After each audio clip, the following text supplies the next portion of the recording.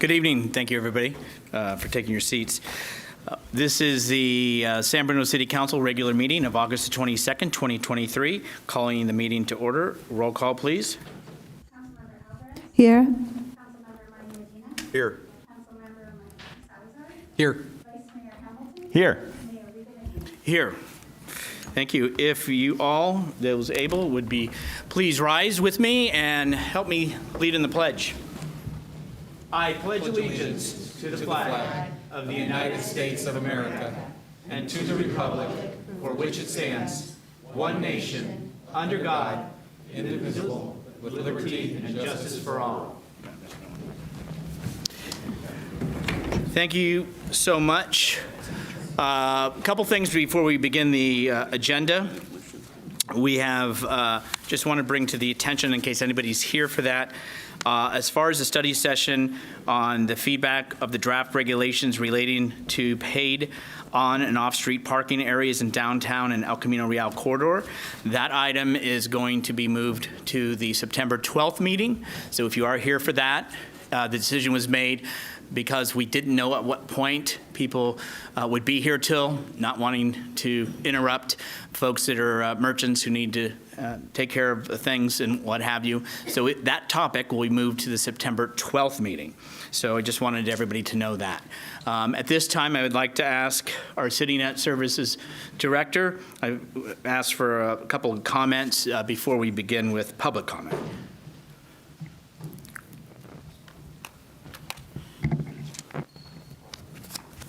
Good evening, Honorable Mayor, members of the Council. My name is Sandeep Krishnamurthy. I'm the Director of San Bruno City Net Services, here this evening to present a brief overview of our recent rate hike.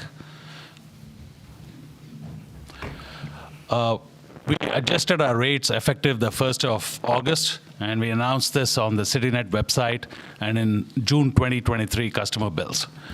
We provided a 45-day notice period, and customers have experienced some dissatisfaction due to a lack of additional notifications, the amount of increase in cable TV rates, lack of advance notice of the specific increase to each customer, and the lack of immediate phone support. In the sense, the wait times have been rather long, at least in the early days after the rate hike. To go a little bit more into detail on each of these issues, with respect to the lack of additional and specific notifications, the TV customers who got most impacted by the rate hike were some of our oldest customers, and the reason that they were not told in specific terms about how much each of the rate increases was we've had 1,585 TV package combinations in our billing engine. And because of so many of these combinations being in place, we could provide customized increase information only by the middle of July 2023, when it was too late to let people know what the specific increase was. The amount of increase in the cable by 100% increase in our basic cable TV content acquisition costs over the last 2 to 3 years, and over a 50% increase in our expanded basic TV and support service costs. The net result of all these increases was that CityNet revenue is inadequate to enable further TV rate subsidies, which we've been doing in the past. With respect to the lack of phone support, initially in-office visits by customers overwhelmed the CSRs we have in place. And once we realized this, we altered the phone message to suggest callers not wait more than 5 minutes, and if required, either call back or drop by the office. We did deploy additional technicians to assist with the call volumes.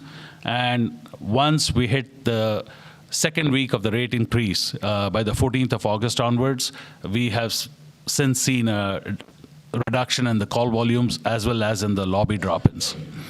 To date, as of today, that is, this month we have had 393 calls, 286 lobby drop-ins, and 197 emails.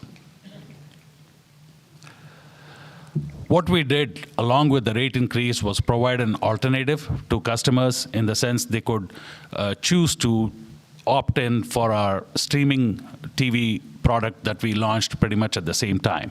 And this product, while it launched slightly prior to the rate increase, has proven rather popular with those subscribers who find that their rates have increased by an amount they're not comfortable with. What we find with our new streaming TV product is that the monthly TV bill that our customers have been paying us for our regular cable TV can even be reduced through subscription to the new product. So where do we stand now? We've had, from the beginning of the month, 208 cable TV disconnects. But out of these 208 disconnects, 112 have chosen to subscribe to our streaming TV, and 43 subscribers have chosen just to downgrade to the internet only. Now, what I've done in this slide is compare the CityNet bills pre and post rate increase along with a sample Comcast bill. The first bill, a little difficult to see, but the total amount here for a current subscriber on a double play package was $131 prior to the rate increase. The rate increase for this customer was pretty substantial. In the second slide, you have a total going up from 131 to 182. So how does this big rate increase stack up against a customer for pretty much the same type of product in Comcast? And I could think of no better example than to provide my own bill from the East Bay. What I have been paying over the years to Comcast for a double play package, pretty much with the same set of services that we had a rate increase on, or have had a rate increase on, among other products, is $218. You will note that this is about $40 more than the rate increase that the increased rate our customers would pay after the rate increase. Some of the details on what we have been charging customers prior to the rate increase and what they increased to after the rate increase are such things, again, a little difficult to see, but such things as the broadcast fee, which went up from $7.95 to $8.95, and the video equipment rental fee that went up from $350. The internet modem rental fee that went up from $350 to $450, and then the expanded basic package that went up from, let's say, $56 to about $79. What have Comcast customers been paying all along? In my own case, I've been paying a $15 rental as opposed to our rental fee of $8.95 for an HD set-top box. I've been paying another $15 for internet modem fees, whereas we currently charge $4.50. And I've been paying $22.50 for a broadcast fee, where today, even after the increase, CityNet charges only $8.95. So the net result is that even after the rate increase, our customers will end up paying a rate that's significantly lower than charged by providers in other geographies. That said, it brings me to the end of my brief presentation. I'm open to any questions. Thank you. Thank you very much. And again, this was just to give some overview, and I appreciate on the notice and you coming forward, and thank you very much. I know we have a lot to cover, so let's move to back to the agenda, which is public comments for items that are not on the agenda. Again, it's for items that are not on the agenda this evening. And first, my practice is to have those that are here at this facility to go first, and then we will go to Zoom. Our first in-person speaker is Jim Evangelist.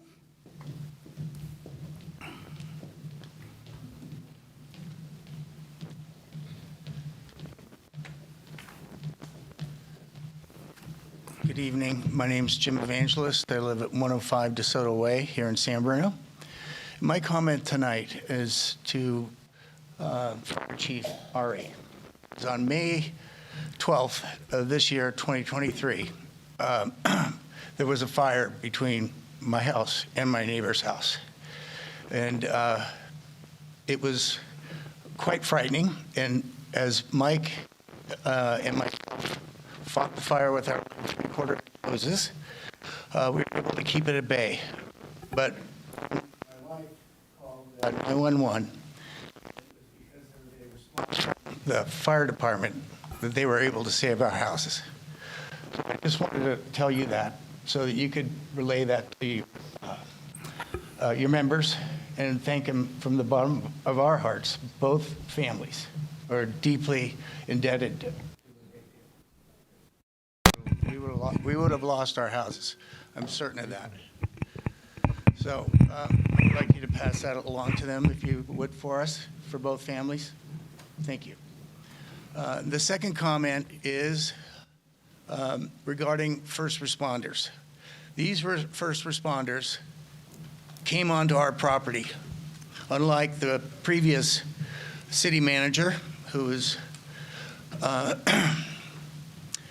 stated that first responders could not go onto private property. So I just wanted to let the residents of San Bruno know that at least the fire department will continue to do that. Any other city in the peninsula, Parks Department, Public Works, Police and Fire will all respond to private property in an emergency. Why that was allowed to happen, and this council hasn't corrected that and straightened that out to the public and to the personnel that work for the city of San Bruno, I have no idea. Thanks. Thank you very much for your comments. Are there any other speakers here? Next speaker is Malcolm Robinson. Mr. Robinson. Good evening, Mr. Mayor, City Council. Thank you for this opportunity. So I can understand why you didn't have a council meeting 2 weeks ago, because you would have had a line down to the pool, where the pool will be with this bill. So 4 years ago, I was paying $159. Been paying $219. It raised this year, and now my bill went up $73.60. That's shocking. Fiber optic cable still hasn't made it to my neighborhood. And, there are other options out there. So I thank you for many years of San Bruno Cable. In 1986, when I started with it, I had a quadraphonic system I bought in the Army for some reason. Well, it had crowd noise in the back and the NES in the front. It was really cool. It's not so cool these days, so I'll be looking for options. Thank you for your comments, and just for the record, we do one meeting in August. A month has been for the practice. Any other comments for those here? Last in person is Max Lane. Actually, Is it for an item not on the agenda? yes, I'd like to speak for to support my friends here. Hold on. It's for not on the agenda? Not on the agenda. Okay. Yeah. That was the last speaker for that sit here this evening. Are there speakers via Zoom? Okay. Thank you very much. We will now move on to announcements and presentations. We don't always get this kind of audience, so welcome. With that, though, we had already had some items and thanks and acknowledgments to give. First item, September 9th, 2023, marks 13 years since the natural gas pipeline explosion and fire in the Crestmore neighborhood. We will never forget the lives, the 8, that were lost and the residents that were affected by that evening. Our community's resilience continues to this day. We will never forget. To learn more about this moment in our city's history, visit www.sanbruno.ca.gov 10 years later. Next item. As the summer concert series this Friday come to an end, Movie in the Parks begins.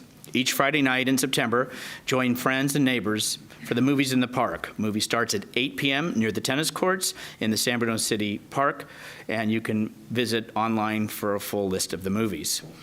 Next, we're going to move on to item C, issue a proclamation declaring the month of September 2023 as Recovery Happens Month. Do we have any representatives here at this time? If you could come forward to the podium, please.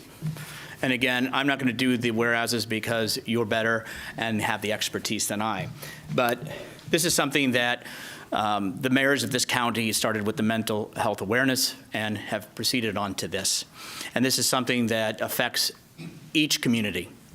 It affects this county, this state, and this country. And so I feel it's important that we talk about it, we acknowledge it, we try to dismiss the stigma, and support one another and help each other.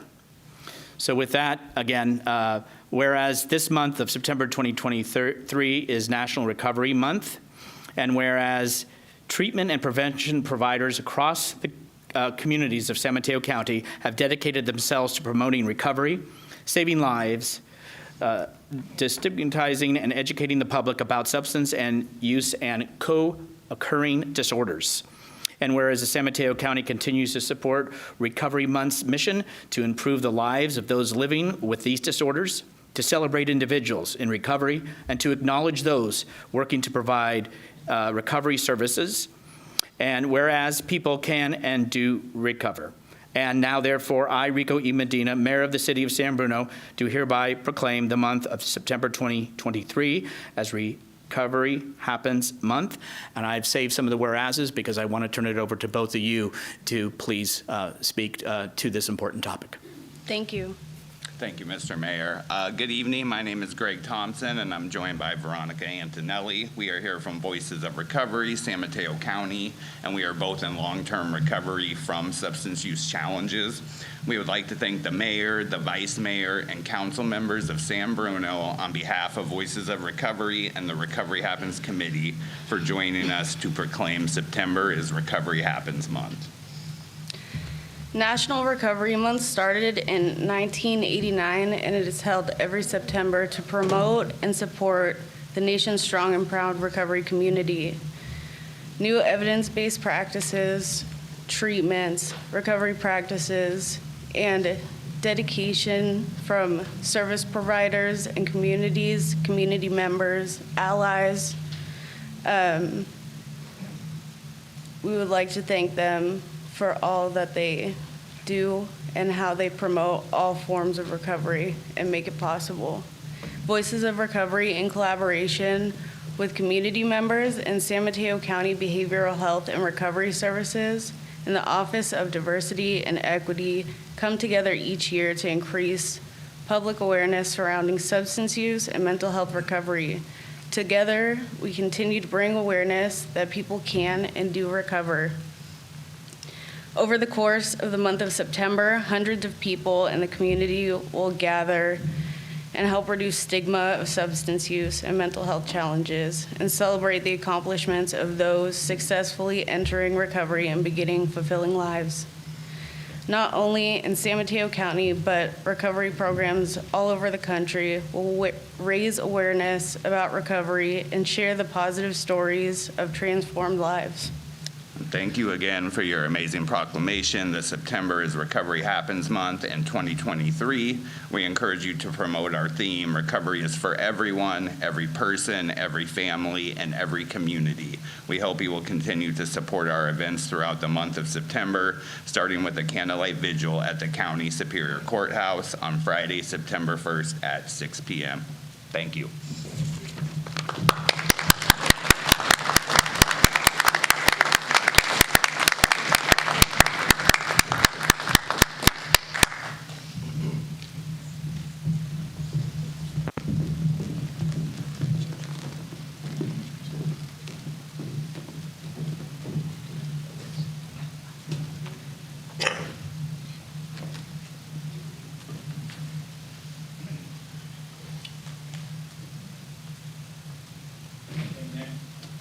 Next, we will move on to item D, which is an issue a proclamation declaring the month of September 2023 as Suicide Prevention Month. Do we have anybody here for that? Thank you very much. Go to the podium. And again, I'm going to have the speaker speak because they are the ones and the experts. Again, it is Suicide Prevention Month for September. Whereas in 2022, 67 people died by suicide in San Mateo County, and 13,525 calls were received by the San Mateo County Crisis Line, which is run through VistaStar.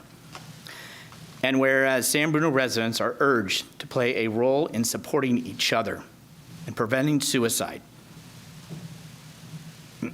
by knowing the signs of suicide, finding the words to communicate, and reaching out to locals 24/7 with resources that are available, including our local San Mateo County Crisis Line, run by, again, Star Vista, and they can call 650-579-0350. And whereas the San Mateo County Behavioral Health and Recovery Services offer diversity and equity, the mayor's mental health initiative, and partners are collectively organizing activities that our county can participate through September Suicide Prevention Month, including free in-person and virtual events, advocacy days, and communication campaign. Now, therefore, be it resolved that I, Rico E. Medina, Mayor of the City of San Bruno, do hereby designate September 2023 as Suicide Prevention Month and call upon everyone in our community and county to find their role in suicide prevention. And for the first time, I can tell you that the City Hall will be lit in purple to represent, to acknowledge, and to remind. Please. Thank you so much, Mr. Mayor. So good evening, Mayor Medina, Vice Mayor Hamilton, and council members Alvarez, Medina, and Salazar. My name is Sherry Bowles, and I'm a volunteer with the San Mateo County's Behavioral Health and Recovery Services Office of Diversity and Equity. Thank you very much for joining the county and your neighboring cities and towns to proclaim September as Suicide Prevention Month. I am honored to accept your proclamation on behalf of the county's Behavioral Health and Recovery Services Office. I encourage you and San Bruno residents to promote this year's theme, Share Hope Together.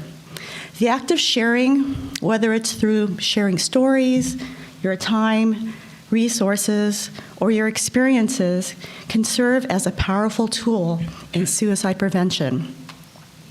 I'm sharing hope today by wearing purple and teal, my nails too, the national colors of Suicide Prevention Month, and using this year's theme as a virtual backgrounder on my laptop, which can be found on the county's website. Other ways to share hope together are to attend free in-person or virtual events hosted by our community partners. Together, we can share hope by knowing the signs of suicide, finding the words by checking in with someone that we're concerned about, and sharing resources, including the San Mateo County Star Vista Crisis Hotline, which is 650-579-0350, 988, it's the newish 3-digit National Suicide Prevention Lifeline, and the county's website at smchealth.org/SPM. So thank you again for recognizing September as Suicide Prevention Month.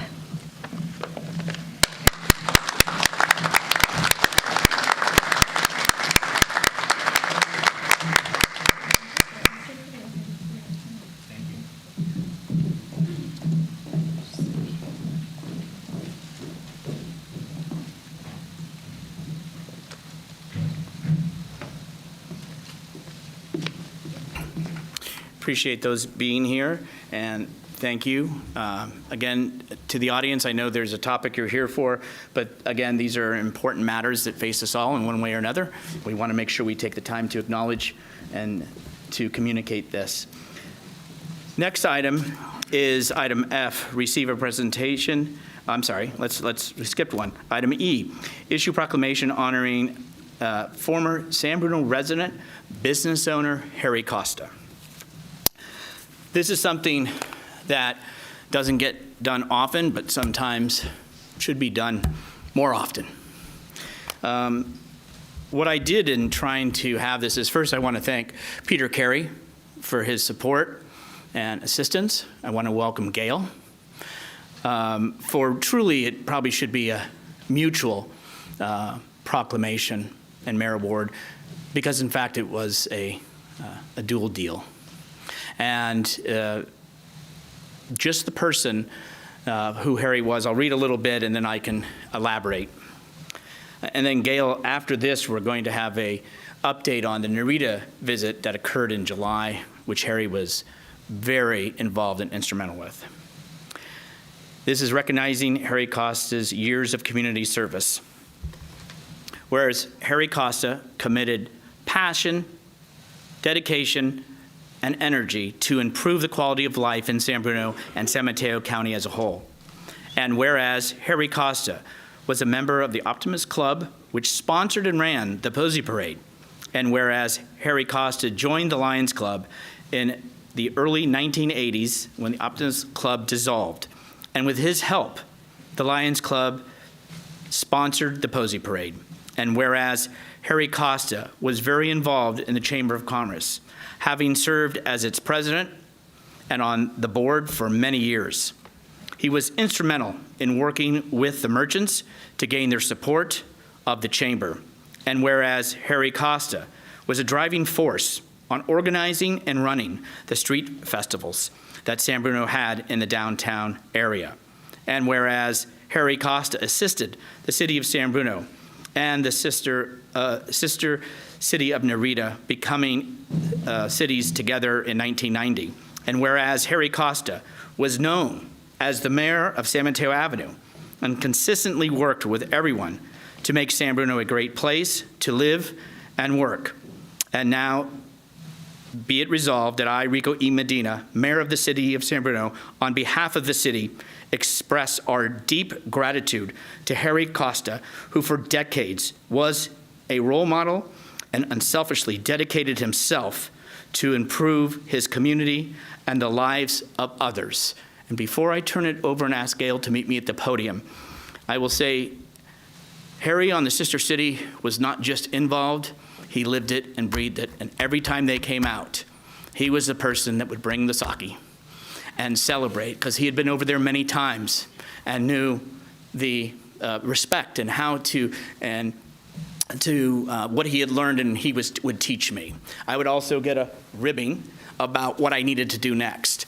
Harry was a very, very kind, honest, sincere man who I loved going in there and getting the advice and hearing his comments. He knew the history, and he truly was engaged in so many facets. Gave more and did more than obviously folks like he ever will acknowledge or it will ever be known. But what he did not spare was his true love and dedication to this community. From start to finish, this mattered to him. The building that they own today was a dream of his to purchase, which he didn't have that, and it came to fruition. And when there was the estate sale, the line out the door to see the treasures that he, when I would ask him, Harry, how do you know where everything's at? How can you understand how much it's worth? And he said, Rico, it's right here. He didn't need the pencil and paper. He had the love and the devotion and dedication. San Bruno has been blessed and honored to call him a friend, a resident, even though now Burlingame, but truly his heart was truly the heart that we have here in San Bruno. And I want to thank the Costa family and Gail for doing what you've done, giving what you give, and the love and appreciation that you have for this city. So Gail, if you'd be my honor and meet me at the podium.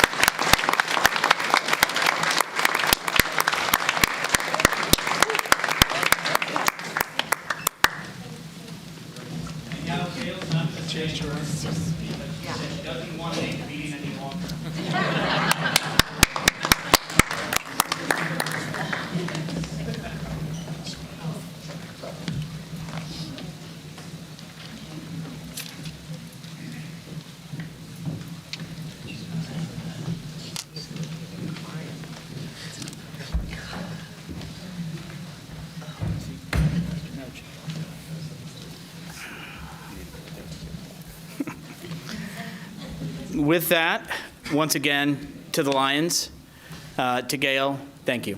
Thank you very much to all of you, former Vice Mayor Ibarra, and to the others that are here. And some of the Lions members themselves are what helped remind me and gave some of the stories. And truly, yes, he was known as the mayor of San Mateo Avenue. So we've always had a couple mayors going on.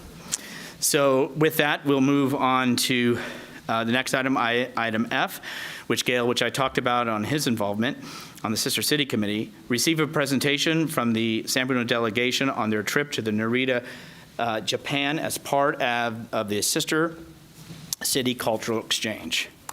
And I have Stianos to help me. And do I have any of the delegates that were here? Barbara, I saw you here. Okay, Barbara's here.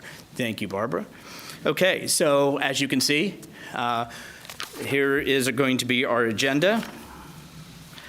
The agenda will be overview of the sister city relationship, the San Bruno 2023 delegation, the visit to Narita to discuss the program, and we'll have some tour of photos and our next steps.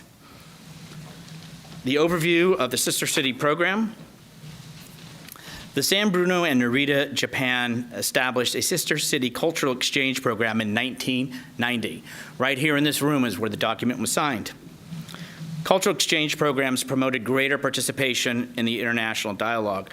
So each year what would happen is 8 to 10 students from Narita would come here, and from here they would go there, and they're the 8th graders. You also had a couple of educators, and you would maybe have an elected and or staff person that would attend as well. And for that, it was an ongoing program, and 2019 was the last time we were able to visit due to the COVID, as we all know, in 2020.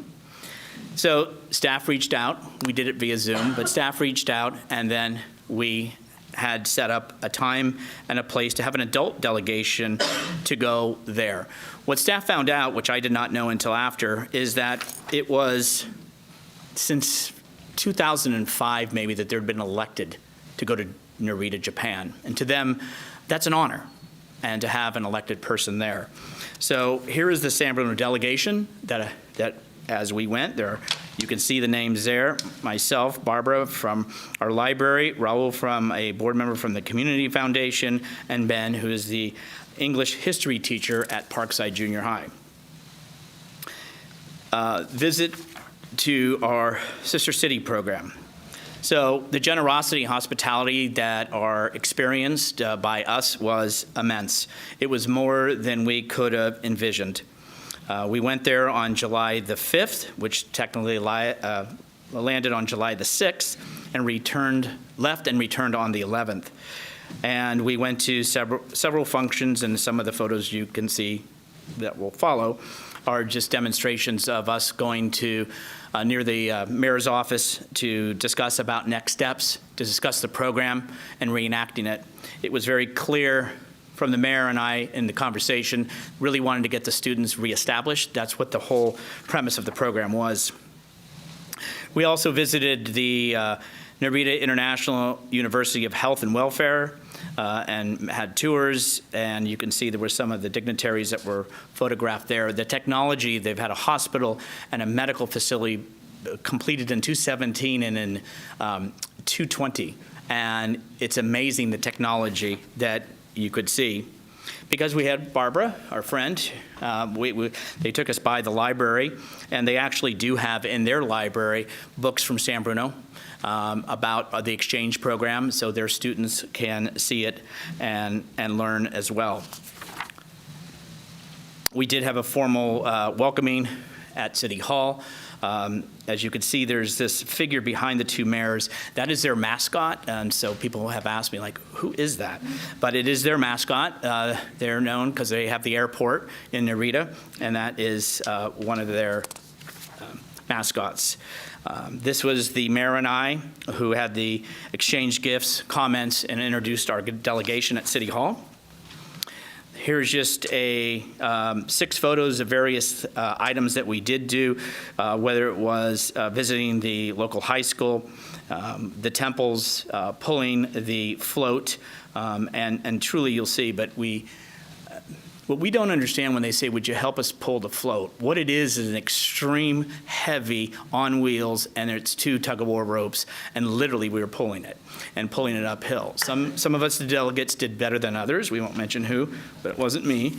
And you could see in the next photo what our attire was that they had us wear that day.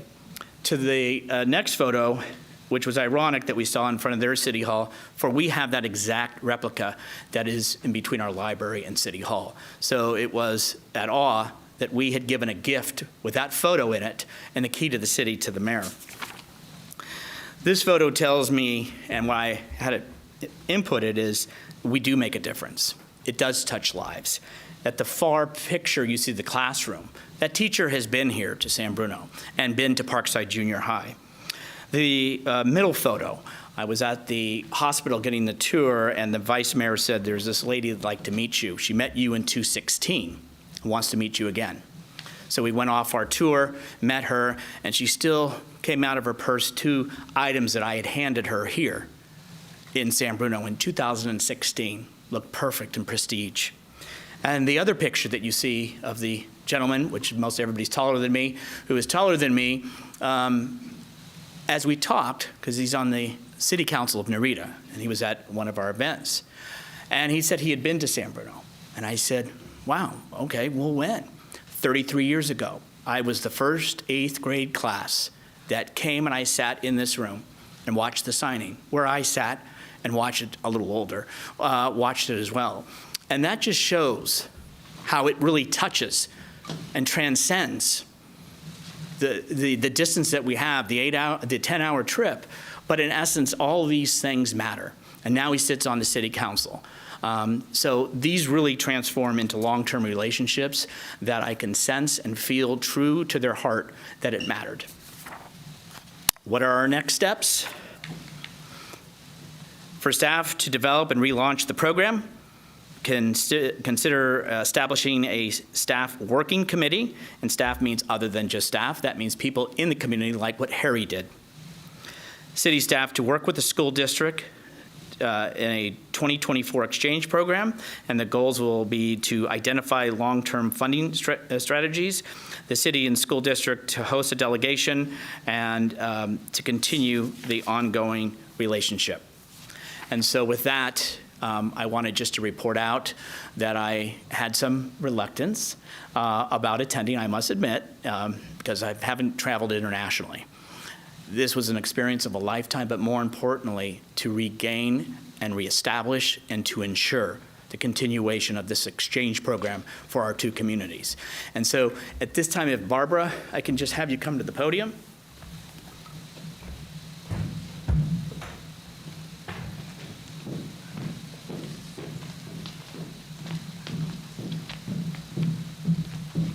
That wasn't scripted. Barbara, it is important for people, the council and the community, to realize Barbara was a staff person who ensured everything went well, made sure I was where I was supposed to be, and made sure we had gifts and we reciprocated and did the things to make San Bruno proud. And you worked diligently. And let me tell you, she can pull the wagon. It was very hot. You have to keep in mind, the humidity is in 90%, and the temperature every day was in the high 80s and early 90s. So it was a feat that we weren't used to it. So what I wanted to do, Barbara, is give you, on behalf of me and the city of San Bruno, a appreciation certificate to recognize and to express my sincere and the city's sincere thanks for your generosity and your time to travel for the San Bruno delegation to visit our sister city, and I want to thank you so very much. Thank you.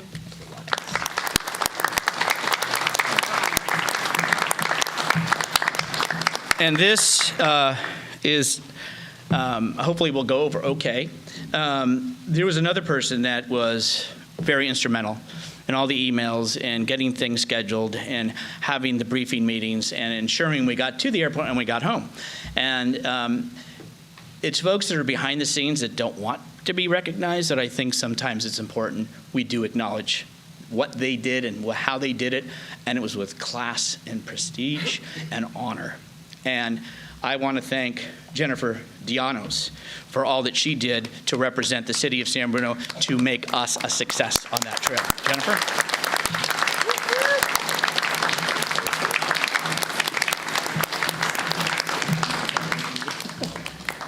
Thank you, Jennifer.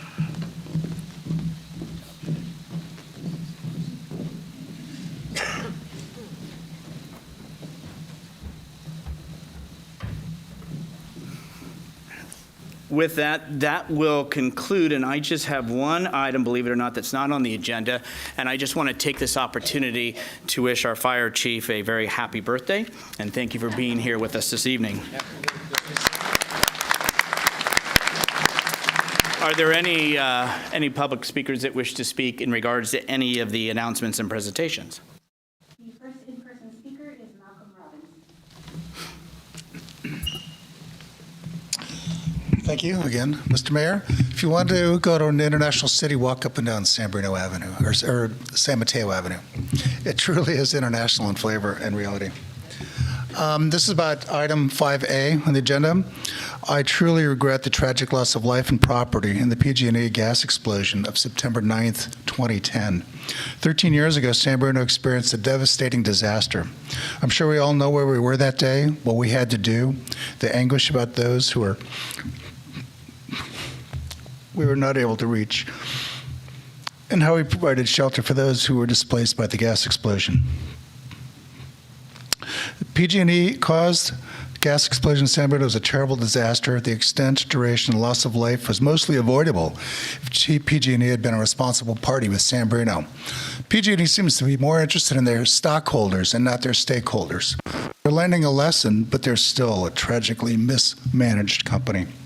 Our past events, the horrible disaster in Lahaina recently, and Hurricane Hillary, of all things, in California, should give us pause to reflect on what might have been if San Bruno was prepared then, and ask, is San Bruno prepared now and in the future?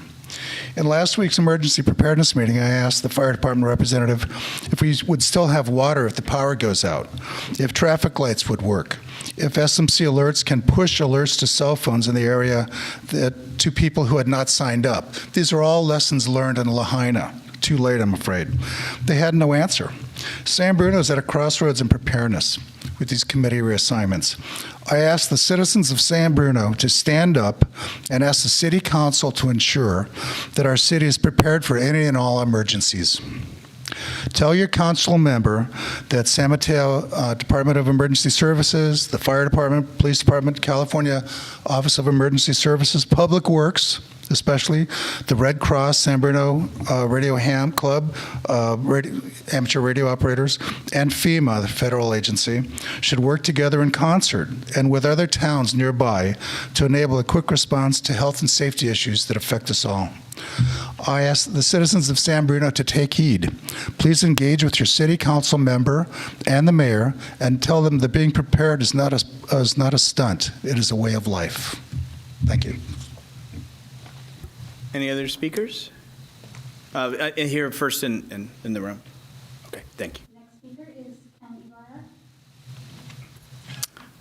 Mr. Vice Mayor. You didn't think I'd come in this building and not say anything. Mr. Mayor, members of the council, city staff, and residents, I just wanted to make sure that we did truly acknowledge Harry Costa, and the San Bruno Lions was a big part of his life, but he was all about San Bruno. And a few of the things was that you could see Harry almost every day. And he engaged all of the businesses along San Mateo Avenue all the way to the end. I mean, everyone was always astonished how old he was because he was acting a lot younger through the later years. Whenever he showed up at a San Bruno Lions meeting, as crazy as our club is, it just went up a couple of notches when Harry showed up because we knew it was going to be a fun evening. He was so generous. He was so generous. One of the things that inspired me was that every few years, Harry would donate a sizable amount to Canine Companions in an effort to name a dog. So there's a few dogs out there that are service dogs taking care of individuals throughout the country that Harry named. And his spirit, his energy, he was Mr. San Bruno. And as a resident of almost 50 years, I've had the great honor of knowing Harry, these icons of San Bruno, Bob Marshall, Harry, Dennis Samet, and we should all be proud and never forget the contributions that they gave to our community. So thank you very much for honoring him. Thank you for reminding us of those other items as well. There's another. Zoom? Okay, thank you very much. Thank you for comments. Next, we'll move on to item 6, consent calendar. All items are considered routine or implemented in earlier council action and may be enacted by one motion. There will be no separate discussion unless requested. There will be one single public comment period for all items on this section unless a council member requests to pull an item for a separate vote. We have items 6A through 6K. Are there any members of the council want a separate vote? Seeing, hearing none. A separate vote? Yes, Okay. please. Which item? Item 6-9. I'm sorry, G. Okay. I guess it's not strong. Are there any items for comment or question from colleagues? Seeing, hearing none, we will take all items and see if there's any public comments on items 6A through 6K, with the exception of G. We have one remote hand raised, Alexander Melendez. Alexander, whenever you're ready, you may begin. Hello, San Bruno City Council. It's been a while since I've been here. This will be a short comment, as I did not know this was on the agenda, but I hope whatever our response was to the San Mateo County civil grand jury report on the accessory dwelling units was taken seriously, and also in consideration of where we are on our housing element. You know, housing is a big, important thing to me. I will probably be reviewing that letter during the rest of this council meeting, but we are in a severe housing shortage, and they play an important part to making sure that our community members can be housed, and that homeowners can have the opportunity to do on their property what they should. That's all. Thank you. Thank you for your comments. Any other speakers? There are no other remote hand raised and no in-person speakers. Okay, thank you. I'll bring it back to council for all items under consent with the exception of G. Is there any action? Move to approve. Motion Salazar, seconded Alvarez, to approve all under consent with the exception of G. All those in favor say aye. Aye. Any opposed? I record that as a unanimous vote. Now we'll go on to item G. Consider adoption of a resolution approving the newspaper rack and enclosure models and locations and determining the project is exempt under the California Environmental Quality Act. Councilmember Alvarez. Thank you, Mr. Mayor. In our previous council meeting, I recall that we have a study about this news rack, and the council members requested furthermore discussion on this. Another thing that I noticed, there were significant news rack that were proposed on San Mateo Avenue that I thought it's very significantly multiple numbers of the rack that are not necessary, and also on San Mateo Avenue. So I recall that we were going to come back for more discussion about the news rack. City Manager, please. Certainly. Thank you, Mr. Mayor. Councilmember Alvarez, I think the staff report does address the questions that were raised by council members, and we attempted to address each of those, and I think you guys had 4 or 5 questions, if memory serves me right. And Public Works Director Matt Lee is in the room if you have specific questions for him. There was conversations around the number of news racks, the placement of the news racks, and there are some, excuse me, there are some legal issues as well to be mindful of with regards to the First Amendment and the rights of the publishers to put the news racks out there. So, Mr. Lee, are you available to answer any questions in greater detail?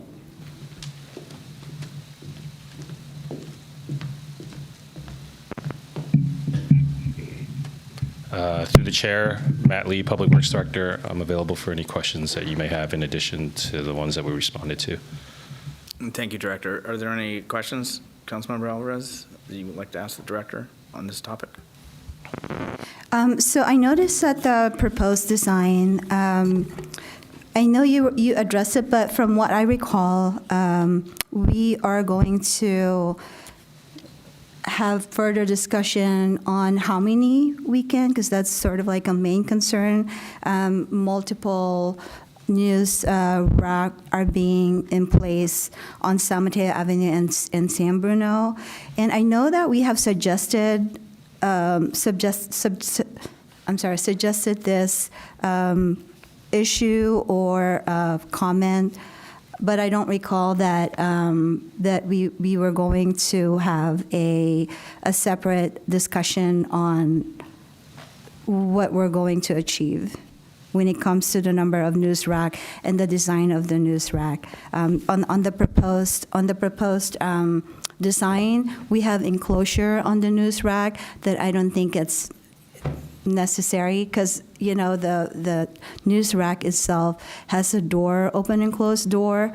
This adds up to the design and also the expense of the news rack. If I understand the question, I think you're asking me to kind of talk through the history of how the newspaper rack enclosure came into play. So I think there's discussions on council over the past year to year and a half in terms of consolidating newspaper racks themselves. And as part of that discussion, there was a desire on the council at that time to also include an enclosure rack, mainly for the aesthetics and to help with the streetscape in downtown San Bruno. And so the direction at the time was to come back with a community-approved newspaper rack enclosure design, and we went with 6 options, and we had a public input and a vote on it, and we recommended the one that was at the highest amount of votes. I guess if the council member wishes to open up the discussion again, if we have newspaper rack enclosures or not, I leave that to the mayor on the dais to continue that discussion.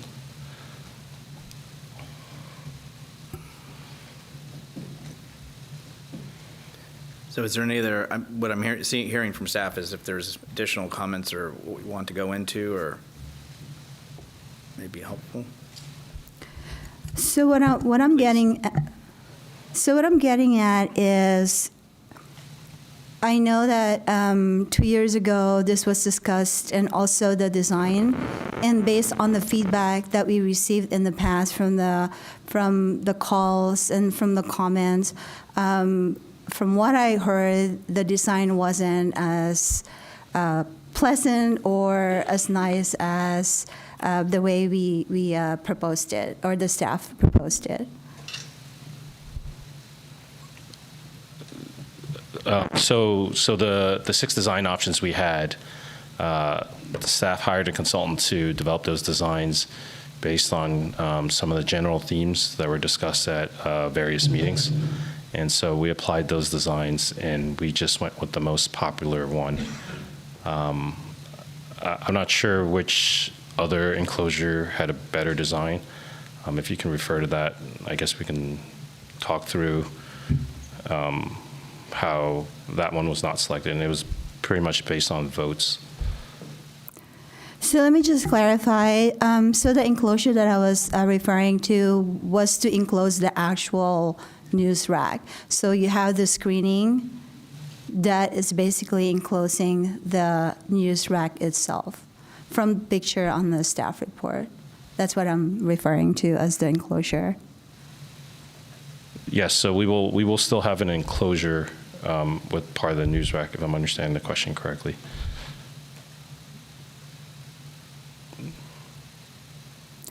That's all.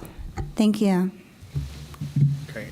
Councilmember Salazar, please. I was just going to ask, I don't remember who raised some of the questions, but I think there were concerns about the overall cost and some of those things. So I was just wanted to ask whoever did raise the questions if they were satisfied with the answers in the staff report.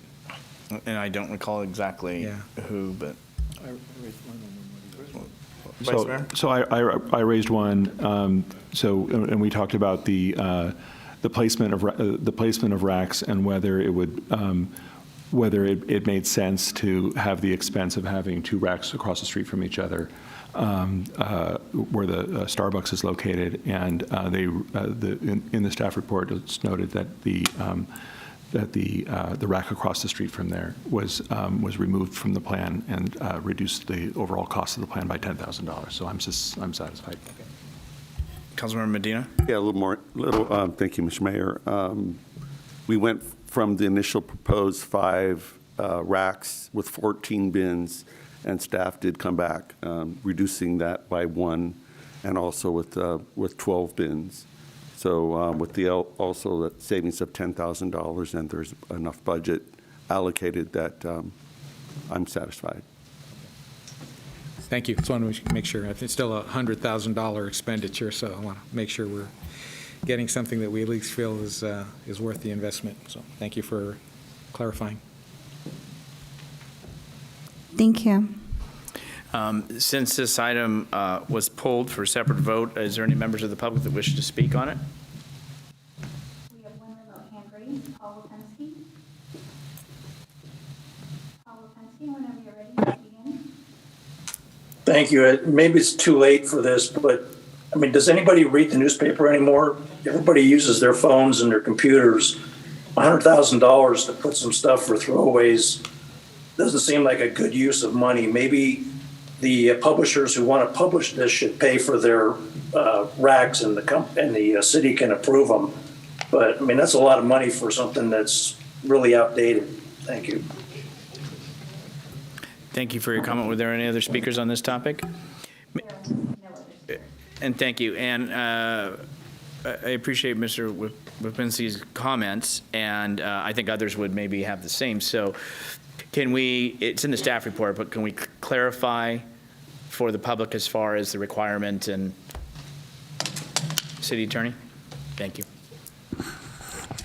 Mayor Medina, members of the City Council, Trish Ortiz, City Attorney. And so the United States Supreme Court has said that that putting newspaper racks in the right-of-way or on sidewalks is a manner of speech that can't be restricted. This is reflected in our municipal code.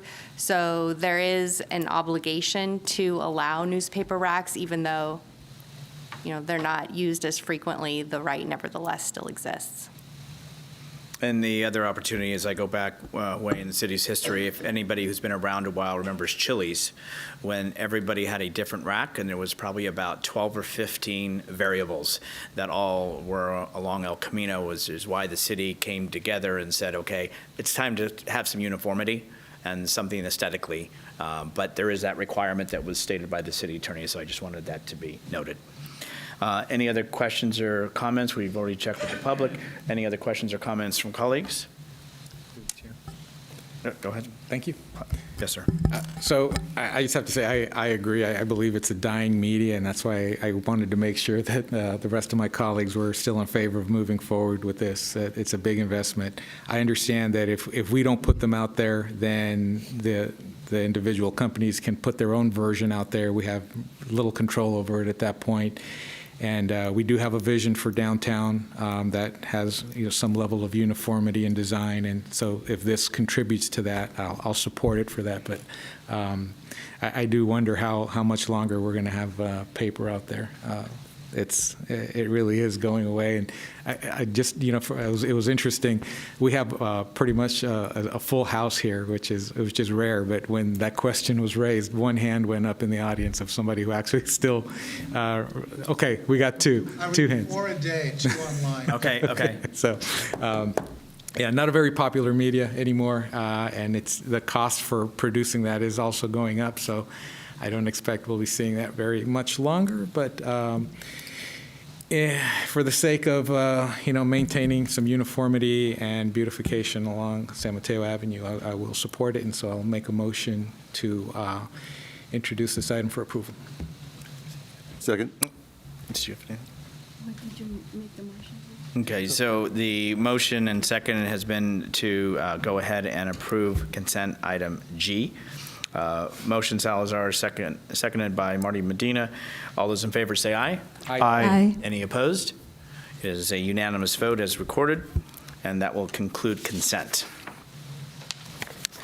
Okay, next we're going to move on to public hearing, but before we do, I just want to still remind any folks that were here or maybe could be here for the last item on the agenda, which was the feedback on the relating to paid and or off-street parking areas. That will be at September 12th, so I didn't want you sitting through the meeting any further, so you can enjoy your time. Also, as we know, there's a lot. I'm going to have the clerk read it, and then I will make some comments. Item 7A, hold public hearing and consider adoption of the resolution so that one commercial cannabis operator permit operation. Thank you. So this is a public hearing. This is why I'm sure you've come out here this evening. And it is to consider a resolution to select one commercial cannabis operator permit, the application to proceed to Phase 5 of the commercial cannabis application process. So we're going to begin, I see staff's getting ready, to begin with the staff report. This is just to let you know the process so we're all on the same page. We're going to ask from council for questions only. I'll say it one more time, questions only on the staff report. We're then going to have each applicant provide a presentation which will not exceed 10 minutes, and we're going to do it in alpha order. We're going to then go to ask for public comment. Has everybody here who wishes to speak submitted a speaker's card? Everybody has. Okay. How many do we have? Currently in my possession, I have 44. Okay. And for those that are online in Zoom who are wishing to speak, can you raise your hand, virtual hand, at this time?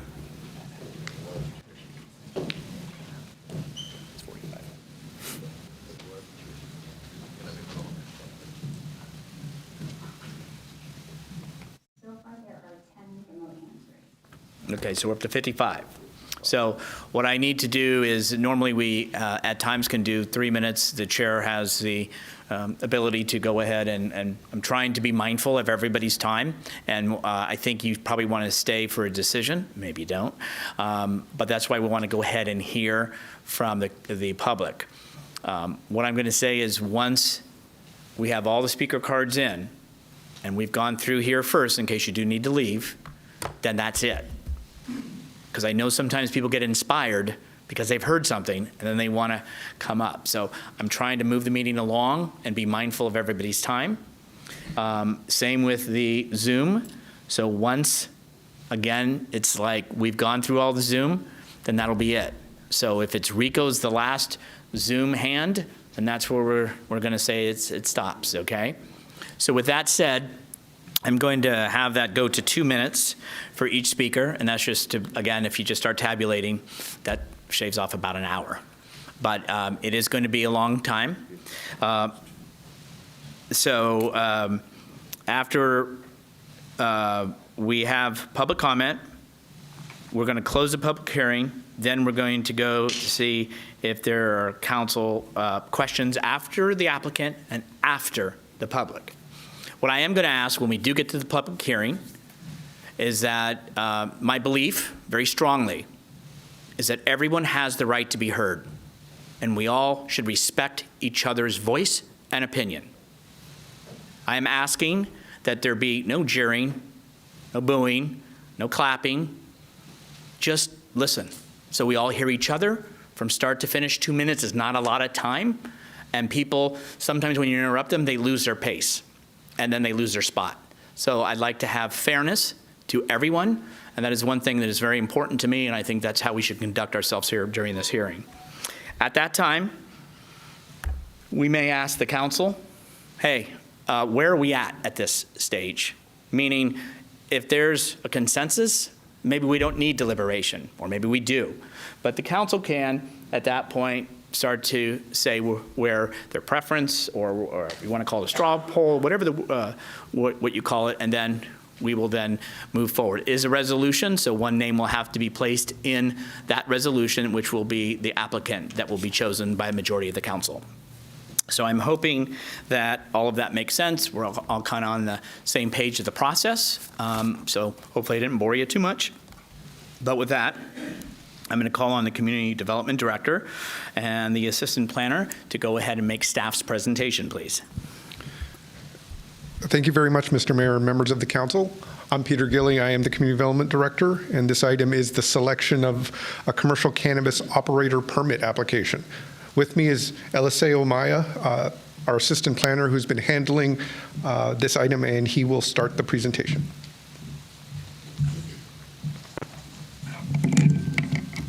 Mayor, council members, this presentation will cover 5 major topics. The objective of this item, background on the commercial cannabis ordinance and application process, the applications received, tonight's recommended action, and we will end with time for questions. So let's begin by introducing the objective, which is to hold a public hearing to review the 3 cannabis retail applications received and consider adoption of a resolution to select 1 commercial cannabis operator's permit application, which will be referred as the CCOP application in this presentation. So background on the commercial cannabis regulations. There are 2 key dates to highlight in the development of the city's cannabis ordinance. October 21st, 2022 is the date that the City Council adopted ordinances to permit and regulate cannabis operations within the city, while also establishing cannabis business tax rates for gross receipts. The City Council also adopted the application procedure and guidelines for the CCOP on this date. A few months afterward, in early 2023, the City Council directed staff to amend the municipal code to reduce the number of maximum permitted cannabis businesses to a maximum of 2 CCOPs for retail and/or distribution facilities.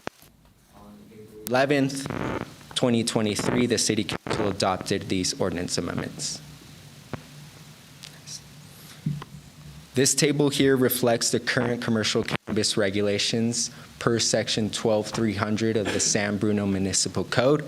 A maximum of 2 commercial cannabis operators are allowed in the city, maximum of 1 retail operation allowed, which is permitted in the transit corridor area except downtown. A maximum of 2 distribution operators are allowed, which are only permitted in the industrial district north of I-380. Operators must be located outside sensitive use buffers, which is at least 600 feet from sensitive use sites such as public and private schools, parks, and libraries. Lastly, operators must obtain a conditional use permit and a commercial cannabis operator's permit. Here we see the sensitive use map, which demonstrates the cannabis qualifying zones and 15 sensitive use buffers. In vibrant blue is where the cannabis retail is permitted. This includes the TOD1, TOD2, MXR, CC, and Mills Park PD zoning districts. These zoning districts are located along El Camino Real, San Bruno Avenue, and Huntington Avenue. In pink is the industrial district where cannabis distribution facilities are allowed. The buffers for the schools and the library are highlighted in light blue, and parks are highlighted in light green. The application procedures and guidelines for the CCOP describe 6 review criteria categories for each application that each application must respond to. The first is the business plan, where applicants provide details such as owner qualifications, overall budget, financial pro forma, hours of operation, and day-to-day operations. The second is the labor and community benefit plan, where applicants provide details on how it's committed to offering employees a living wage and labor benefits. It's also where they describe any proposed community benefit programs or provisions associated with a cannabis business. The third is the neighborhood compatibility and odor control plan, where applicants provide details on how it's committed to managing complaints related to odor, noise, light, litter, and others to lessen its impacts on its neighbors and surrounding community. The fourth is the safety and hazardous material plan, where applicants consider all possible fire, medical, and hazardous situations and provides its procedure for handling each. The fifth is the security plan, where applicants provide security diagrams, details on its on-site security guards, and procedures to minimizing all possible security threats. Lastly, the sixth is the location and site plan, where the applicant thoroughly describes the proposed cannabis location through photographs and site diagrams. There are 5 phases to the commercial cannabis operator's permit process. Phase 1 is determination of eligibility. Upon receiving an application, the city conducts initial screenings to ensure the applicant provides material that meets the minimum eligibility requirements as listed in the application submittal checklist. Phase 2 is application completeness determination. In Phase 2, staff carefully reviews the application to determine if the application submittal package is complete. If the application is deemed incomplete, the city will provide a written notice to the applicant advising what information is required, and the applicant has 14 days from the date of the city notice to provide the requested material. Phase 3 is evaluation and scoring. Here, staff from the community development, fire, and police departments examine the applications for completeness on the responses to the 6 review criteria categories. After review, the application will be assigned a pass or a fail status. In Phase 4, staff will forward applications assigned a pass status to the City Council for review and consideration. The City Council will hold a publicly noticed meeting to select up to 2 CCOP applicants, 1 for cannabis distribution facility and 1 for cannabis retailer or distribution.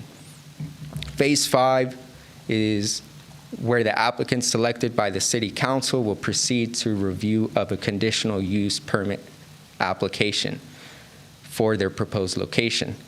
Staff will present its analysis of the CUP application to the Planning Commission and then to the City Council, who would take final action on the CUP application. If approved, the CCOP license will be issued to the applicant. So I'm going to talk about the applications that came in and next steps. So the application period opened May 15th of this year, closed on June 30th. In that time frame, the city received 3 retail applications listed above in alphabetical order by store name: Embark, MMD Shops, and SB Golden. The city did not receive any applications for a distribution operator. The application materials from each are attached to the staff report. In addition, staff prepared a summary table for each proposal as an informational aid attached to each of the exhibits as well. And we have those on backup slides if the council wishes to see them. As was announced, each application is going to have a presentation. So staff, we're not going to go through and discuss them in specifics. They're going to be able to explain their operation. We will talk about where we are in the process, and as was noted, we've gone through phases 1 through 3. We are here for phase 4. All of the applications have passed. That means they provided all the information needed, and so they are all here before council for consideration. As was noted, the potential action for council tonight is to select one of the applications to move forward to phase 5, which will have more detailed analysis of that application. So next steps, if council selects an application to move forward, there are many upcoming milestones. Once that selected applicant submits a complete application package for the conditional use permit or CUP, Staff from numerous departments will review the package and develop appropriate conditions of approval. Then the Planning Commission will review the staff recommendation and conditions of approval at a public hearing and make a recommendation to City Council. City Council will review that application also at a public hearing and has final action authority to approve or deny the CUP. Both hearings will include mail notices to all surrounding property owners. If the council, as noted, if the council approves the CUP, then the commercial cannabis operator permit can be issued and the project can move forward into the building permit and construction stage. For timing, staff estimates that if the selected application is promptly submitted, hearings for the CUP, Planning Commission and Council could occur and be completed by the end of the calendar year, which should make opening by the start of the new fiscal year possible. The last part of the staff presentation will talk about the alignment of the cannabis process with council goals. There is a City Council priority focus area to grow city revenues and ensure ongoing fiscal stability and economic vitality. From that, there was a strategic initiative, 9.1, to create cannabis regulations and permitting, which we are implementing at this time. This all ties into the concept of revenue projections. The city's revenue will primarily consist of the 6% local cannabis tax and the city's share of sales tax. As noted in the staff report, the applications each provide their projected revenue based on several factors, including the projected area-wide demand, the number of customers each applicant believes they could serve in a day, and the average transaction value. One other factor in addition to that is the number of retailers serving the market, and in San Bruno, the maximum number of retailers is 1. For comparison, the city of Redwood City has published information about what they project their tax revenue from their cannabis tax would be. For their market and their 4% tax, they believe they may generate up to $750,000 a year. That is 6 retailers for their whole market. With the San Bruno's 6% tax, it does appear that the local market could generate over $1 million in revenues, and that's without factoring in the proximity to SFO. But how much of the market a single store can realistically serve is uncertain at this time, and will be based on how many daily customers can be managed at these locations. Staff expects that the application that council selects to move forward will work closely with staff on a system to manage how many customers are coming to a location per day. That will be analyzed through the conditional use permit process. Therefore, we expect we will have a more refined revenue projection when the CUP comes back to council. So that brings us to tonight's recommended action.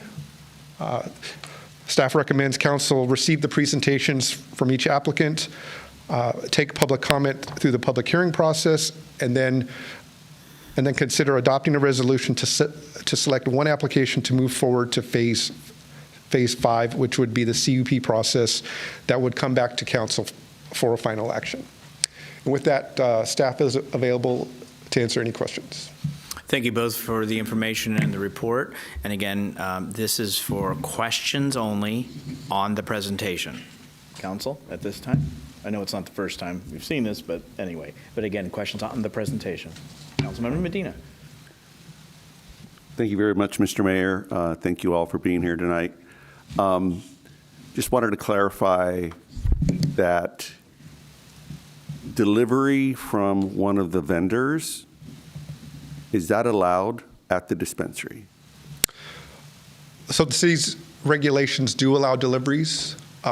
Retail operators are allowed to deliver to customers. A distribution facility operator would be allowed to deliver to other retail establishments. Okay. Thank you. Thank you. Councilmember Salazar. I appreciate Councilmember Medina bringing that, because I had a similar question, and I believe that in all of our previous conversations, we used the term delivery and distribution interchangeably. And I also had an understanding of what we meant by distribution, which basically meant no storefront, but still the ability to sell online and then deliver that to customers, not necessarily B2B, but also, available to the customer. So that, I don't think that was very clear in previous discussions.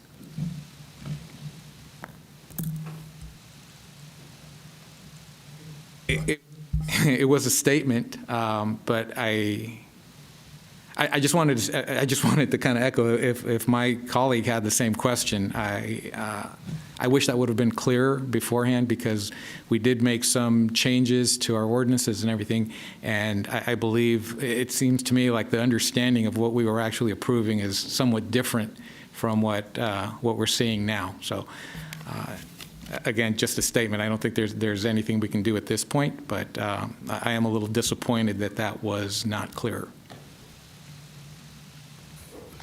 Other questions? Councilmember Alvarez. Thank you, Mr. Mayor.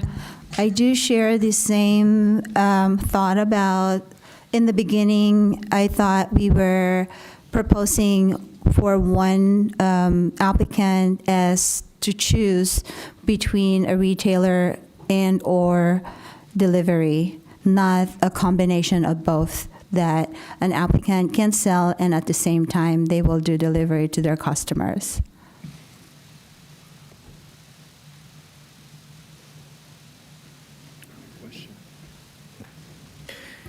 Okay, is there? I mean, if there's, I understand there are statements. They are statements, but I'm going to ask, I've had two colleagues up here that are similar in their statement/question, and there may be something that needs to be clarified, I believe, by whomever might feel that they're the best person. Yeah. I will let you deal. So, Mr. Mayor and members of the council, apologize if there is a misunderstanding. The regulations as they are written, it defines distribution as only between licensed cannabis businesses. There's a lot of references to delivery in all the descriptions of the retailer. That doesn't mean the rules had to end up this way, but those are the regulations as we have them.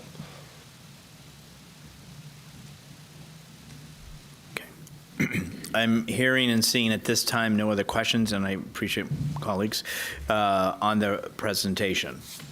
So at this time, go ahead and be seated, and we'll bring up the applicants. We are, like I said, it's going by alpha order. Each applicant will have the 10 minutes. I want to be clear, there is 10 minutes. If that means one is speaking or 10 are speaking, it's 1 minute collectively. City clerk is keeping the time. I would appreciate the applicant if you could let the clerk know, hey, can you give me a signal with 1 minute to go, 2 minutes to go? Because once it's concluded at the 10 minutes, I will stop at that point. So I want to just really be clear up front to be fair, because if we let one go over, I have to let the other go over to be fair to all parties, okay? So is that, clerk, are we all good with that? Yes, I will be sharing the timer as well, so it'll be visible to the applicant. Okay, so just so everybody knows. All right, City Clerk, can you call the first applicant? The first applicant is Embark. San Bruno.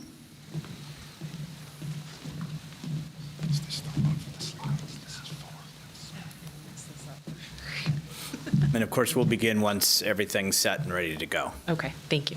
Of course.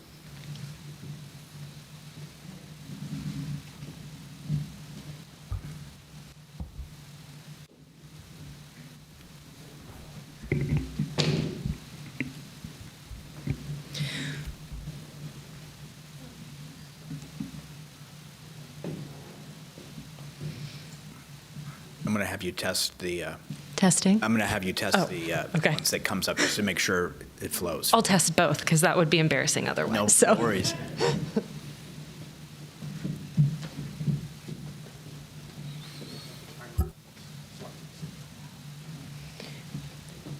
If I could maybe get a 3-minute warning then, because I'm very chatty, that would be super helpful.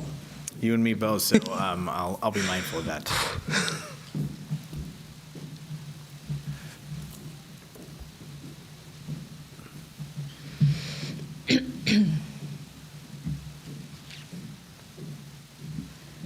Okay, I'll test first if that's We're okay. going to give a test first, please. Okay. Perfect. Okay. And then we'll put the timer at 10 minutes, and please. Okay. Good evening, Honorable Mayor Medina, Vice Mayor Hamilton, and esteemed council members. Thank you for this opportunity tonight. My name is Lauren Carpenter, and I'm the founder and CEO of Embark. Sorry. Okay.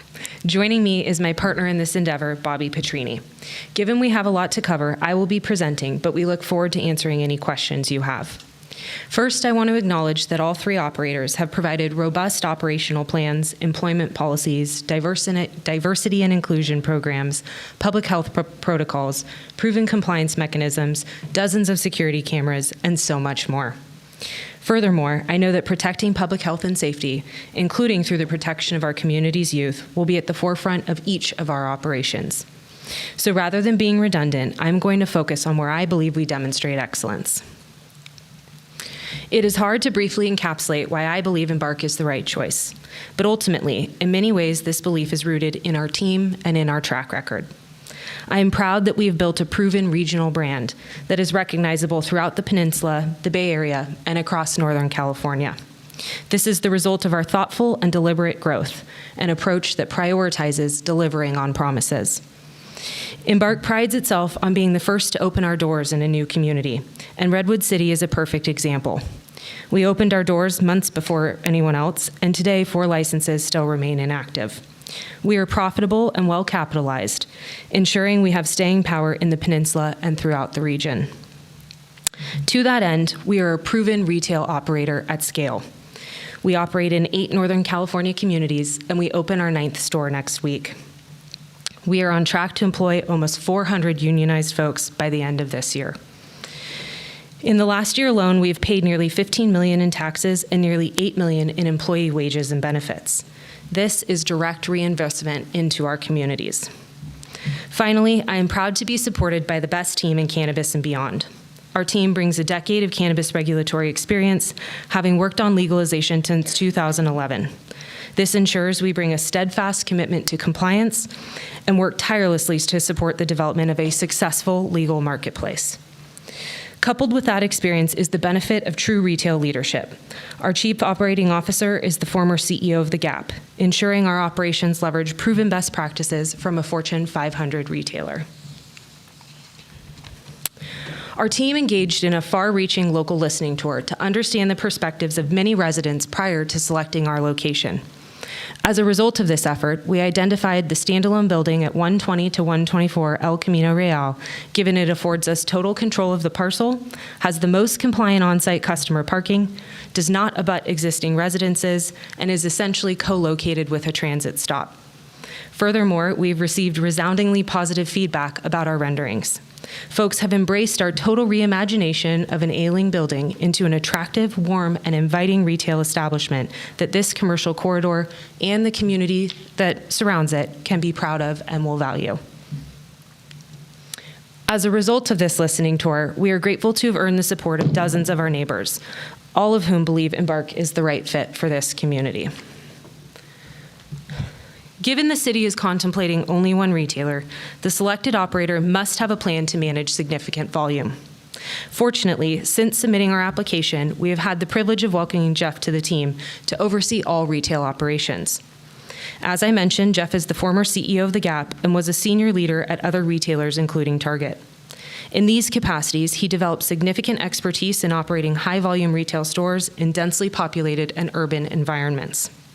It is this expertise that has informed our development of a plan that reflects the staff report and this community's desire for seamlessly integrated operations. This plan centers around the following components: First, it recognizes that for most customers, our brick-and-mortar retail location serves as a critical adoption point. Most folks simply aren't comfortable making cannabis purchases prior to understanding the products and getting to know our team. Through scheduled appointments and other mechanisms, our team can welcome customers into our ecosystem and then incentivize them to become online customers. Next, by converting customers to BOPIS, or buy online, pick up in store, we can reduce transaction times by nearly 90%. Once comfortable with our team and with the product selection, we can then transition customers to in-home delivery. Jeff has set a company goal of achieving an 85% reduction in new trips over the first 60 months of operations. Finally, and like I imagine all operators have contemplated, we will layer in a number of customary traffic management protocols, such as staff and customer shuttles, off-site storage of delivery vehicles, public transit vouchers, biking incentives, leveraging our loyalty program to drive commerce during non-peak hours, and much more. In founding Embark, it was important to me that we set an example of what responsible employment can look like in the burgeoning legal cannabis industry. I can think of no better partner in that endeavor than the union. I am proud to be the only applicant before you this evening to operate under collective bargaining agreements across our entire footprint, meaning that Embark is a fully unionized company. I commend my fellow operators for taking the first step in neutrality, and I hope they take the important next step of unionization in the future. But our partnership with the union transcends the four walls of our dispensaries. Our team members work collaboratively with organized labor to ensure that labor peace agreements were required. We work collaboratively as the union represents our workforce. We've worked collaboratively by sitting on the first statewide apprenticeship task force, and we're working collaboratively with Julie Lind to ensure local labor leadership is at the table in informing our workforce development priorities here. Speaking of locals having a seat at the table, I'm incredibly proud to introduce our Community Advisory Board. In each of the communities where we operate, Embark coalesces a board and gives them total visibility into our operations through quarterly board meetings. These volunteers may not all be supportive of cannabis, but they are all supportive of holding us accountable to our promises to this community. Also critical to their role is the disbursement of all community funds, meaning it is not me that decides where our community funding goes. Rather, we will allocate 1% of gross receipts for the lifetime of the business to this community. This is a sustainable model used in each of the communities we serve. I am honored that Bobby, Julie, Dan, Joey, Leah, Stephen, Brian, and Peter will direct all community funding, will hold our business accountable, and ultimately will be actively engaged in putting this community first. But ultimately, even 100% of zero is still zero. Tax payments and community investments are merely promises unless we can execute quickly. Our development team is committed to a rapid timeline to ensure that we can be open and generating revenue by late February, given an only 4 to 6 week construction timeline. Whew, y'all, okay. I've talked quickly and I've covered a lot of ground, so I'd like to briefly make a few closing remarks. Embark was the first to open in all but one of the communities we serve today, including in Redwood City. This ensures revenue is delivered, not just promised. Embark has verifiable scale and a regional brand presence that ensures sustainability. With Embark, you are choosing someone who has already proven our ability to serve residents from across the peninsula. Our retail team is led by a Fortune 500 retail executive who is already leading key initiatives for our existing retail footprint that reduce vehicle trips and increase basket sizes. These efforts align perfectly with the unique parking challenges in this community and have informed our plan here. We are the only unionized employer before you tonight, demonstrating through action that we share this community's prioritization on strong employment practices. Finally, our team has known Bobby for 15 years, and there is not a person I feel more honored to stand alongside than him tonight. Bobby, and I'm sorry because this is totally going to embarrass you, but for those of you who don't know, the Petrinis have lived in this area for generations. During the devastating pipeline explosion, Bobby and his father saved a number of elderly residents from peril. This act of heroism is remarkable, and it is a testament to his character that I would be remiss not to honor tonight. I understand that many in this community are reticent about the introduction of legal cannabis. Candidly, we've had that conversation many times with folks here, including some on our own community advisory board.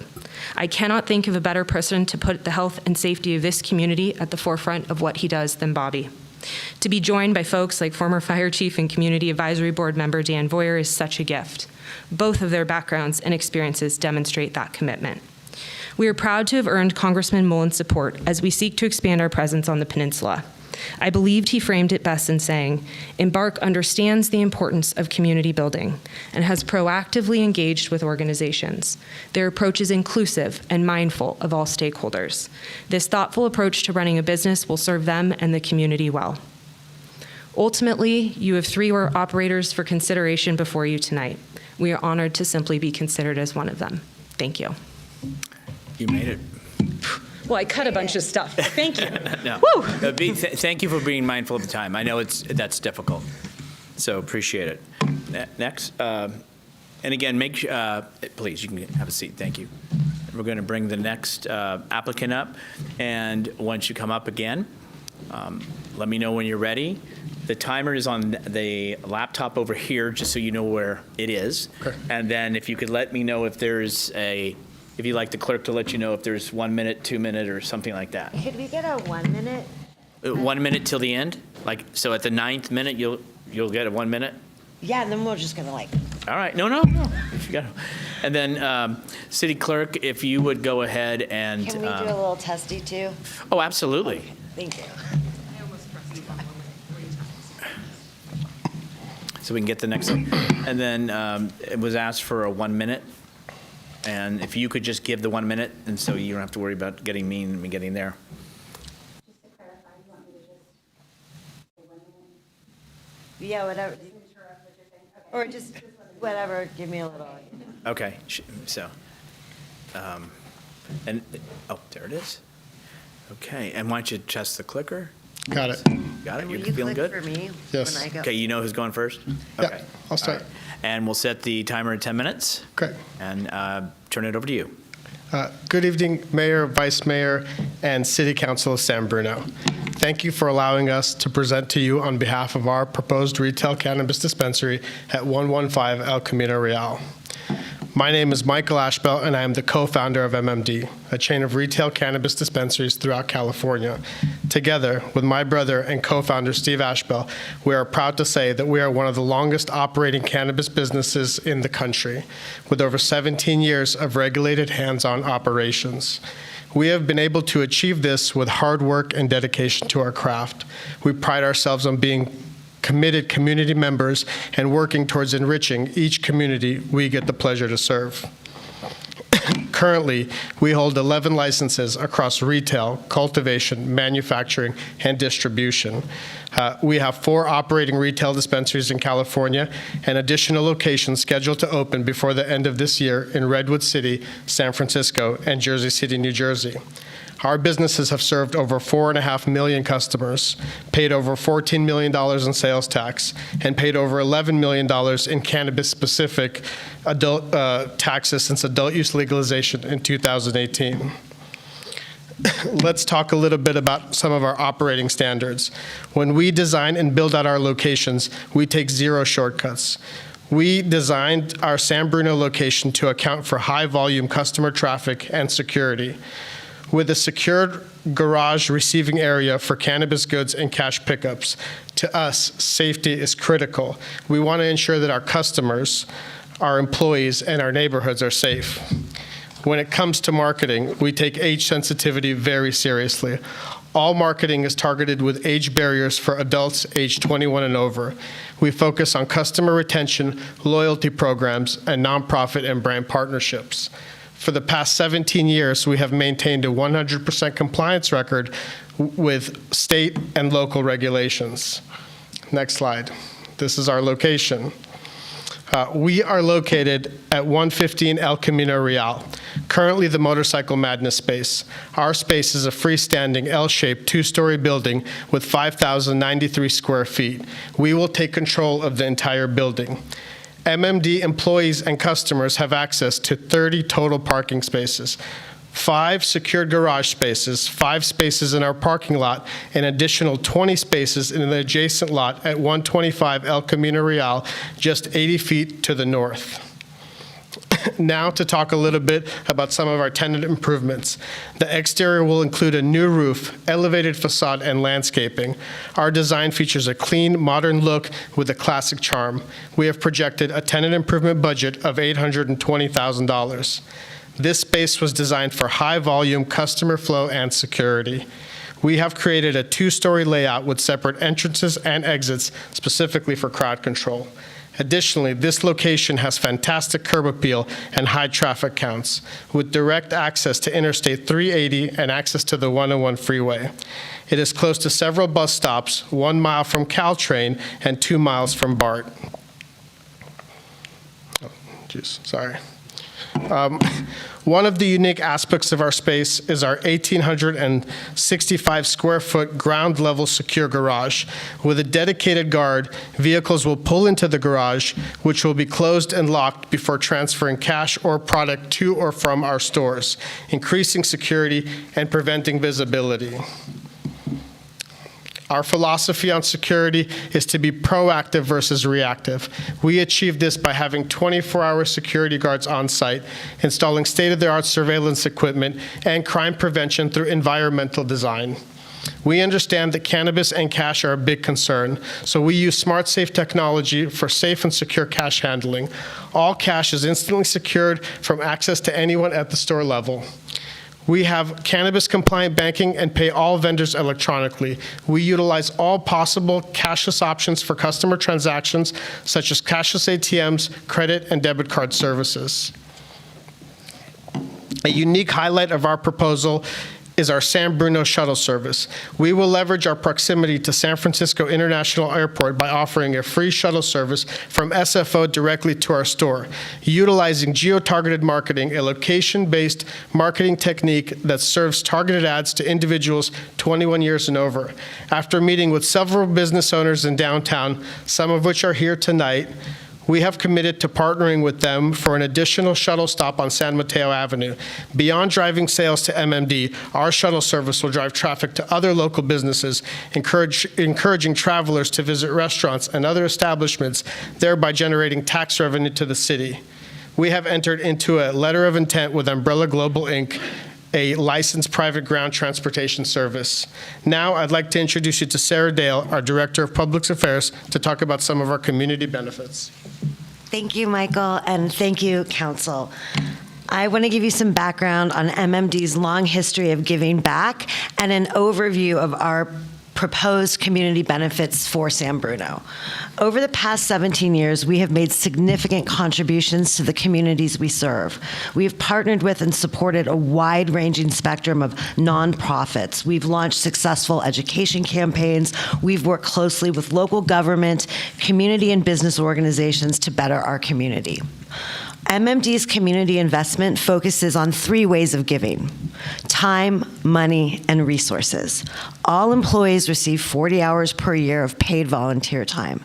We donate significant sums of money every year to several nonprofit, community, and health organizations. We have annual food and toy drives, and we leverage our platform on social media and in-store to raise awareness about our nonprofit campaigns and give our customers and our staff a direct line to giving back. Click that slide. Our community benefits program for San Bruno centers around 3% of gross receipts going to the San Bruno community. It's broken down into 2 categories. There's the City Reinvestment Fund. We will give 2% of gross sales directly to the city for use by the city at its total discretion. 1% of sales will go into a community investment fund allocated by MMD to aid and participate in the work of nonprofits, community-based organizations, and drug and alcohol awareness campaigns. We've chosen to give 2% of sales directly to the city because this gives the city the ability to fund community needs as they arise and to cover any budget shortfalls. San Bruno has a variety of community-focused goals we believe the City Reinvestment Fund can help achieve, including the Safe Routes to School Plan, downtown revitalization, recreational programming, and facility improvements. There are many incredible nonprofits doing vital work in San Bruno. During our outreach, we identified some community partners we have committed to supporting through MMD's Community Investment Fund. They include the Rid Of program created by the San Bruno Police Department. Rid Of stands for Reducing the Impact of Drugs on Families. We are committed to donating funds to develop this program where San Bruno police officers give drug and alcohol prevention education in classrooms at age-appropriate levels. We're also excited to support the San Mateo County Health Foundation, the San Bruno Police Association, and other organizations that were outlined in our application. We look forward to working with a diverse group of nonprofits to benefit from our Community Investment Fund. Next slide. MMD is accessible and accountable to the community. We have done extensive outreach in the San Bruno community to gather feedback about our project and address community concerns. We met with Police Chief Ryan Johansson, some city council members, County Supervisor David Canepa, San Bruno business leaders, and residents. We knocked on doors, having conversations with residents, and gathered over 60 signatures of support for our project. Open and honest communication is key. We listen to residents. We address their concerns regarding parking and security. If awarded a license, outreach and community involvement will continue to guide our operations so that regulated cannabis can benefit all stakeholders in San Bruno. Thank you for your time. We're so pleased to present, and we're happy to answer any questions that you may have.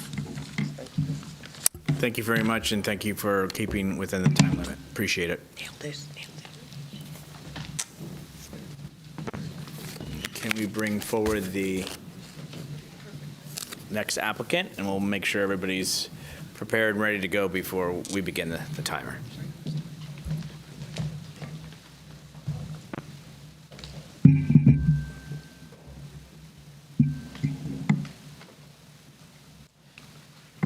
And for the group, at what point do you want a warning on the time from the clerk? 1 minute, 3 minutes? I can see it. Okay. City clerk, he said he can see it, and so make sure you have a present. Make sure the clicker's okay, if you could. Got it. We got okay. We'll begin when you start. Hold on. Oh, wait, hold on. Can you start it over?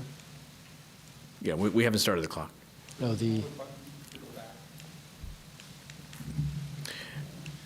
there we go. Okay. We good? We're good. Okay, and we can go ahead, City Clerk, and turn it over to you. Mayor Medina and Honorable Council, I'm here to lead off our presentation for SB Golden and to talk to you about who we are. Charles and I were born and raised here. We've been public servants. We've been youth sports coaches. Safety is very important to us. We have assembled an experienced team of experts to make sure that this is a success for the San Bruno community. San Bruno is a strong and resilient community. I have admired the leadership of Mayor Ruane and Mayor Medina in tragedy and in adversity. Why cannabis? I remember being very limited as a council member for the revenue that we could generate for the city, and I supported commercial cannabis because it's legal, it's safe, and at times it's compassionate. We have already seen other cities in our county proving that it can be safe and profitable. So why us? When you make this decision tonight, the most important thing is accountability. Our team are all major equity partners in this project, and we are for safety over profit. Our focus is accountability and trust. This is the community that we want to be in, working with Chief Johansson and the council to make this safe and successful. If it's going to happen, it needs to be done right. You need to choose the group who will partner with you and invest in our community to keep San Bruno strong and resilient. We are accountable to you and not shareholders. We are SB Golden. We will be accountable and responsive. This is the team you trust. Can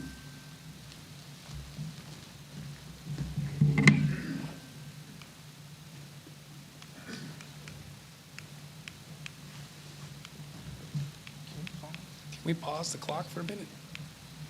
Pause the clock, please. Probably should have had each one of you test it.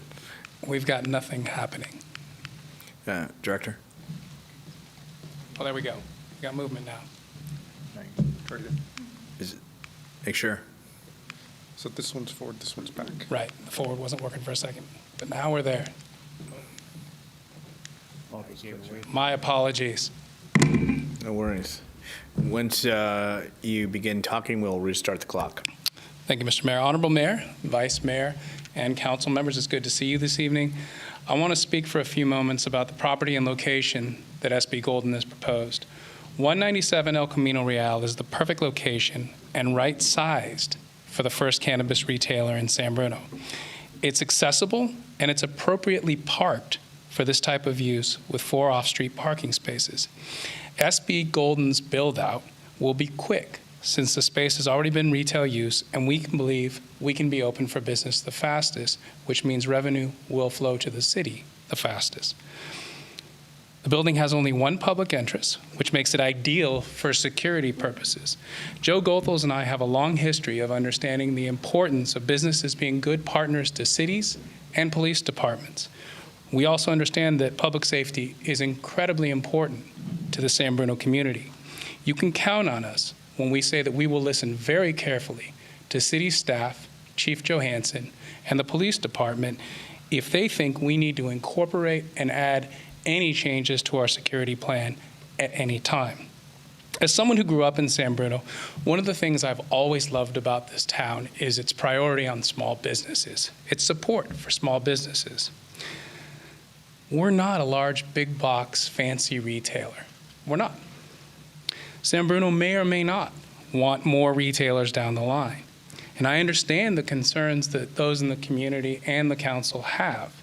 I think it's incredibly important that the first cannabis operation in this city be appropriately sized and owned by local folks with track records of trust.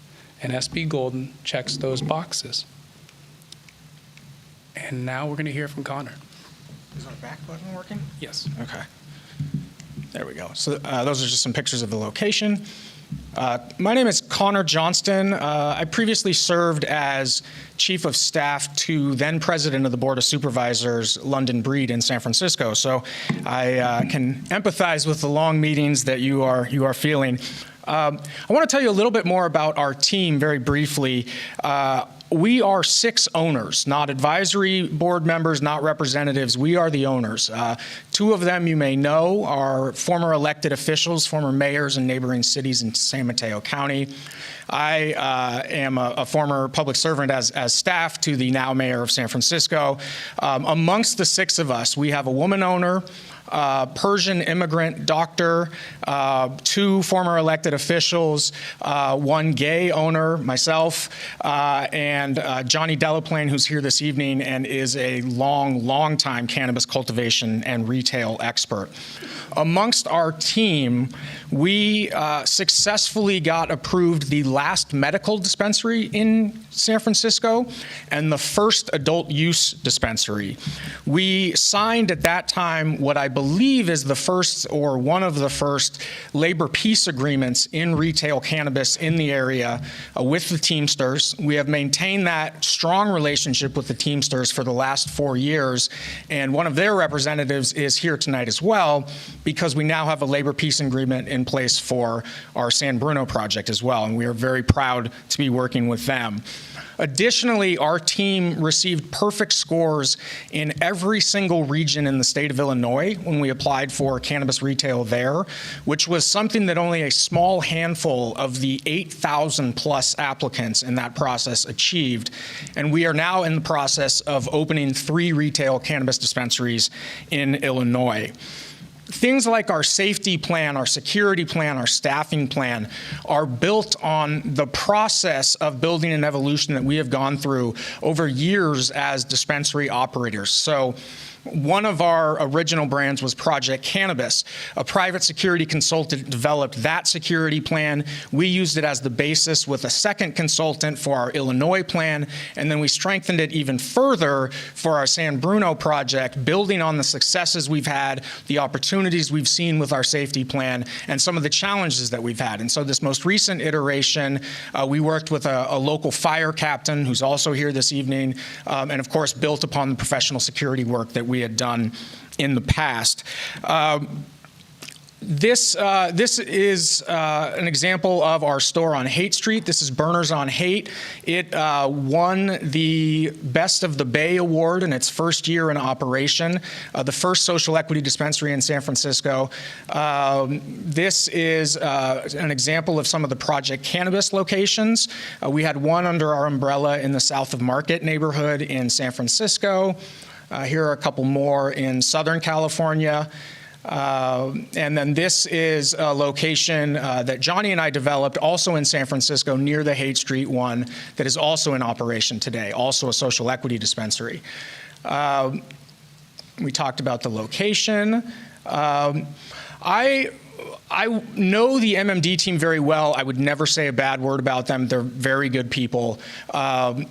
I think fundamentally our position is that both of our competitors are dramatically overstating and overpromising the revenue that this location will be able to generate. And we base that on comparables. So these are some numbers that I put together looking at a variety of sources. This is the average yearly gross for dispensaries in these markets right now. So in Oakland, it's about 1.3 million. Nationwide, it's hard to get accurate figures. There was a very good study in 2019 that put it at 1.6 million. In Pacifica, it's 2.6 million. The projections that staff mentioned in Redwood City, if there are X retailers and they're projecting this staff revenue, that would equate to 3.1 million average annual gross in Redwood City. In California, it's about 3.2 million as well. These are real numbers. This is real operational numbers. In San Francisco, the controller put it at 3.9 million. So we're projecting 2.6 to 4.1. Our competitors are at about 10x that. Our position is that those are unrealistic promises and that you will not be able to rely on the tax revenue that they are promising therein. We are a little conservative, but we're very realistic. And I just want to say a few words about our community benefits program. We also provide volunteer time for all of our employees to volunteer for local nonprofits. We match their donations to local nonprofits up to $1,000 a year for every employee. We provide shelf space for brands that our employees develop, which is really exciting. They can become brand owners, not just staff. And we have committed 4% of profits to the San Bruno community. Lastly, I want to emphasize some of the reasons why we believe SB Golden is the right choice for you. I think number one, first and foremost, you are looking at the ownership and the operational team right here. If you have a problem, you can text me, you can text Charles, you can text Joe. We're down the street. This is a local team, local operators with strong local ties. We are also a known successful team. We've launched over 10 dispensaries so far, with 3 in the works as we speak. We believe that our location will provide us the fastest to market, that our revenue projections and tax projections are reliable, that we have the right size location, we have the Teamster support. And if I can just make one recommendation, I would say if you're going to start cannabis legalization, start small, start local. And if you want to come back and do a big corporate operation later, do it then. Thank you. Thank you very much. Okay. So appreciate the applicants. I know it's a lot to try to get through and communicate within 10 minutes. I know that's not an easy task. Totally get it. I just want to double check as far as with us being here on those with speaker cards. Is there anybody here that's sitting in this audience here that wishes to speak that has not submitted a speaker card? I'm seeing 0 hands. So what the clerk has is it. Okay, going, gone. Got it. Now, how many speaker cards do we have? Was it 40? We have 48 in person and 13 remote hands. Okay, so we have a 48. It's, again, 2 minutes. There is a timer. It's not going to be on the laptop. It'll be visual to you. Once the 2 minutes is there, that is going to be it. There is not yielding your time. This isn't Congress. So it's your 2 minutes. Do you have to use 2 minutes? No. If the speaker before you has almost duplicated all of your sentiment, you can say, I concur with the last speaker and just want to, I'm here in support. So, but those 2 minutes are yours. What I am going to be mindful of is the time, because with that amount of speakers, we're going to be to a period. What I'm going to suggest right now is we take maybe a 5-7 minute break just to get settled, because we're going to be hearing from quite a few individuals. And once we start, we want to keep going through. What I'm going to ask is if you'd be so kind as to let the council utilize what they need to and kind of let them get in, let them get back, so we can restart the meeting, because I know everybody's got things they need to do. Okay, with that, we'll be in recess.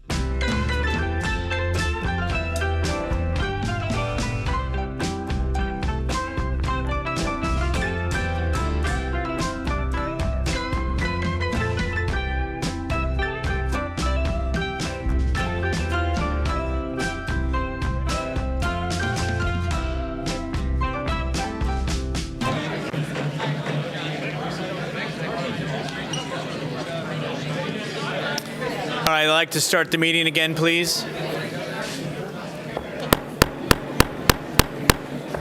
We could have our seats, please.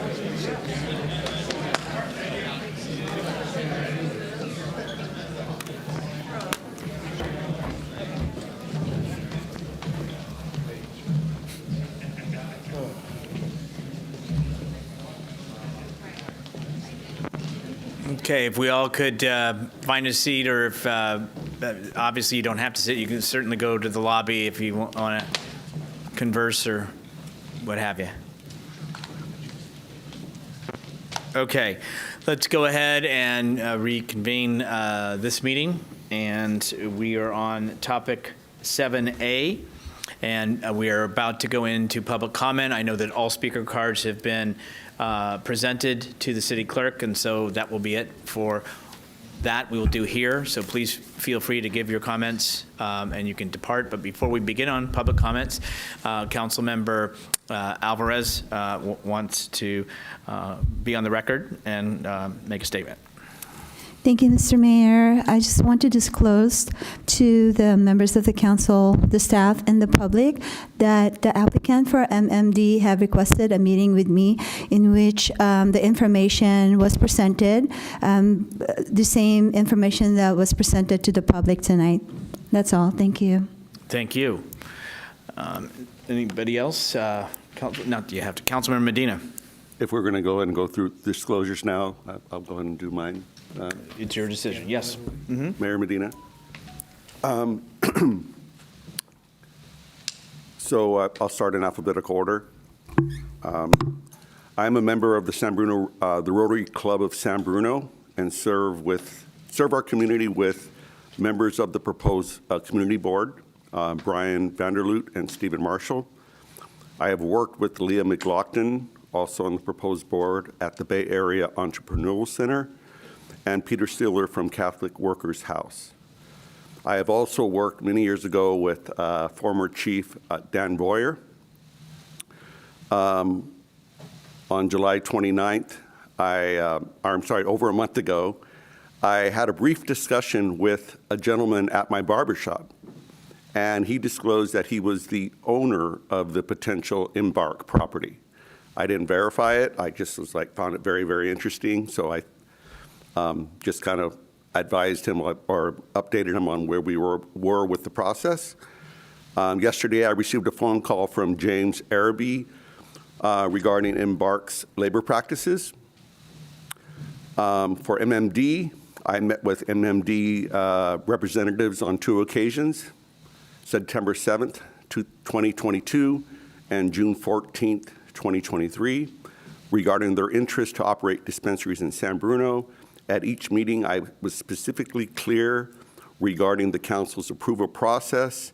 Over the months, I received follow-up phone calls regarding the progress and directed those questions to staff to answer them. For SB Golden, I have not met with them. However, I have served with former council member Charles Stone on the board of directors of Peninsula Clean Energy. Okay, thank you. All right, for myself, don't take this wrong, but I did not meet with any of the applicants. I did not meet with their representatives or legal counsel. The phone calls that I have received are folks that may have wanted to know about process, speaking tonight, et cetera, as well as they may be somebody you see here tonight that's going to speak. I may have had a conversation, but again, it was not, I was not lobbied, was not asked my intent, my vote, and so I was trying to keep consistent. So to the applicants, it wasn't anything personal. It was just trying to be fair, equitable, since I needed to sit up here this evening and be impartial. Okay, with that, we will go ahead. Oh, Councilmember Salazar. As long as we're doing disclosures. So I would say it's probably difficult to not know somebody whose name was mentioned in one of the applications, and several members of the the community, very well-known and very active community members are out there. Councilmember Medina named a few.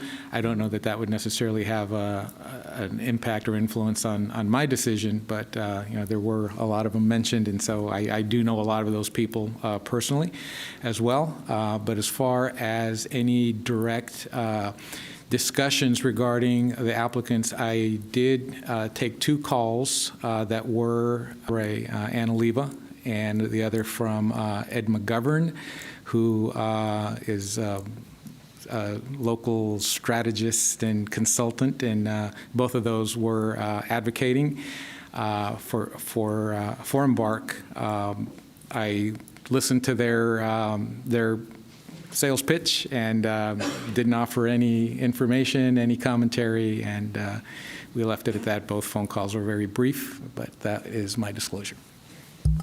Vice Mayor.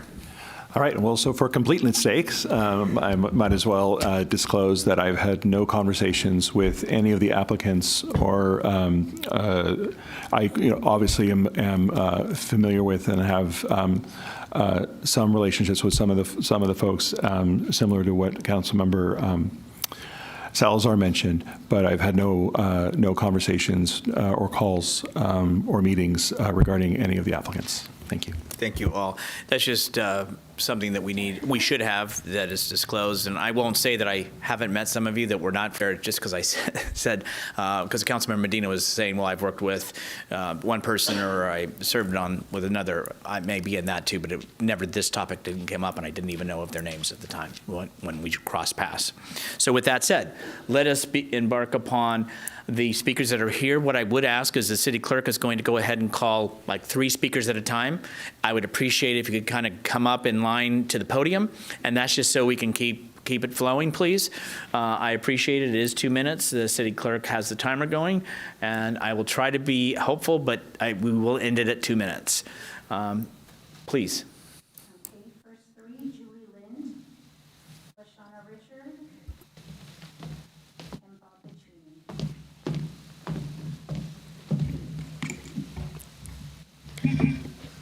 Okay, tell me when your clock started. Okay. Good evening, Mayor Medina, council members, and staff. Thank you so much for the opportunity to address you this evening. I'm Julie Lind with the San Mateo Labor Council, representing 100 affiliate unions and over 85,000 members countywide. Over 7,000 of those live in San Bruno. I'm here tonight to share with you my full support for Embark. While there are 3 seemingly similar or seemingly qualified applicants being considered, Embark is the only operator who has demonstrated unequivocally that they stand with my union siblings. State law requires all cannabis retail operators to enter into a labor peace agreement stipulating neutrality in the face of organizing efforts once the business surpasses an employee threshold. To be clear, this is a legal requirement and in no way reflects that a workforce is unionized. I'm enthused to hear that 2 of the other applicants have taken this first step, and I look forward to similarly advocating for them once they have signed collective bargaining agreements with affiliate unions in place. But there's a material difference between a labor peace agreement and a collective bargaining agreement, or CBA. A CBA means the employer has bargained in good faith and entered into a legally binding contract with their employee union, who has bargained said contract on behalf of their collective workforce. This is important because countless studies show the difference in wages, hours, benefits, and working conditions between union and non-union shops. And being able to advocate for yourself at work without fear of retaliation is powerful. Only Embark has a represented workforce. Only Embark has CBAs across all of their stores and has had them for years. This is a long-standing demonstrated commitment to their workforce that can't be compared to the LPAs of other applicants. Further, I believe it's critical that you select an applicant with a proven track record of delivering on promises, on the promise to open when they say they're going to open and begin generating revenue, on the promise of listening to and partnering with the local community, and on the promise of ensuring a represented workforce with all of the employee benefits and protections said representation ensures. Embark is the only applicant before you tonight that is such a partner, and the proof is down the freeway in Redwood City. I hope you'll agree to give them a chance in San Bruno, and thank you so much for your time. Thank you for your comments. Next speaker, please.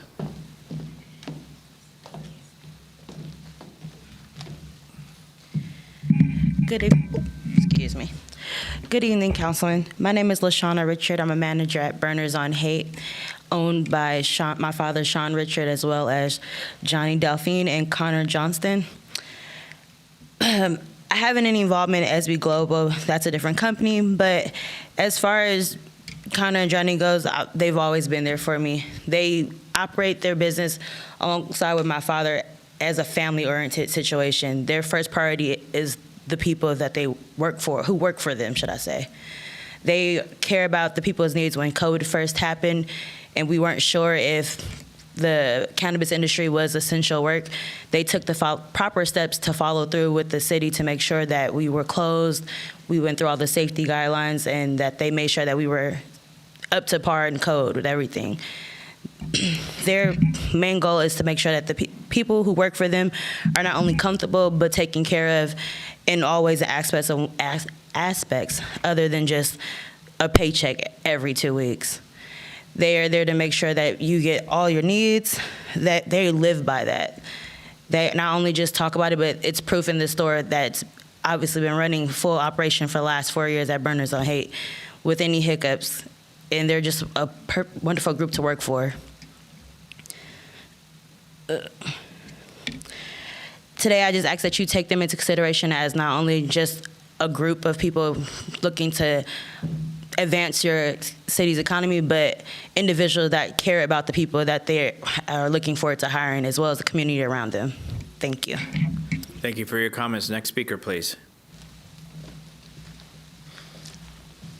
Hello, my name's Bob Petrini. I've been a resident here in San Bruno for over 40 years. My wife and I,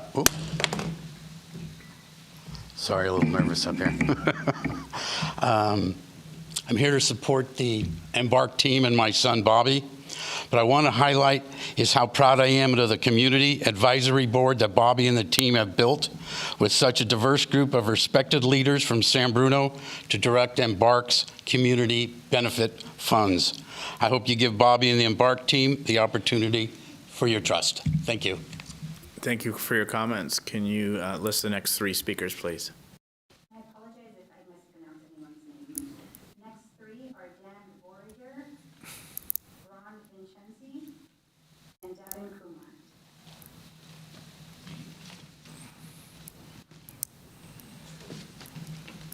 Good evening, Honorable Mayor and members of the City Council.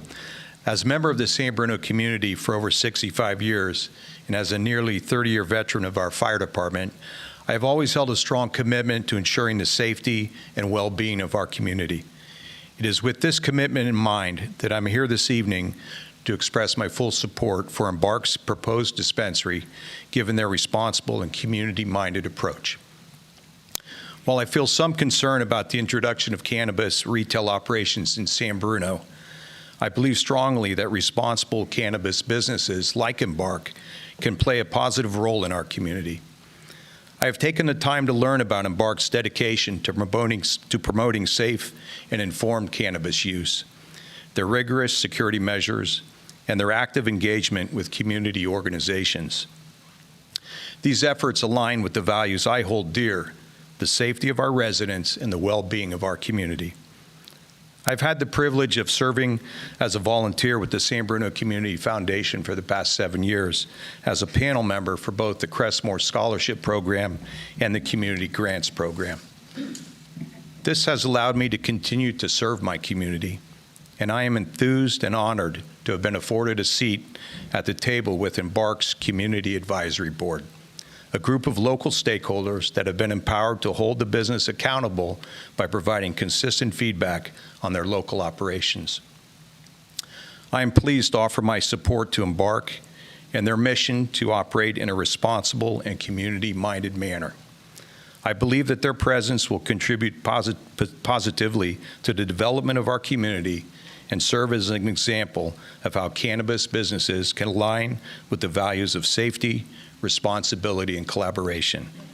I hope you will support me in selecting Embark as the operator for our community. Thank you. Thank you for your comments. Next speaker, please.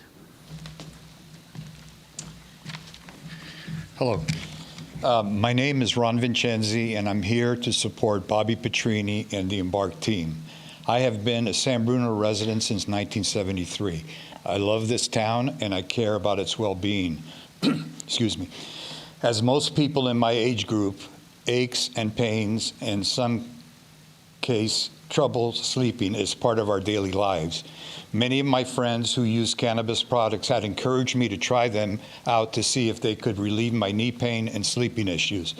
After many months of thinking about following their advice, I decided to give it a go. About a half a year ago, I took the brave step of going to a dispensary in San Francisco. To say that I was apprehensive would be an understatement because I didn't know what to expect. Quite frankly, I felt embarrassed that a man my age would be looking for cannabis products. And I was nervous of the type of person I'd encounter outside. But to my surprise, from the minute I entered the store, I felt at ease. I was greeted at the front desk by a man in a suit and a tie. He was very pleasant and welcoming. He scanned my driver's license, and then I was allowed to go through the door where the products were on display. The people behind the counter were very well groomed, neatly dressed, very knowledgeable. What a relief. I was made to feel totally comfortable. The best thing of all was that half of the dozen customers that were in there were pretty much my age. I'm in favor of a dispensary being open in San Bruno because it would be so much more convenient, and I feel it would only benefit San Bruno with additional tax revenue.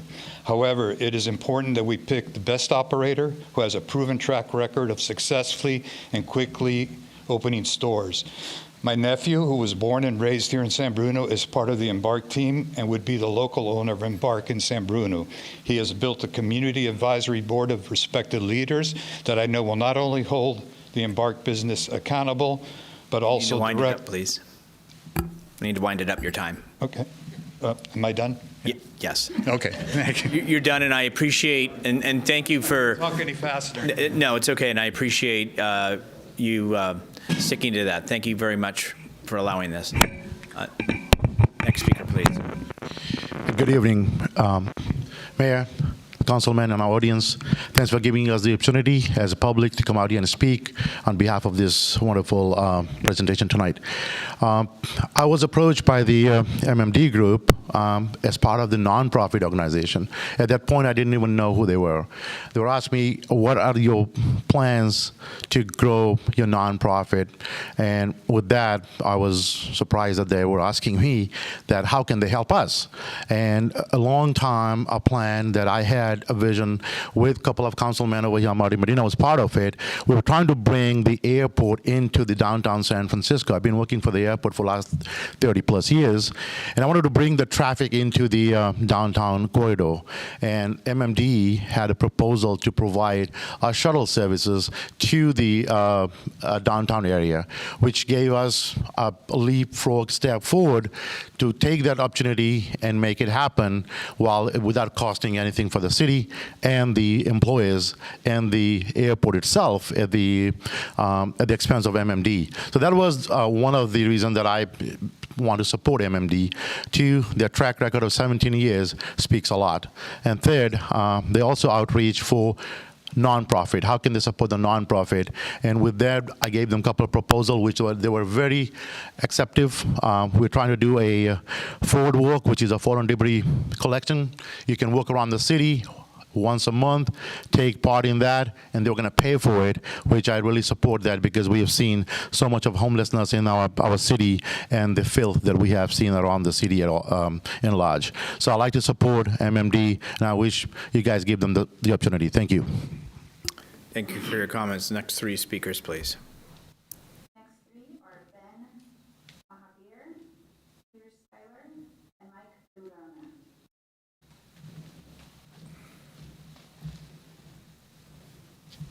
Hi, my name is Ben Mahabir. I'm also a resident of San Bruno, and I would be supporting MMD. And my friend Devendra has already mentioned most of the things, so I don't like to repeat it over and again. Thank you. Thank you very much. MMD. I appreciate it. The next speaker, please. Mayor, City Council, my name is Peter Steeler. For 27 years, I've worked at Catholic Worker Hospitality House here in San Bruno. I'm a property owner. I am on the Embark Community Advisory Board. I am here in support of Embark's application, and I agree with with their whole presentation and with what others have said about them. Thank you very much. Thank you very much. Next speaker, please. Good evening, Honorable Mayor, council members. My name is Michael Gingona. I'm a former city council member in Daly City, where I worked for 25 years. I speak on behalf of MMD, and I'll be specific about what I think they're going to bring to the community in San Bruno. I work in San Bruno at YouTube, and I raised my son here swimming at Le Petit Baleen and at Cahill's Judo Academy.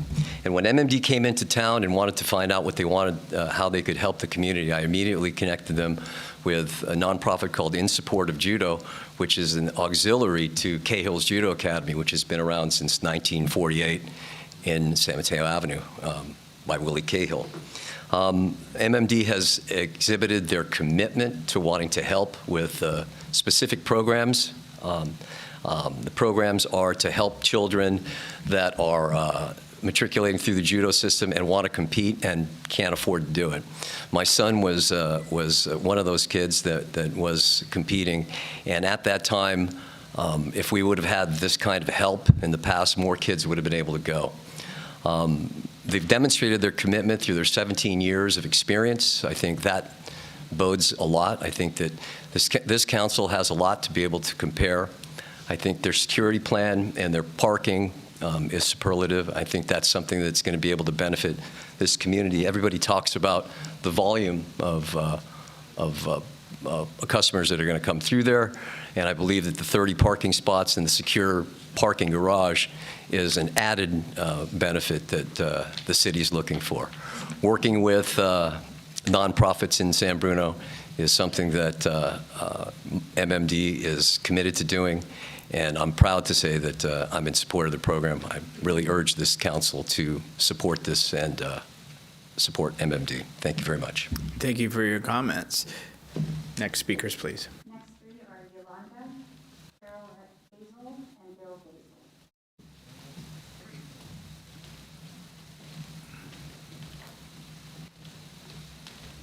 Hazel. And the other speakers that were called, please come up near the podium just so we can keep it going, please. And when you're ready, the timer will start. Thank you. Thank you. As an older member of the community, I use medical cannabis for arthritis, and like a lot of people in my age group, for getting a decent night's sleep.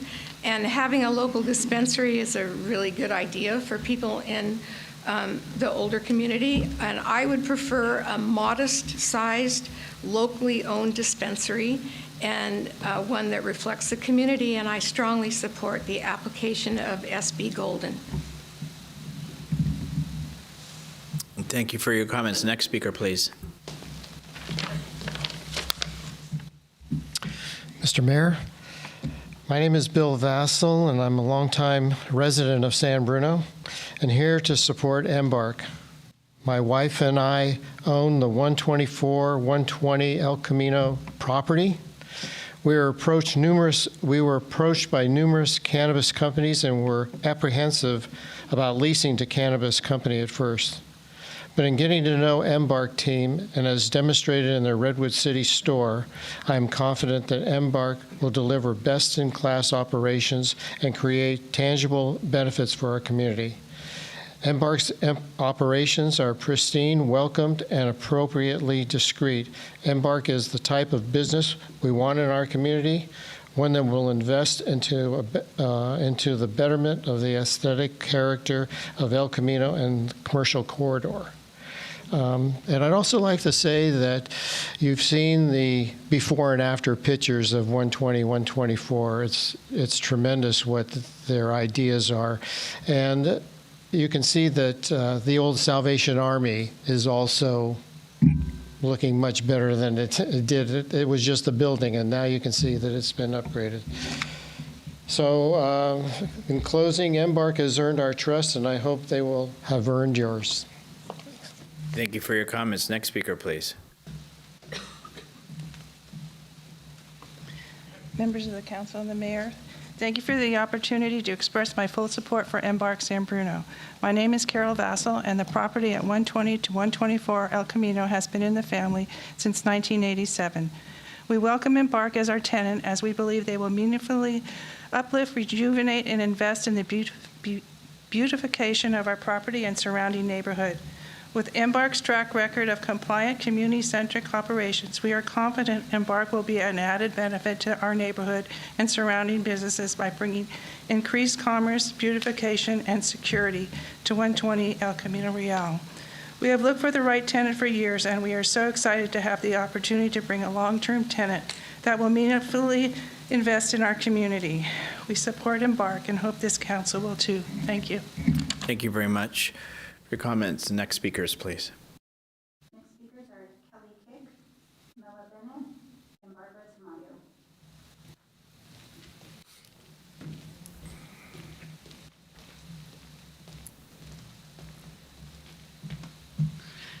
Good evening, council members and Mr. Mayor.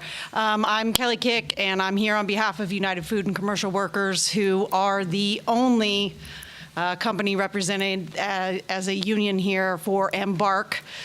We would like to echo the statement from Ms. Julie Lind. Simply signing an LPA in the area is only a requirement. Embark has a CBA with our union, and as a 29-year member of this union, I know what a steady union contract can provide for workers, and we asked that you please consider Embark. Thank you. Thank you very much for your comments. Next speaker, please. Good evening, Mayor and council members. Thank you for the opportunity to provide some thoughts tonight. My name is Mela, and I'm the general manager at Embark's Redwood City location. I'm here tonight because I think it's important to thank you for the opportunity to compete for the privilege of serving the San Bruno community.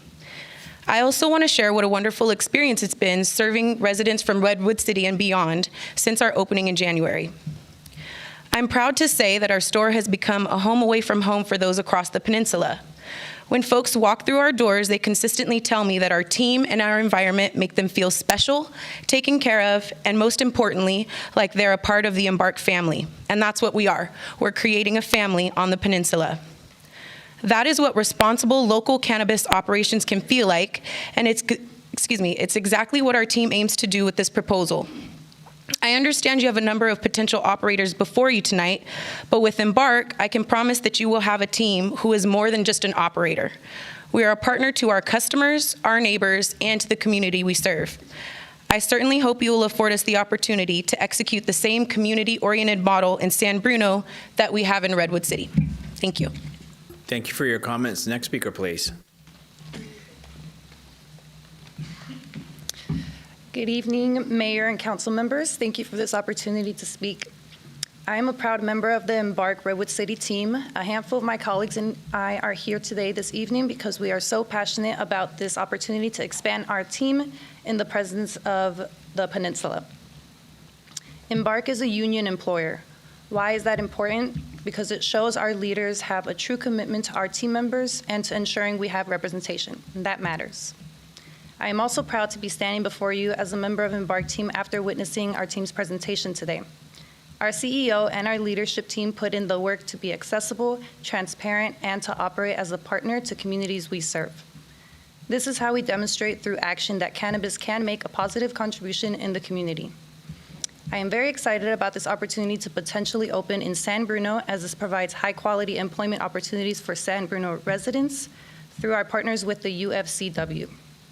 It also ensures we are creating an opportunity for our existing team members to grow into regional leadership positions that create careers rather than just jobs. Thank you. Thank you for your comments. Next speakers, please. Next speakers are Jason Martinez, Rochelle Sharma, and Alexis Carr.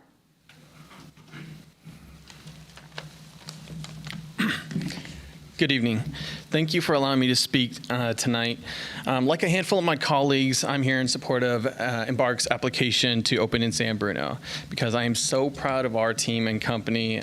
Given their operations already on the peninsula, I believe we are the best fit for San Bruno. I'd like to emphasize the importance of choosing cannabis operators with a proven track record, and you have to look no further than our Redwood location. Being the first to open there showcases our commitment to action over words, and we have earned the strong support of our community and our residents over in Redwood City and beyond.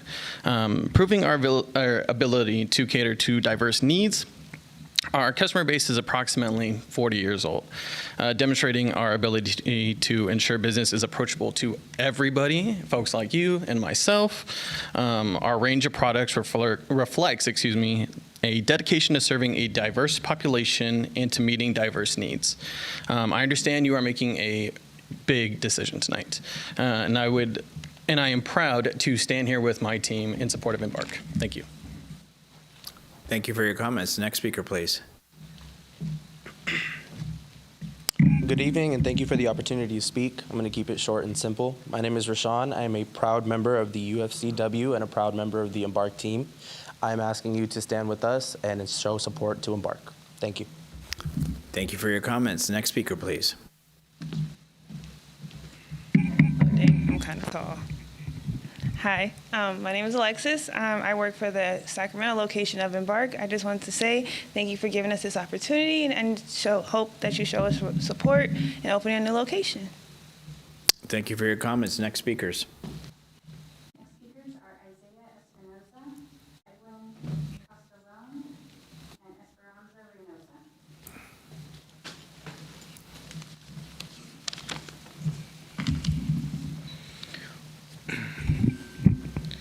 Good evening.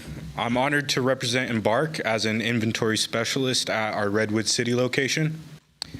Embark's commitment to safety and compliance position us as the ideal choice for safe operations in your community, and I appreciate this opportunity to advocate for our team.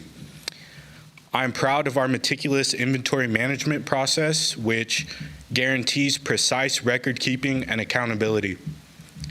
Strict inventory control, frequent audits, and transparency are embedded in our daily practices. Our team has established safety compliance and community engagement that make us the perfect partner for responsible operations in San Bruno. We are eager to collaborate with the council and community, prioritizing safety while contributing positively to San Bruno's vitality. Thank you for your time. We're excited about the potential to bring our expertise to San Bruno, given our regional footprint on the peninsula and throughout the Bay Area. Thank you for your comments. Next speaker, please. Hello. My name is Esperanza. I'm going to be reading a letter from Brian Vander Luget from the San Bruno Education Foundation. Mayor Medina and council members, given I cannot attend tonight's meeting due to a schedule conflict, I am submitting this letter and have asked that it also be read aloud during public comment. I appreciate this opportunity to voice my perspective. In alignment with my long-standing service to the San Bruno Education Foundation and other San Bruno youth activities, it is imperative to me that any conversation about the implementations of local cannabis activities be done with the utmost care. It is for that reason that I am endorsing Embark in this process and respectfully request that you select them to move forward in our community.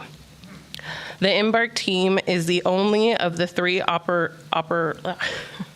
operators to have engaged with me in this process. And it was through that engagement that I learned of their commendable track record on youth drug education and prevention program in the communities they serve. I am impressed with this work and look forward to the opportunities to engage in similar efforts here.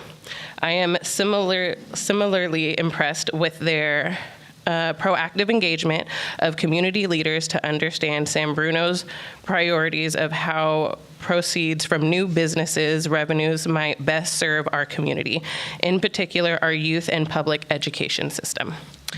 I'm passionate about building a tri-sectional connections that bring about new resources for our youth and our education opportunities. In Embark, I have found a partner that shares in these goals. I look forward to directing Embark's community investment funds into our community priorities, including in the support and protection of our youth. Thank you for your consideration. Respectfully yours, Brian. Thank you. Thank you for the comments. Next speaker. Good evening. I would like to thank you for your time and your attention. My name is Edwin. I stand before you as a proud member of the UFCW, a union that values fair labor practices, employee well-being, and a great community. I urge you to carefully consider the decision to award the operation of a dispensary in San Bruno. Among the candidates, Embark stands out as the only union-operated option, and I firmly believe this decision holds immense value for this community. Union-operated businesses such as Embark bring benefits to both employees and the community. Union operations foster a strong sense of collaboration, enabling workers to have a meaningful voice in shaping their work environment. Furthermore, Embark's commitment to the community goes beyond its doors through partnership and outreach. Our team contributes to local initiatives and creates a positive impact. This aligns perfectly with San Bruno's spirit of community engagement. Selecting Embark as the operator for San Bruno sends a powerful message that San Bruno values not only economic success, but also the well-being of its workforce. By choosing a union-operated business, we collectively uphold ethical employment practices and strengthen the foundation of our community. Thank you. Thank you for your comments. Next speakers, please.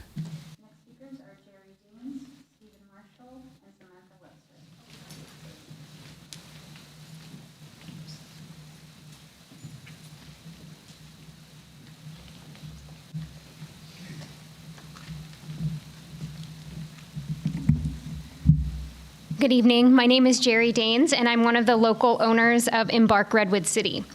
Tonight, I'm going to be reading a shortened letter of support from Redwood City Council Member Diane Howard, as she couldn't be here this evening.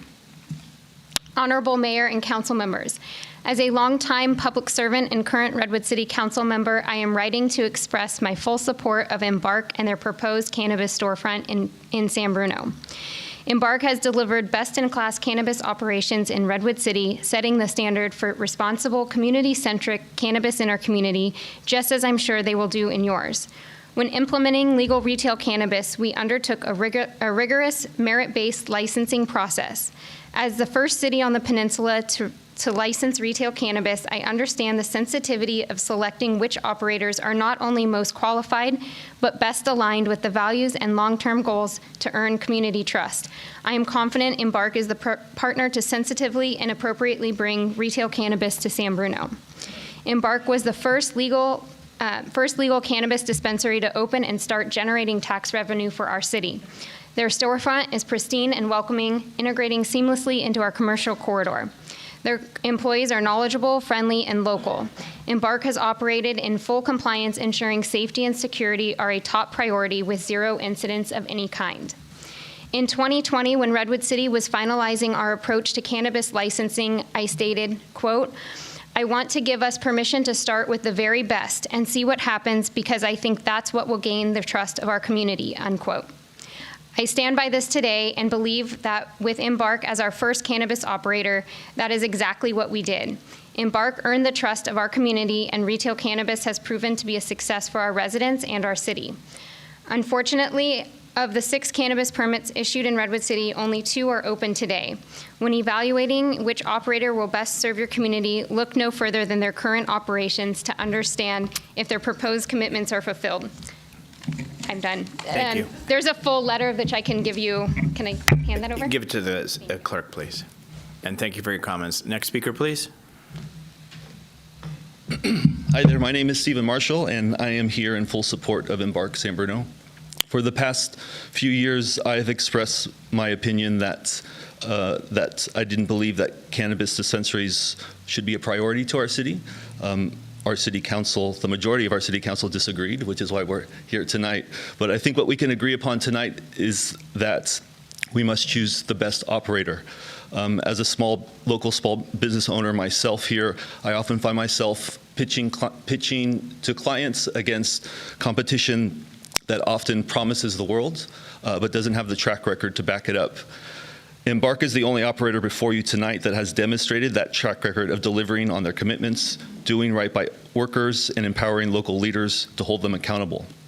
I firmly believe Embark is best equipped to introduce responsible and community-centric cannabis initiatives to our beloved city. Embark has built a community advisory board of local leaders, including myself, to hold them accountable and direct all community benefit funding. It is this board that will direct 100% of that community benefit on a quarterly basis and in perpetuity of the licenses. Embark is the only union operator, which we've heard as well, and most importantly, Embark's proven track record of successful operations in Redwood City only further solidifies their competence and suitability for our community. By supporting Embark, you're supporting a team that has invested time, effort, and dedication to earn our trust. They have definitely earned my trust, and I hope they've earned yours as well. Thank you. Thank you for your comments. Next speaker, please. Good evening, Samantha Webster of UFCW Local 5, representatives of Embark employees in support of Embark for here in, I'm drawing a blank, but here in San Bruno, yes. And like my colleague Kelly Kick said earlier today, that Embark is the only applicant that has a collective bargaining agreement, and we stand in support of Embark. Thank you. Thank you very much. Next speakers. Next three speakers, Freddie Marias, Khaled Buckley, and Joey Oliva.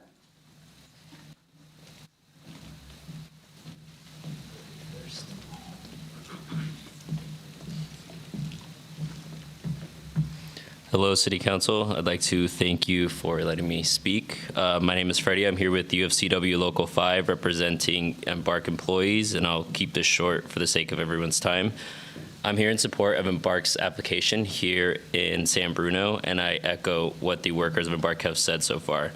Embark workers will be unionized from day one. It is important to have a positive workplace that is also represented by a strong union. Thank you for your time. Thank you for your comments. Next speaker, please. Mayor Medina and members of the council, my name is Joey Oliva, and I'm here to express my full support for Embark San Bruno. My family has had a business here since 1959, and I'm here to support any business that gives back in the way Embark has shown us. Embark is a trusted cannabis operator that is committed to being a true partner to our city and community alike. Embark has a demonstrated track record of successful cannabis operations and community empowerment that results in meaningful community benefits. They're also the only union operator. In knowing the Embark team, I'm confident that they share our values and our unwavering dedication to enhancing our community's well-being. It's heartening to witness a company that has built a team of esteemed San Bruno leaders that genuinely understand our community's needs and is committed to creating positive impacts in our community. Embark has done the work to earn the trust of our community, and I respectfully urge our elected leaders to support Embark. Thank you for your comments. Next speakers, please. Is Khaled Buckley present? Next three are Jamie Manazoa, Ivy Merriman, and Nick Mafanua.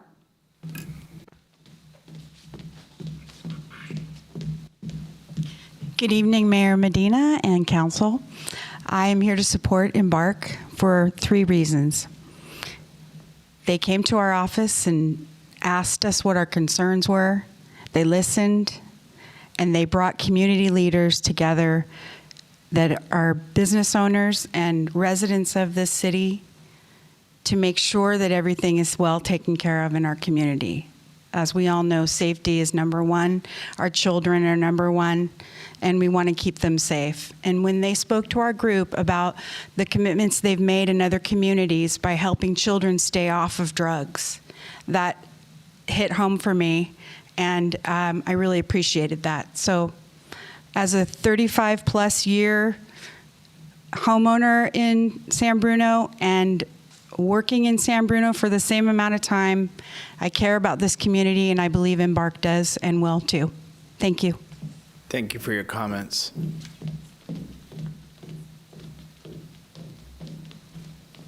Hold on, please.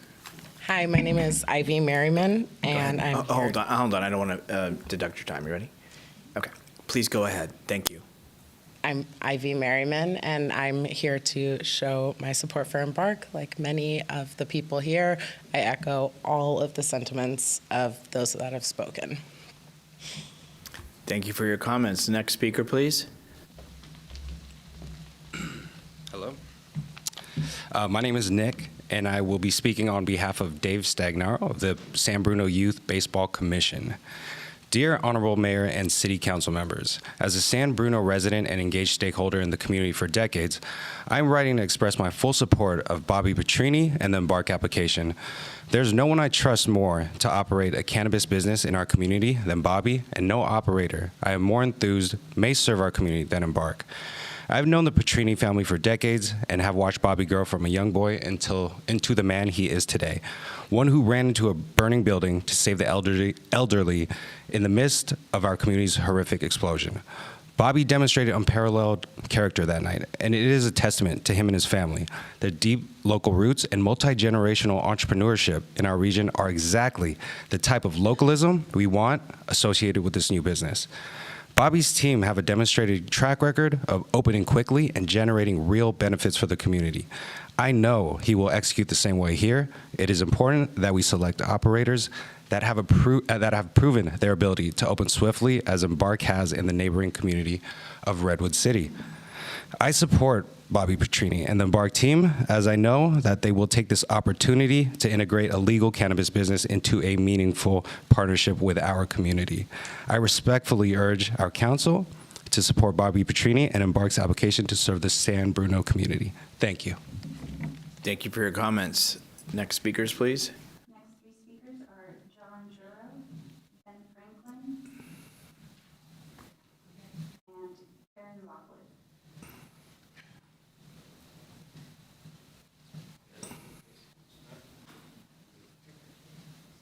Okay, whoever's been called, if you could come to the podium, please.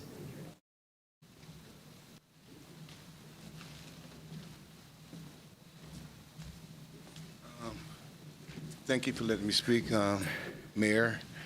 I'm in support of MMD. I listened to all three of the applicants, and the one that struck me most sincere was the MMD. I'm running a business on San Mateo Avenue, 635, the judo club there, and we've been in business there for 60 years, and we have a lot of youth there. We have over 100 students. Matter of fact, we're the biggest judo club probably on the West Coast, and the most known judo club by Mr. Willie Cahill. So I'm in real support of MMD, and they're the only ones that came and approached us at our club. So whatever Mike said, I'm in line with Mark. All right, thank you for comments. Who's the next two speakers? Next speaker is Max Kane. There we go. Okay. I took Great. Karen's place because she had to pick up her father. So thank you very much for giving us the time and opportunity to share our views. Mr. Mayor, I'm here for MMD for a few reasons. Number one, which I didn't see any other candidate offered. Number one was the shuttle. Our long-term dream was to connect the airport with the downtown to vitalize the downtown businesses. And they are the only candidate. They are providing that option, and hopefully, if they get elected, we're finally gonna have a shuttle coming from the airport, stopping at downtown, vitalizing the downtown, and going to their businesses afterwards. There are 55 million passengers go through this airport, and we don't see less than even 1%. So this will be definitely a plus point for them. Second is parking. We struggle for parking day in, day out. Imagine all the people flocking to San Bruno, and they're looking for parking to park and go for the cannabis. They have the most parking. And that is a huge plus for San Bruno community. Another thing, reach out. The community reach out, they go to nonprofits, they go to local businesses like myself, and they offer how we can be part of your community. It's not just how we're gonna make money, for their employees, they also care about our businesses as well, so they wanna be teaming with us to bring those passengers from the airport, from employees from the airport, dropping at the San Bruno downtown and other areas. And it's going to definitely give us a huge edge as a business community and most importantly, like parking is the worst parking right now, and they have the most parking. Thank you very much. I'm here for MMD. Thank you for your comments. Next speakers, please. Ben Franklin present? He spoke already. Okay. Mr. Franklin has spoken? Okay. No, it's okay. I apologize. John Juro? Okay, next three speakers are Jim Bertals, Sean Richard, and Zach Gaynor.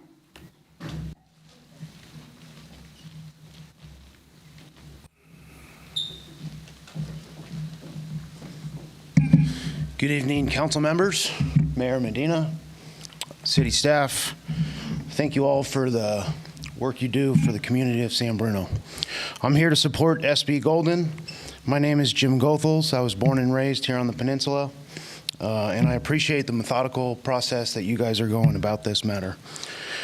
We all know that the Bay Area is a special place, let alone the peninsula, which is why having people who want the best for the community is what we need. Charles Stone and Joe Goethals are those people. Having them in your corner will be the best for the community, not just for the business. I vote for SB Golden. I appreciate your time. Thank you for your comments. Next speaker, please. Good evening, Mayor and council members. My name is Sean Richard. I stand before you because I'm one of the owners of Burners on Haight. And I'm here to support SB Global. And I can tell you why I support SB Global, and I can tell you why they're so good at what they do, because two of my business partners are part owners of that SB Global group. And I know for a fact what we have done. We have stood with our employees. We have stood with the community. We have donated many things to the community. We feed the homeless in the Haight-Ashbury area. We make sure that they get clothing. We look out for them. But this group is significant because they support one another, and they support the community. They support the young folks. Also, I stand before you because I never knew so much about marijuana and the different products that they provide to cure you and help you. I'm a survivor of prostate cancer. I'm 55 years old, and I started taking some of the medication, and it worked on me. And I went to see my doctor, and my doctor said, you know, we went through radiation, and everything looks good. He said, but it's completely gone. What have you been doing? I said, well, my staff, my team who works for me at the store have educated me on some of this product, and it works. So I'm saying that to say that SB Global will do the same thing for this community out here.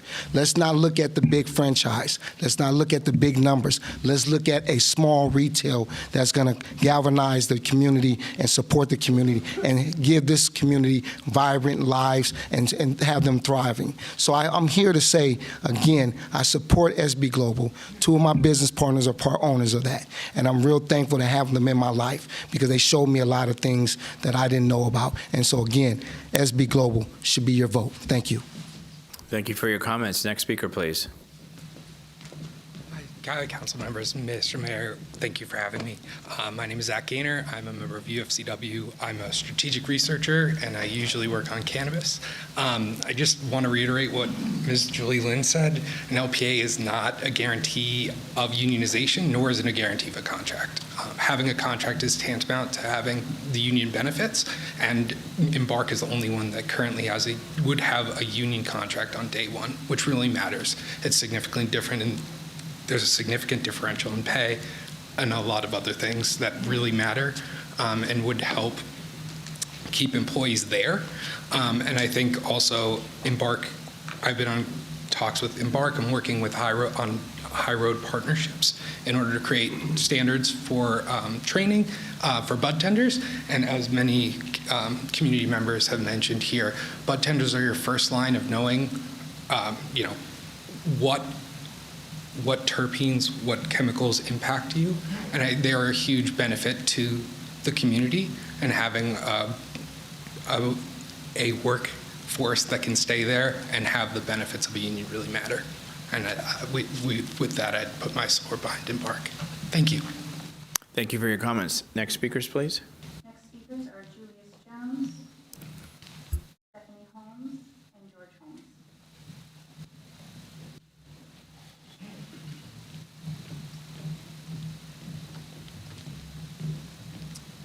Good evening. My name is Julius Jones. I'm here in support on behalf of Embark. I'd like to echo the same sentiments as my coworkers and colleagues. Embark is very inclusive. I come from the automotive technician field, so this is a new field for me. Like the workday is like very intriguing. I think they set up a place of business where you can be comfortable, kind, generally helpful people. And I'm coming from a different field, like totally new for me, and I'm very comfortable where I'm at. So I think Embark in San Bruno would be a great location, great addition to the city. Okay, that's all. Thank you for your comments. Next speaker, please. Hello, good evening. I'm Stephanie Holmes, and I'm here in support of Embark for San Bruno. Thank you. Thank you. Next speaker, please. Hi, my name is George Holmes. I'm here in support of Embark. Thank you for your time. Thank you very much for your comments. Next speakers. Next speakers are Lars Henry, Andres Pereira, and Jessica Vasquez.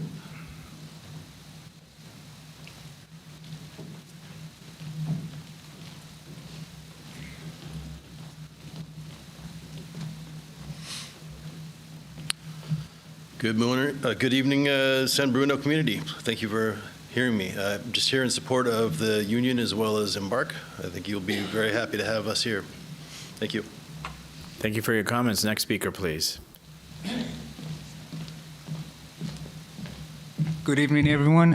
My name is Andres Herrera. Thank you for your time. I'm here to share same sentiments as so many of the speakers before me. I'm a fellow UFCW member, and I'm here to support Embark. Thank you. Thank you for your comments. Next speaker, please. Hi, my name is Jessica Vasquez, and I'm here in support of Embark and in support of the union. I just want to say that I personally have never felt more like a human being as I do on the clock and working for Embark, and I respect this organization, and I hope they earn your vote. Thank you for your comments. Next speakers. Next speakers are Evelyn Moresi, John Delaplane, and Devin Wardlow.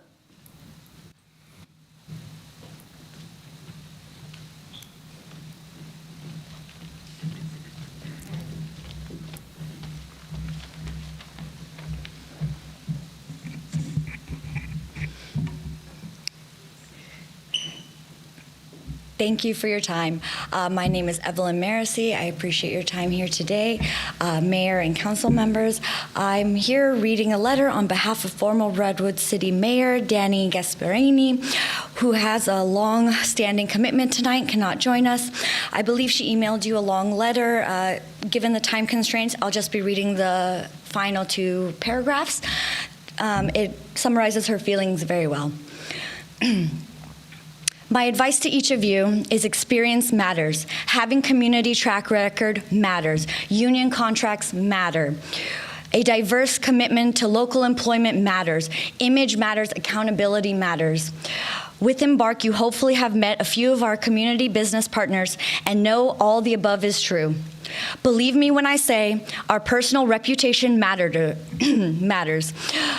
So we care about how this company does business. We are so proud of Lauren, Dustin, Devin, Kevin, and all of the Embark team. We consider them family, and that's how we feel when we step into their store. We haven't yet figured, if you have not yet figured out by now, we stake our reputation on endorsing Embark for San Bruno. Thank you, and sincerely, Danny Gasparini. I appreciate your time, all of you. Again, I'm Evelyn, and I'm here to support Embark. Appreciate your time. Have a great day. Thank you for your comments. Next speaker, please.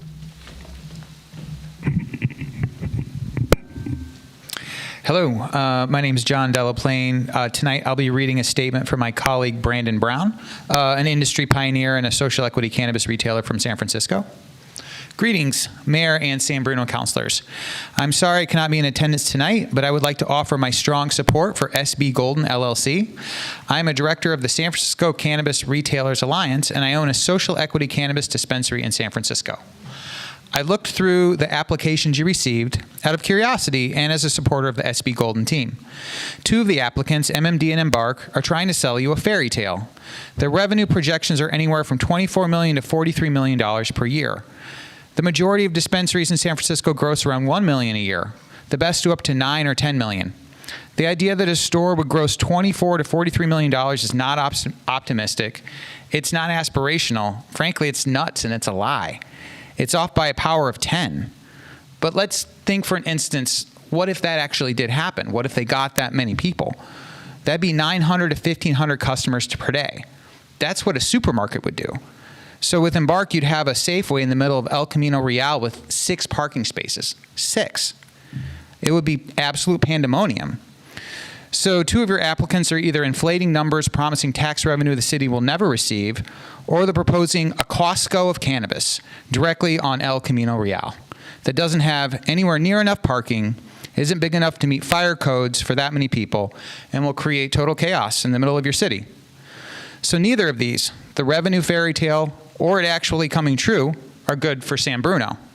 Only one applicant's good for San Bruno. That's SB Golden.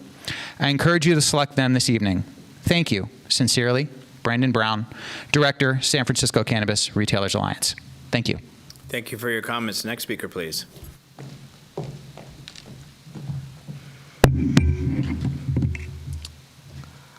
Thank you, Council. My name is Devin Wardlow, and I'm Vice President of Public Affairs for Embark. In this capacity, I administer our community benefit efforts at the direction of our local community advisory boards. I want to take a moment to thank our San Bruno Advisory Board members and the faith they have put in us, and explain a bit more about how our boards function in practice. In every community we operate, we build a community advisory board of local trusted leaders that directs all of our community benefit funding in perpetuity of the license. In functionality, I bring each board together on a quarterly basis to discuss community priorities, followed by a board vote, and then funding is immediately deployed. Board members are volunteers. They serve on our board to ensure accountability to the commitments we have made to this city and our operations as a whole. It is truly an honor to administer these boards, as 1% is hundreds of thousands of dollars that is being invested directly back into community. In practice, this has resulted in tangible benefits that are tailored to the unique needs of each community. Our boards have provided grants for a host of local priorities, ranging from funding warming centers for the unhoused population, to sending underserved youth to summer camps, to launching youth mental health education with the school district. Yet what I am most proud of is our work in youth drug prevention, because working appropriately with youth services organizations requires trust. I am so proud of the partnerships we have earned with prominent youth servicing groups such as the Boys and Girls Club, as it is through earning their trust that we have launched accredited youth drug prevention curriculum to hundreds of youth. And as you have heard tonight, we have already initiated similar discussions with Brian from the San Bruno Education Foundation to do the same here. Ultimately, what we propose are tangible, real benefits driven by your community members to address this community's needs. It is a feedback loop that ensures total accountability. I'm proud of the San Bruno board we have created and look forward to delivering on our commitments to this city and the residents of San Bruno, just as we have in each community we serve today. Thank you. Thank you for your comments. Next speakers, please.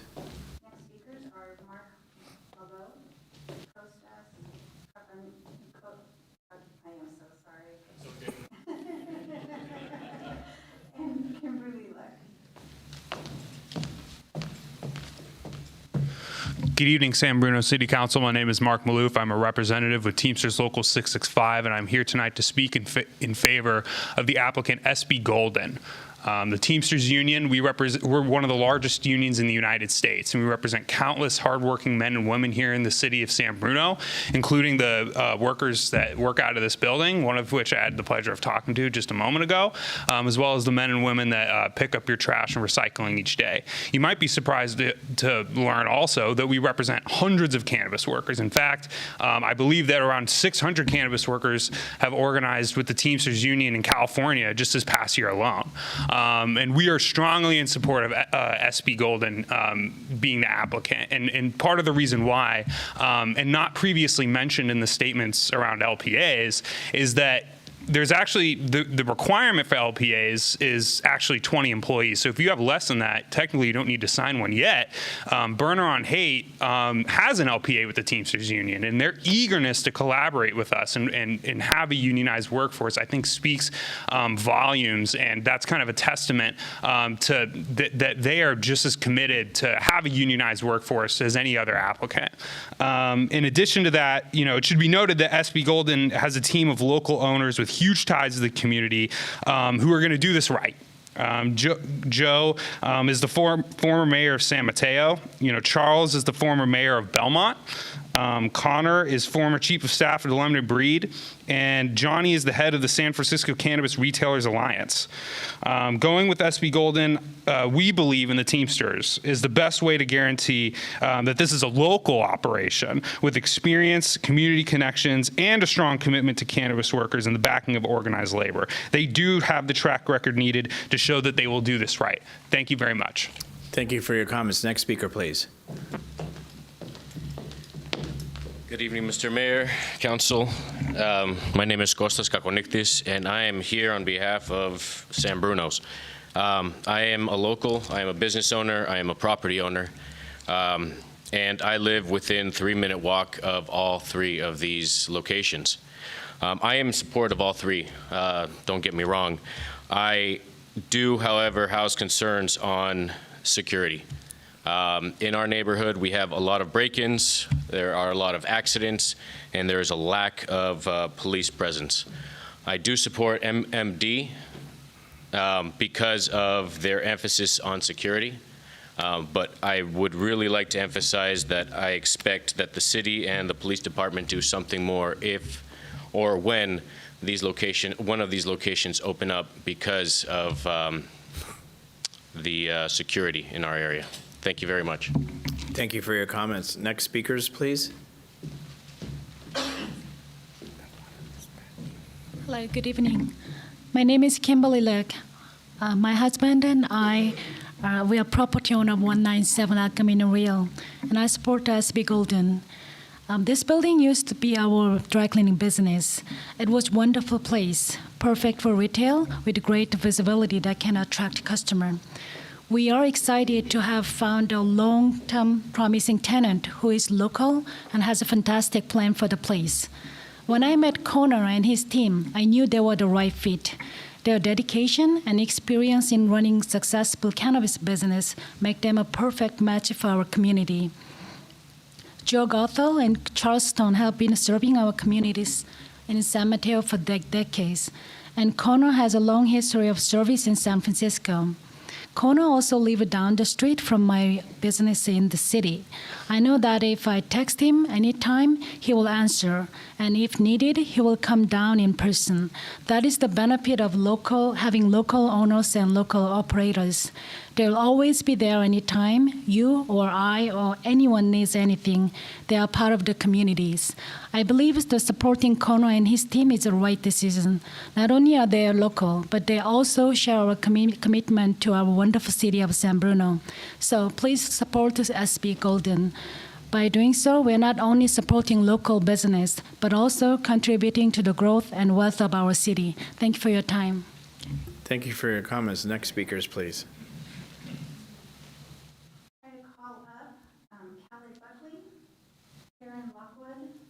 And John Juro. Okay. Seeing that they are not here, we will move on to the Real quick before we do, just want to make sure everyone's been called that submitted a card. Everybody's been heard that it has to be heard. First, before we move to Zoom, I want to thank you for your patience, and I want to thank you for the respect to each speaker. Now let's go to Zoom. first speaker is Janet. Janet, whenever you're ready, you may begin. Hi, this is Janet Borgens, former Redwood City Council member. I want to thank you for letting us speak tonight. I am speaking on behalf of Embark. Embark would be the winner for your community. And why? Because Embark has created a diverse board of community members that will oversee the nonprofit benefit opportunities. And it's incredible. They're good for business and community. Diversity of the board speaks volumes. Business owners, labor, education, clergy, community. Good for business, good for community. They are keenly aware of the rules and regulations of the industry. Some they helped write and ready to implement if any changes are needed. Good for business, good for community. Industry best practices and state regulations are the center of their business model. Good for business and good for community. Fully audited by a third party yearly. This is how serious they are to be transparent and successful. Good for business, good for community. Why is all this good for business and community? Because Embark cares as much about being a successful business as they do about being a successful community partner. The two are synonymous. They have a proven track record of doing exactly what they say. Good quality product, good educated employees, proven business model, proven community partner, committed to local hire. Embark would be an excellent business addition and excellent community property. We had choices in Redwood City. Embark was one of our choices. They have not proven us unworthy of that choice. They have lived up to everything they said they would do and more. They have a proven business record. They have leaders that are embedded in our community and believe and walk their walk. I thank you for your leadership in this discussion. I know you have a choice before you tonight, and I would recommend that you select Embark based on their proven track record. Union hire, local hire, proven track record. Thank you. Thank you for your comments. Next speaker. Next speaker is Alexandra Melendres. Alexandra, whenever you're ready, you may begin. Good evening, San Bruno City Council. My name is Alex Melendres. I am a 30-year born and raised resident of the city of San Bruno. I served the San Bruno Parks and Recreations Commission for roughly 6 years. This has been a community that I have participated, volunteered in, basically born and raised, and I'm still here now. I'm somebody who's a community guy, and that kind of aspect is really important to me. I've gotten to know former council members Charles Stone and Joe Goldfuss for a while. They are two just as community-minded, if not more, individuals. Charles himself grew up in San Bruno. If we're really looking for an owner and an operator who really cares about the city of San Bruno, we can't do it better than taking something that is, or having an owners and operators who are local. There are a few other aspects. I didn't know that the Teamsters 665 were going to be out here. my father's union. I'm a huge Teamster person myself. San Bruno is a Teamster town. And I want to double tap on his comments about the voluntariness of the LPA. One of the other notes that kind of surprised me was the of the current applicants, I believe SB Golden had the most accurate revenue projections. Now, if we're looking at those revenue projections, it looks like SB Golden would prepare 4% of their profit to the city of San Bruno. And we really want to get, if this is about contributing to the community, we want to be able to make sure we have an owner and an operator that can contribute those funds in the most realistic capacity so that those dollars actually flow back to our community as needed. So I support SB Golden, and you can't do any worse than two local leaders like Joe Goldfuss and Charles Stone at the head. Thank you. Thank you for your comments. Next speaker. Next speaker is Antonio Rizza. Antonio, whenever you're ready, you may begin. Good evening. My name is Antonio Reza. Thank you for allowing me to speak. I fully support SB Golden. The group is local, experienced, and the right size for San Bruno. San Bruno needs and should want a group that is local and experienced, a group that has a feel for, knowledge, and that would prioritize San Bruno. San Bruno is 6.1 square miles with a population of 45,257. You don't want San Bruno to be overshadowed, forgotten, or just to fall in the cracks, which is why the team of SB Golden is the right choice. I personally know two of the owners, Charles and Joe. They are the right people. I can speak to their character, trustworthiness, responsiveness, and just who they are. Both have deep history in politics, both are lawyers, but more importantly, both are deeply invested in San Bruno. This industry and its involvement in San Bruno needs people like that to make sure that the business is done the right way. The right way is what works best for San Bruno. The right way is with honest people who have an intimate working knowledge of government, the law, and the cannabis industry. SB Golden is the right company. Charles and Joe are the right people. This is the right choice. Thank you for your time. Thank you for your comments. Next speaker, please. Next speaker is Audra Benj. Audra, whenever you're ready, you may begin.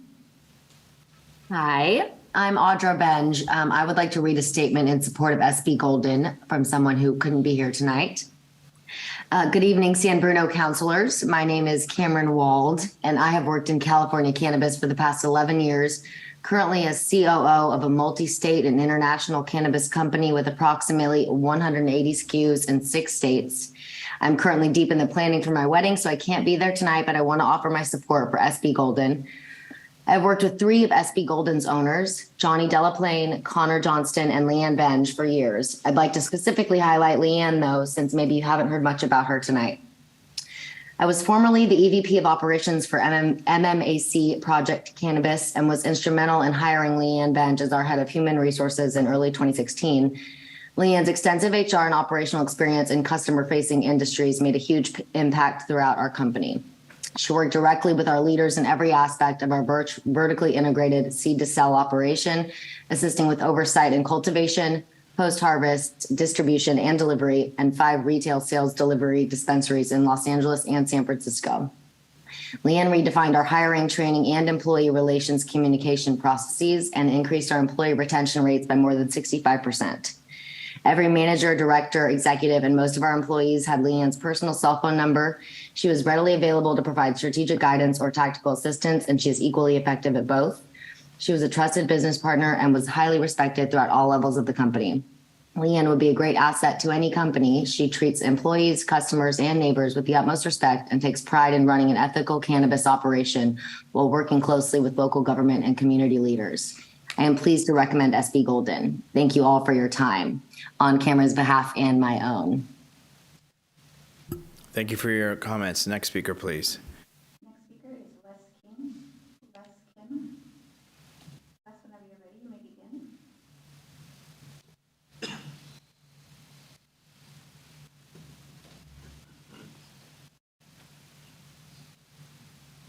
Les Kim.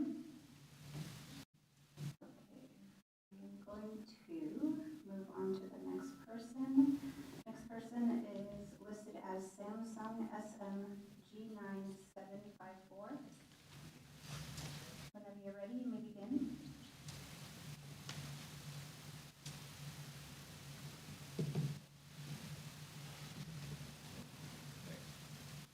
Okay, I'm going to move on to the next person. Next person is Iman Janabi. Iman, whenever you're ready, you may begin. Good evening, Mr. Mayor and council members. My name is Iman Dainabi. I'm a lifelong San Mateo County resident. I am here in support of SB Golden. Charles and Joe are the right people for San Bruno. I can personally speak to their character. They are trustworthy, they're responsive, and they're the right choice for San Bruno. Thank you.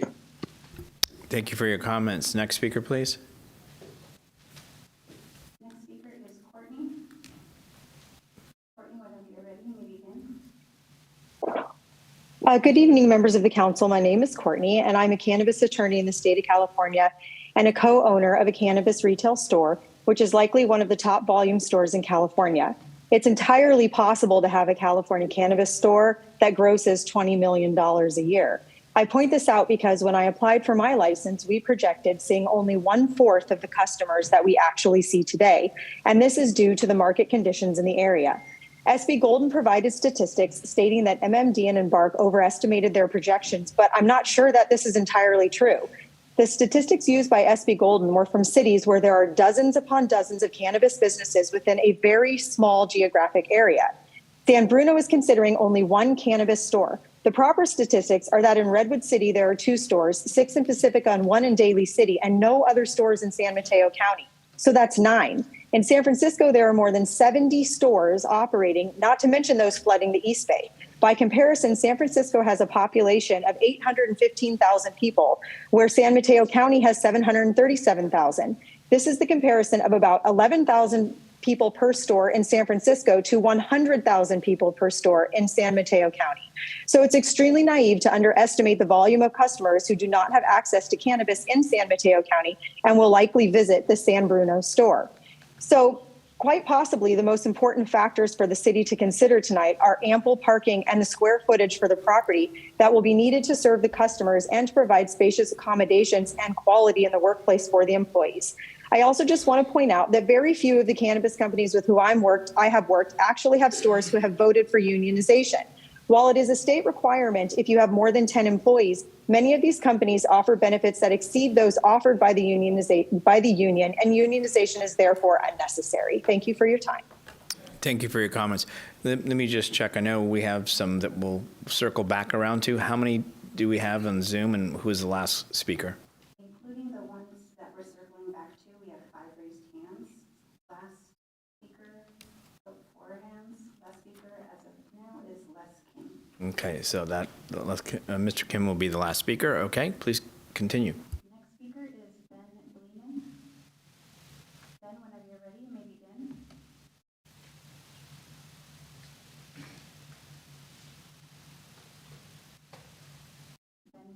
Good evening. My name is Ben Bleeman. I'm a cannabis retailer in San Francisco. I'm sorry that I cannot be there in person. I'm on dad duty for my 6-year-old. I want to express my support for the SB Global team. I'm the president of the San Francisco Entertainment Commission, though I'm speaking purely in my personal capacity. I own multiple small businesses in San Francisco, including cannabis dispensaries. I have noticed other teams have rallied the support for and rallied their staff for endorsements tonight. I deeply respect our collective time and believe that the proposals should shine on their own merits, not orchestrated support. I can personally speak to the merits and accomplishments of the SB Golden team. As a retailer, I've been privileged to work closely with the owners, Johnny Delaplane and Connor Johnson, for years. Johnny and Connor are true professionals. They specialize in creating quality, very well-run dispensaries. But at the same time, they're advocates for better cannabis industry and for stronger ties with the community and local governments. Johnny created the San Francisco Retailers Alliance through a lot of hard work, not because it benefited him, but because he knew it would strengthen the local industry and be better for the city. I first met Connor years ago when he was working at San Francisco City Hall as London Breed's chief of staff. Connor has spent most of his career in public service, and honestly, a lot of us hope that he'll eventually go back. There are multiple small businesses in operation now employing dozens of people because of legislation Connor wrote to protect local businesses. His fight for the city's clean electrical energy program, when almost everyone else thought was dead, is literally preventing hundreds of thousands of tons of CO2 emissions every year. Connor's known for answering every email, never ducking hard questions, and for forging consensus when no one thought it would be possible. Johnny and Connor's record of safe, responsible cannabis retail operation is unquestioned. They run one of the most financially successful and well-regarded dispensaries in San Francisco. Sir, I'm sorry. Your time has expired. To have them and their partners. I can't encourage you enough. Sir, your time has expired. And we thank you for your comments. Next speaker, please. Next speaker is Eric Lightman. Eric, whenever you're ready, you may begin. Good evening, Mayor, City Council members. My name is Eric Lightman, and I am the General Counsel and Head of Compliance for Embark. I just wanted to call to share my experiences with Embark, having worked there for a little more than a year and having known the team for over 3 years. I can say, based on my experience there and having worked in the industry for almost 6 years, that they as operators, they stand head and shoulders above the competition. They live up to the promises that they make in each community. And as if I were in the shoes of the city, having a company like Embark, you know that they're going to be the first and the quickest operator to open in the community. They also have a heavy investment in the buildings where they operate, and they invest in the local community, as you've heard several times tonight. They stress beautification of the surrounding area, and they are a superior operator to what you're going to see, I think, in some of the other competitors. So I would thank you for your consideration and urge you to select Embark as the operator in San Bruno. Thank you so much for your time. Thank you for your comments. Next speaker, please. We're now circling back. Next speaker is listed as Samsung SM G9754. 75U. Samsung, whenever you're ready, you may begin.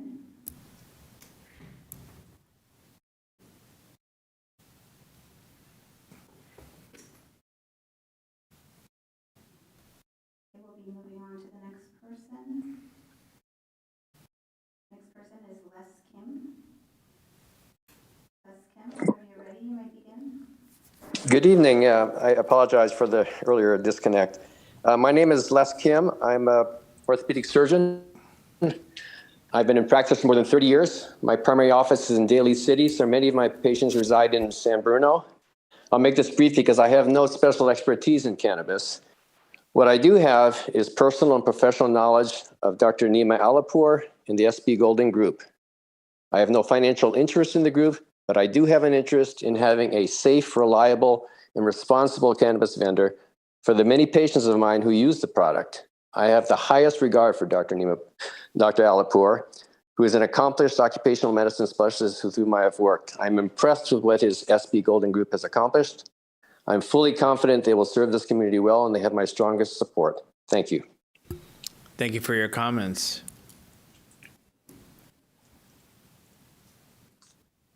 We'll try Samsung one more time. Samsung, whenever you're ready. Okay, for any other members that would like to submit a public comment, you are welcome to email the city clerk's office at cityclerk@sanbruno.ca.gov, and we will then circulate it to council and staff. Thank you, and that concludes all those hands that are up and any opportunity from Zoom. Correct? Thank you. Okay. Again, I want to thank everybody.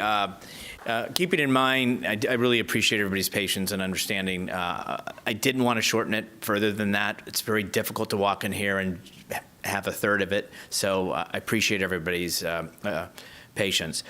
Also, please appreciate that some of us have been here since 5:30. So we are going to, and also if anybody needs to leave, we're going to take a short recess. If you'd like to leave, this is the time to do it. No one's going to see you walk out. And then we will reconvene and then we'll come back to council for questions of the applicants.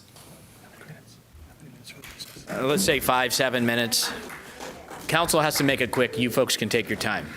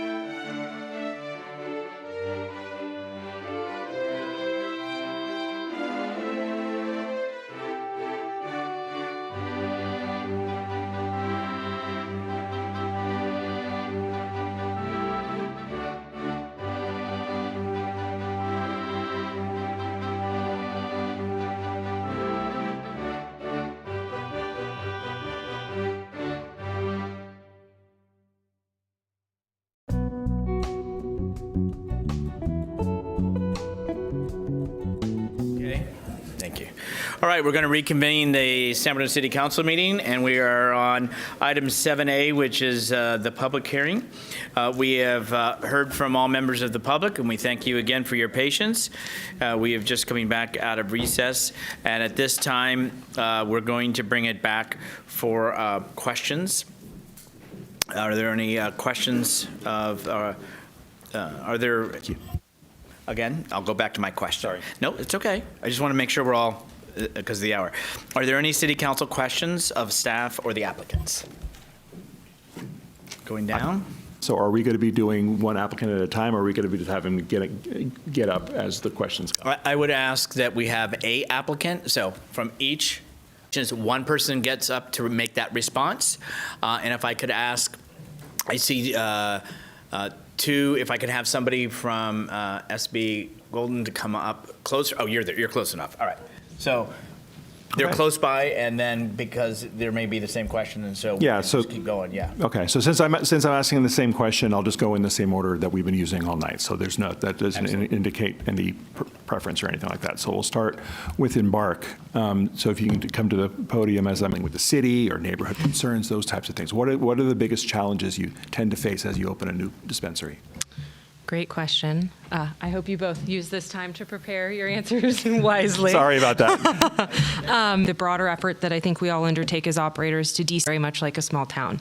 And so the approach we've taken in navigating a community that has certainly expressed some, you go to get coffee with someone in the morning of state, and certainly within a progressive in some ways area, we absolutely as an industry still face, I think, myths and disinformation and fear. And so it's incumbent upon all of us, and I think we've likely all, put in the work, dispensary. And that is that for the majority of communities, there are a few, such as the city of San Francisco, and as such, staff is figuring out how to regulate this business in real time.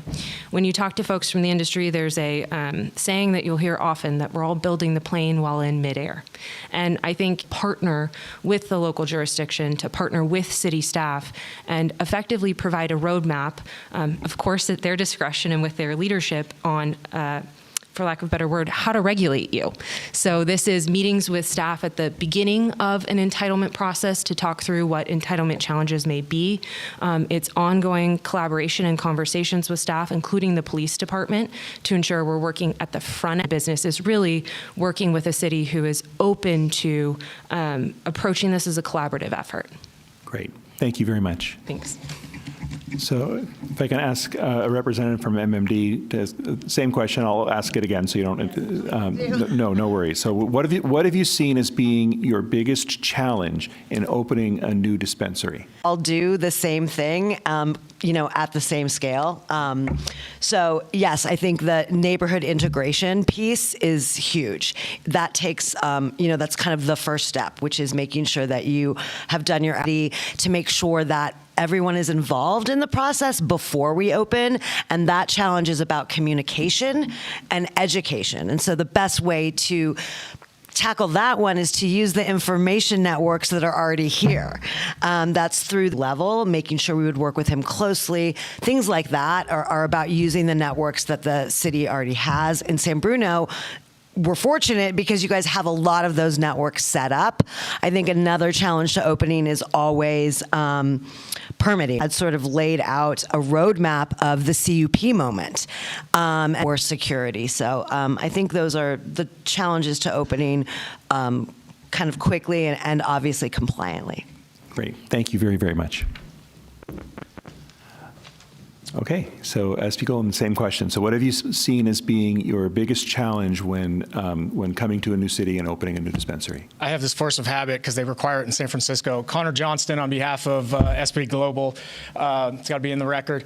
I take your question to mean after sort of the process we're doing tonight, right? Yes. After the permitting process, because honestly, the stuff leading up to and occurring tonight is probably the most difficult. The application packages are very extensive. The competition is very strong. Quality people, quality operators. So and the meetings go very long, as you all are experiencing right now. So that is probably the most difficult. But given that your question starts after that point, I would say you know, I love the community engagement part. That is my professional background. And going into the community and saying, we're going to open a business that's going to provide cameras to keep people safe that the police can access. We're going to have professional security out front. We're going to maintain eyes on this block. That's an easy sell. And I really enjoy doing that compared to when I was in public service and I would have to go out to community meetings and say, a federal judge has prevented us from taking any action about the homeless tent on your block, or Muni has run out of trains for the N Judah, right? Those were much more difficult and much more adversarial. I really thrive on the community outreach for opening a small business. And by and large, I think our experiences have been very positive. I would say that what is the most difficult are the unknowns that are outside of our control. So you mentioned this evening that it's the 13th anniversary of the PG&E explosion. Our second store in San Francisco on Stanyan waited about 2 or 3 months after it was built out, after we were ready to open, for PG&E to finally deign to come down and connect our utilities, right? And that was just outside of our control. There isn't another utility provider that can do it. Right now, one of our stores in Illinois is probably ready to be open. It probably could have been open on the first of the month, but we found out after going to every single internet provider, basically in the state of Illinois, that none of them could run fiber to our building in the time that we needed, right? And it's just very hard to anticipate those things, and they're beyond your control. So I think that is probably the most difficult one that we've experienced. Great. Thank you very much. I'm good for now. Thank you.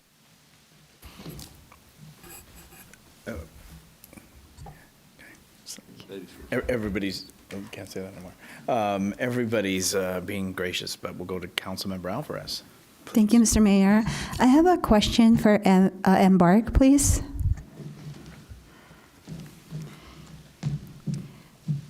For your delivery services, I'm trying to understand the process and the operation. Saturday, would that delivery services coincide with the hours of operation, or would that be from an online order and then you deliver Monday to Friday outside the 9 to 9?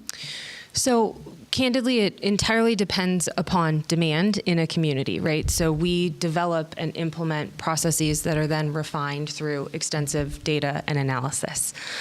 We've found that from a making deliveries make sense from a revenue perspective. Scheduled delivery is very effective. That also requires that people are home when they say they are going to be home. And so this is something where when implementing delivery in a community, you test and you iterate. It would be our intention that delivery services are available each day, right? So that someone in their home who has an interest in procuring cannabis can go online and place that order and receive that order within a reasonable amount of time. But until we are operational, I can't tell you exactly, would that be a 2-hour window? Would that be a 4-hour window? I think that really will be borne out through data.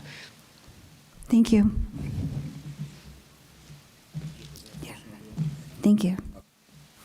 Now, Councilmember Medina. Thank you. Great. Thank you, Mr. Mayor. The question for all of the applicants: has your company had any cannabis license violations operating your dispensaries? If yes, can you please elaborate? Oh, yeah, sure. Yeah, go ahead. You know what? I appreciate that. I was just going to say we'll circulate the other way. I was going to offer to go first. And I saw that, and I appreciate you. Before I knew it was a yes or no question, I was going to offer. No, we have not. We have not. All of our stores are fully in compliance with local and state regulations and have never had any issues. And then I guess it would be. These answers are going to be quick. In the 17 years of continuous operations that MMD has had, we have never had a violation, an issue, or been out of regulatory compliance at the state or local level.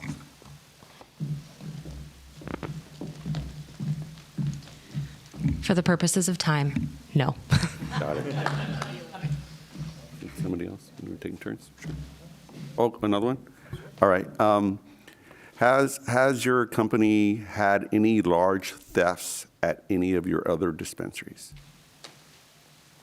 We'll go first this time. And if you could provide any detail on the size of the theft. Large thefts? We've never had any thefts. No thefts. No thefts, no break-ins, no thefts. Knock on wood, no. We did have our front window broken a couple times at Burners on Haight, and we installed a solid security gate to prevent that kind of thing. Great. I feel like maybe we should all just stand up here rather than musical chairs. But no, we, much like others, we have had attempted issues, but we've had no large thefts at Embark.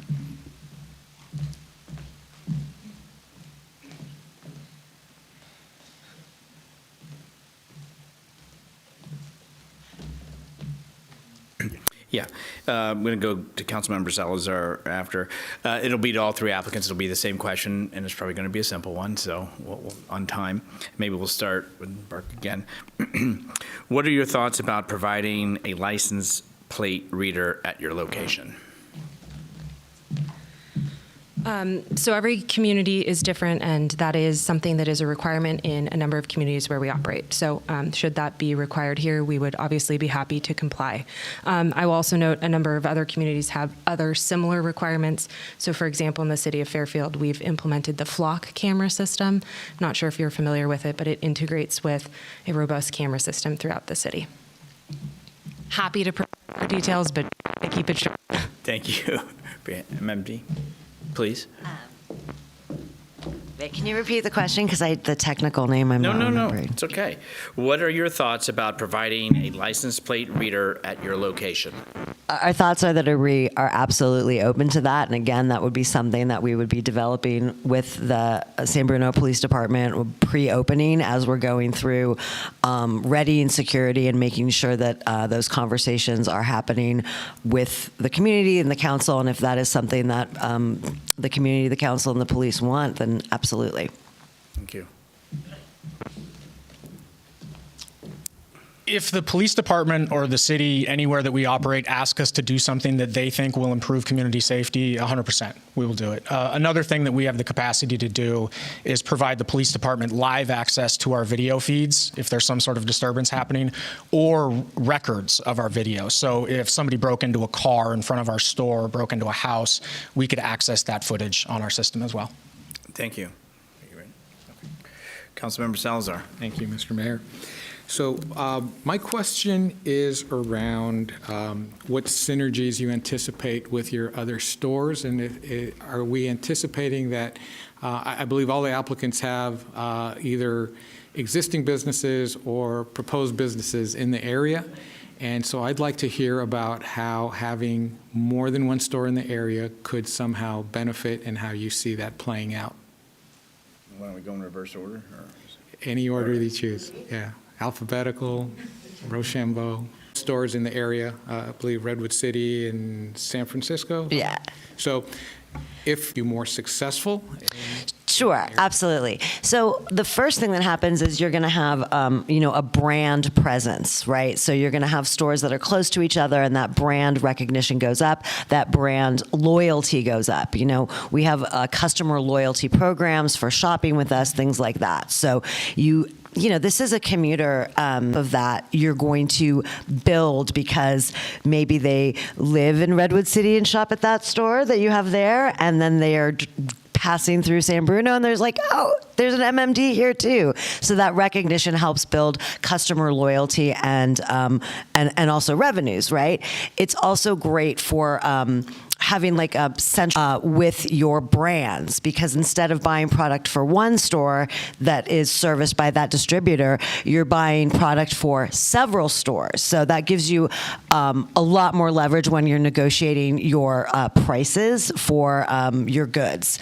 And I think also just on the employment level, you can really use employees to support each other, right? So you have general managers learning from other general managers. You're able to have a really focused management team that's having group management. Right now, we have 4 stores in Los Angeles, and we really wrap those together when we do nonprofit campaigns. So instead of being able to raise $5,000 from one area store for, our Pride Month campaign, this year we raised over $23,000 because all the stores pulled together. So if you have more stores in the area, you're really... Thank you. And before I let you go, your presentation specifically mentioned having licenses not only for retail distribution, but also for cultivation, distribution, and some other things.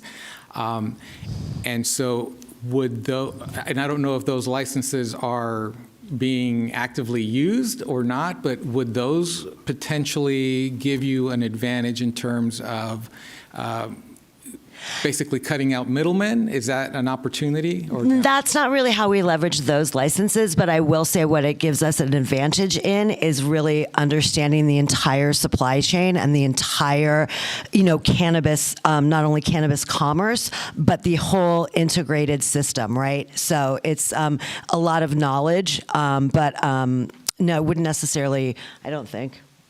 Yeah. Yeah, sorry, yeah, a little bit. I don't want another speaker up. Sorry, yeah. Okay, thank you.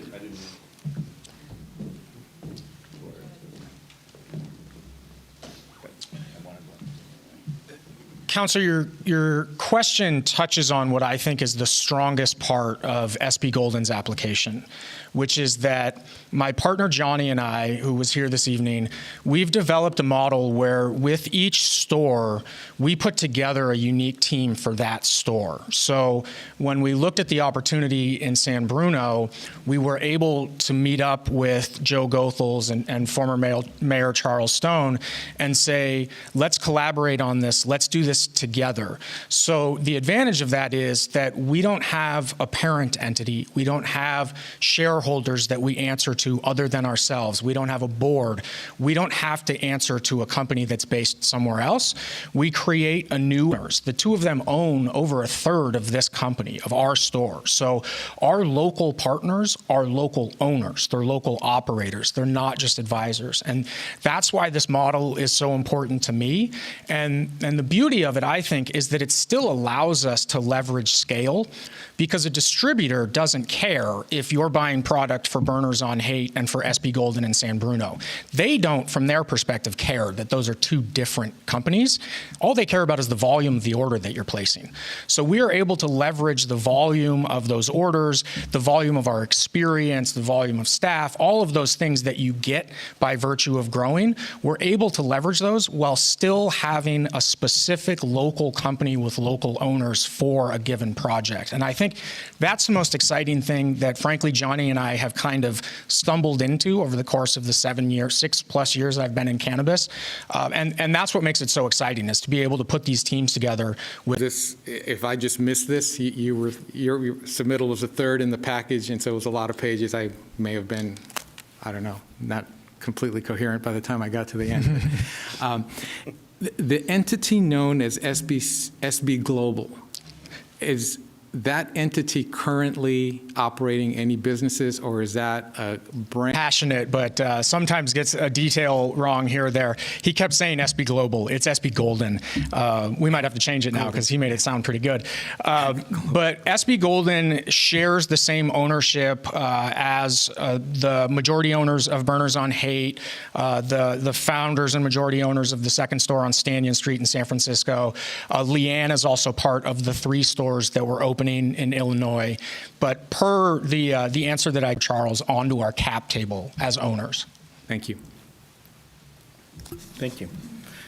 Any other questions of the applicants? There's still one more. You know what? I'm sorry. I started taking notes and checking boxes, and I got ahead of myself, and I apologize. Sorry.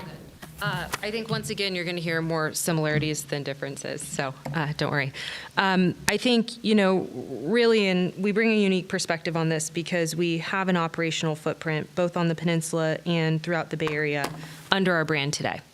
And so all I can do is share my experience as the CEO of that company and what that's meant for us in terms of creating a regional brand presence both here and across Northern California, given the 8 storms. We're getting products oftentimes for as much as 40% less than competitors and have the ability to pass those savings on to our customers because of the benefits of this scale and of the aggregation we're able to do on behalf of the Embark brand. I think Sarah touched on this wonderfully. There's also a tremendous value to having an existing customer base. I will tell you, we serve many San Bruno residents today at our storefront in Redwood City and at our storefronts beyond. That recognition and that loyalty is proving exceptionally palpable for us. It was just 3 short years ago that we started Embark at my husband's and my, but I want to be crystal clear that the owners of this company are in this room tonight and include Bobby, whose family has had skin in the game in this community for generations. And so while we are able to build on Embark's loyalty and our Embark brand presence, we are also able to build upon the deep local roots that we create in each of the communities we serve to really maximize impact. As we look to grow our footprint in specific regions, so rather than sort of one store in Northern California and one store very far in Southern California, there's a disconnect there geographically, but I think if you talk to someone from NorCal, culturally, right, between, and really use that to advance our efforts in a nearby community as well. I think a couple of the places you see that are in our ability to promote our team. Without getting into union politics here before you tonight, I'm exceptionally proud of the commitments we've made to our team, including through our decision to work proactively with the union and in collaboration with the union. Because of our regional footprint, we are able to create solidly middle-class jobs and not just careers and not just entry-level jobs. And that is in part because our regional footprint allows us to promote from within. In any store, even if you have 4 or 5 or 6 managerial positions, at the end of the day, you run out of managerial positions in one store. By creating a regional footprint, we are able to continue to grow and matriculate those folks from beyond. You heard from Mela tonight, who is our Redwood City General Manager. She will soon advance, God willing, should we be successful, into a regional leadership position and has already begun to cultivate folks from within her management team to ascend to her position. That is true employee empowerment, and it's only afforded to us because of the scale we've created. I think finally, and very importantly, I've talked about sharing lessons learned through this regional approach. Another place where we apply those lessons learned is through our community of benefits. So as you heard me briefly cover, because I spoke very quickly in 10 minutes that I swear felt like 3, in each of the communities we serve, we create a distinct community advisory board. I'm proud that you heard from so many of those members tonight because it's a testament to the incredible work that Devin and Bobby have done in this community for nearly a year now. And where there is crossover, we are starting to create opportunities where those boards come together to try and address regional challenges. So one example of that is we've been funding youth drug education and prevention in one community, and because of the success it was garnering, we were actually able to take that case study to the neighboring school district, and that school district is now working with us to ultimately deploy that curriculum. We wouldn't have been able to do that but for the fact that they were able to go to that neighboring community and see the results of the work that we were doing. So because I promised you I would try and answer these things quickly. So just really quickly, we, and again speaking just from my own experience, we benefit from tremendous economies of scale because of the regional footprint we have, including on the peninsula. We benefit from a significant customer base, and that loyalty translates to customers who come to Embark and who go to neighboring communities because they love the Embark team. We tremendous benefit that our community advisory boards can often come together to address regional needs. Thank you. I'm good. Okay.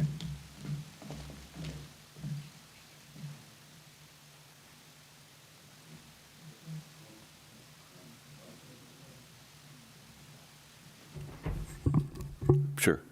I had a question about the ratio, and I found one of them where the customer coming to the store and then the percentage of delivery. And so I found one of them, and I was wondering if we can quickly hear from everyone. I know SB Golden currently isn't proposing to do delivery, so their volume of customers is everything through the door. I think Embark has 838 customers that are at the door and then 148 per day that come for delivery. And I just haven't been able to find MMD's breakdown, if you have it. So that's what I wanted to clarify. And then with SB Golden, like knowing that you're allowed to do delivery, is that something that you? There was two questions, but to the first question for you, if you can come to the podium, which is specific to you, and then Councilmember Medina will repeat the question. Why don't you come to the podium? Did you want him to repeat the question, or so your breakdown? Delivery. So currently, all of our stores have delivery, and it's about 10% of our sales are through delivery. And then, would you definitely repeat the second part of the question? Well, the second question is, well, you've answered the question. I have the answer from Embark. They have break up the calculator, and then so you're good. You answer my question. Then the question is for SB Golden. They're not offering, or they haven't proposed delivery, and so that just doesn't fit your model. I'm just trying to understand. I'm trying to get apples to apples here. So if you go on Weed Maps or a few other places on the internet right now, you could find about 100 vendors, both because we thought people would be more comfortable with that. And it showed some initial popularity during the beginning of the shutdown, and then we just didn't see a demand for it. And mind you, our Burners on Hate store is a partnership with the Cookies brand, which is probably the most popular cannabis brand in the country, and there just wasn't a demand for delivery. That market is saturated, and we didn't think that it justified the logistics and the requirements for it. If the city wants us to do it, I'm certainly open to it. It's not difficult. We have the operational capacity and the history of doing it. I just don't think it's a viable business given those market conditions. And I do just want to make one point, since you're proposing those numbers, in the case of Embark with 6 parking spaces. So that's a disconnect that I think is worth considering. We think our volume projections are more accurate, and that our 4 parking spaces will be adequate for the demand that we foresee. Would it be possible?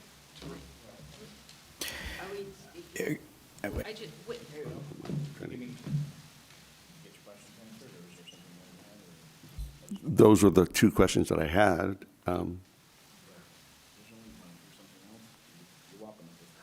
So with the volume of customers, and then I think Embark mentioned a shuttle, and so perhaps they could elaborate on a shuttle. I see that MMD kind of touted their shuttle that comes through the downtown.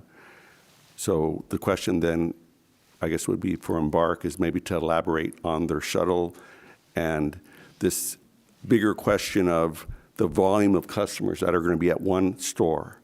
It's going to be in the 800 to 800. It's going to be interesting to see how the traffic would flow with those projected numbers. So that's the question for Embark. Yeah, either of you are welcome to answer. Well, the problem is I analyze the parking and I manage the operational side of the business. It's kind of a 2-part question. So if I could just touch on the first part, because it's a direct rebuttal to a number of, I think, comments that were made tonight that we just want to address. So when it comes to compliance and parking, I don't know if you all have had a chance to look at the site plans. We have 6 conforming parking spaces. We believe we're the only adequately parked site. And why I say that is when you passed your ordinance for design standards for parkings in 2020, the width and the length of parking stall additional use permit process, they're going to have to demonstrate parking compliance. It's our strong belief that once reviewed by the Public Works Department that they have 0 complying parking spaces. It's noted on their plans. So that's the first piece of this. The second piece of this, and no disrespect to MMD, there's 10 spaces they're showing on their parking lot. The secured storage does not count for public parking. Again, we've measured this. If you go and you look at the parking standards, there's only 2 parking spaces that will fit in that lot because of the ADA standards. So first and foremost, I just want to clarify that, and that's for your staff to determine. I'm not here to make claims, but from our analysis, our belief is we do have the most compliant parking spaces. Additionally, off-site parking in the city of San Bruno in code requires deed restriction. So those additional 20 parking spaces that are being discussed, we looked at the Apple Store understanding that there may be some changes in that property in the near future. So again, that would require a deed restriction for the lifetime of the MMD business. But again, for SB Golden, we believe there are 0 parking spaces that will comply there. That's our belief. As it relates to our volume every day, I'm going to give you 2 case studies. So Redwood City, right now, this also speaks to the revenue question, because I think there was some things that were said about our inaccuracies in our revenue. Redwood City has 2 stores today. Our store does $15 million in volume there, with about the same number of parking spaces we're proposing in San Bruno, with the same number of parking spaces roughly that we have here. Similarly, in Fresno, we have a $27 million store. That parking lot is similarly constrained. So, I think the notion of, this kind of goes back to one of your first questions. What's the hardest thing to do, for us, is to dispel myths. We're all coming up here and telling you different stories. You all have to sit there and weigh the facts and say, who is telling me the truth? We are the only operator that's currently operating on the peninsula, running a very successful business in Redwood City. You've heard from current and former elected officials who have put their names on the line for us. Congressman Mullen has stood up with us, delivering exceptional results to Redwood City every single day, and we look forward to doing the same here. With respect to the shuttle and that piece of the business, I'd like to let Lauren finish the question, if that's okay. Thank you very much. Yeah, I just want one person speaking on a question, not having 2 or 3, which I've learned that before. Okay, so sorry, then I'll finish it. So yes, we do have a shuttle, multi-point shuttle. We actually looked at different Caltrain stations, BART stations that have ample parking. That's where we see a lot of our customer throughput in existing locations in Redwood City, Caltrain, et cetera. So for us, delivery is critical in reducing the daily trips we see at the store. So the 800-ish trips you see projecting year 1, and the 100 or so deliveries, as Lauren mentioned, in mortar, to e-commerce customers where they can order online and then they can come and do a scheduled pickup, finally to in-home delivery. And to be clear, that in-home delivery is tracked, and it has to happen between 9 a.m. and 9 p.m. The cars have GPS, they have security, they're fully audited. Our entire company is audited by a top drawer, top 5 auditing firm, Markham. So every single year we go through extensive audits, not just not going to find a more compliant operator, but specifically those numbers go from 1,000 trips to the store, which again, a lot of these are buy online, pick up in stores, which reduces the time in store from 15 minutes to less than 60 seconds. So we're able to churn through people incredibly quickly, and we're already doing this. I mean, truly, you heard from our Redwood City regulators tonight. We're executing the business that we're proposing here now in Redwood City under almost identical conditions, and we've had 0 issues, and we've been welcomed by that community. Thank you. Am I answering that question too? I'm a little bit lost right now. Are we? Well, Are we going to be allowed to respond? Hold on, please. I know because it's getting late, and so everything, we move a little slower. So I just want to, you've asked a question to a specific, because the council's asking the questions, so. Got it. So that was very helpful.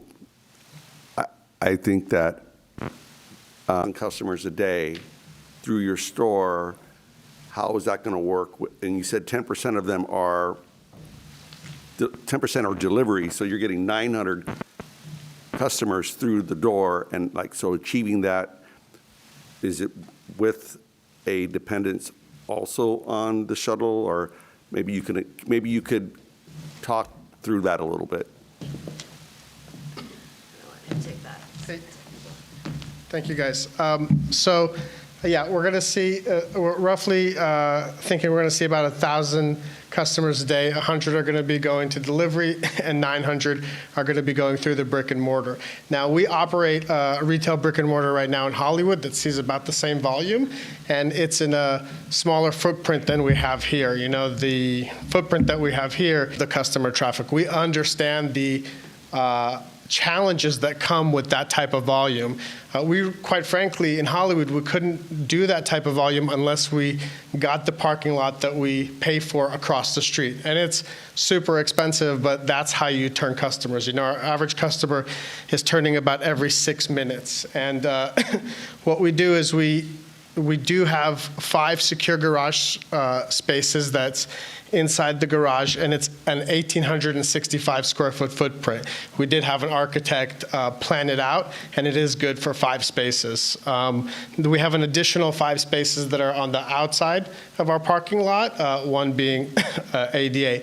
And then we secured all these customers. And without that parking lot, I don't know how anybody's able to do it. I know, with all due respect, Embark is saying that they can, but we know what it's like to go through 1,000 customers a day, and it's very challenging without the parking. Okay. Did that answer your question? Yes, thank you. Okay.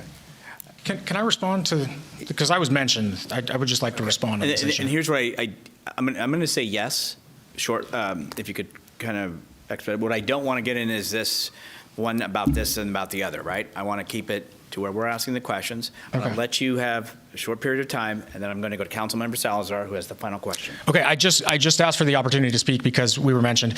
6 of their application, they show 1,466 customers at their store per day with 6 parking spaces. That will create a calamity on El Camino Real. Okay. Councilmember Salazar. Thank you, Mr. Mayor. So I want to direct my question to staff. And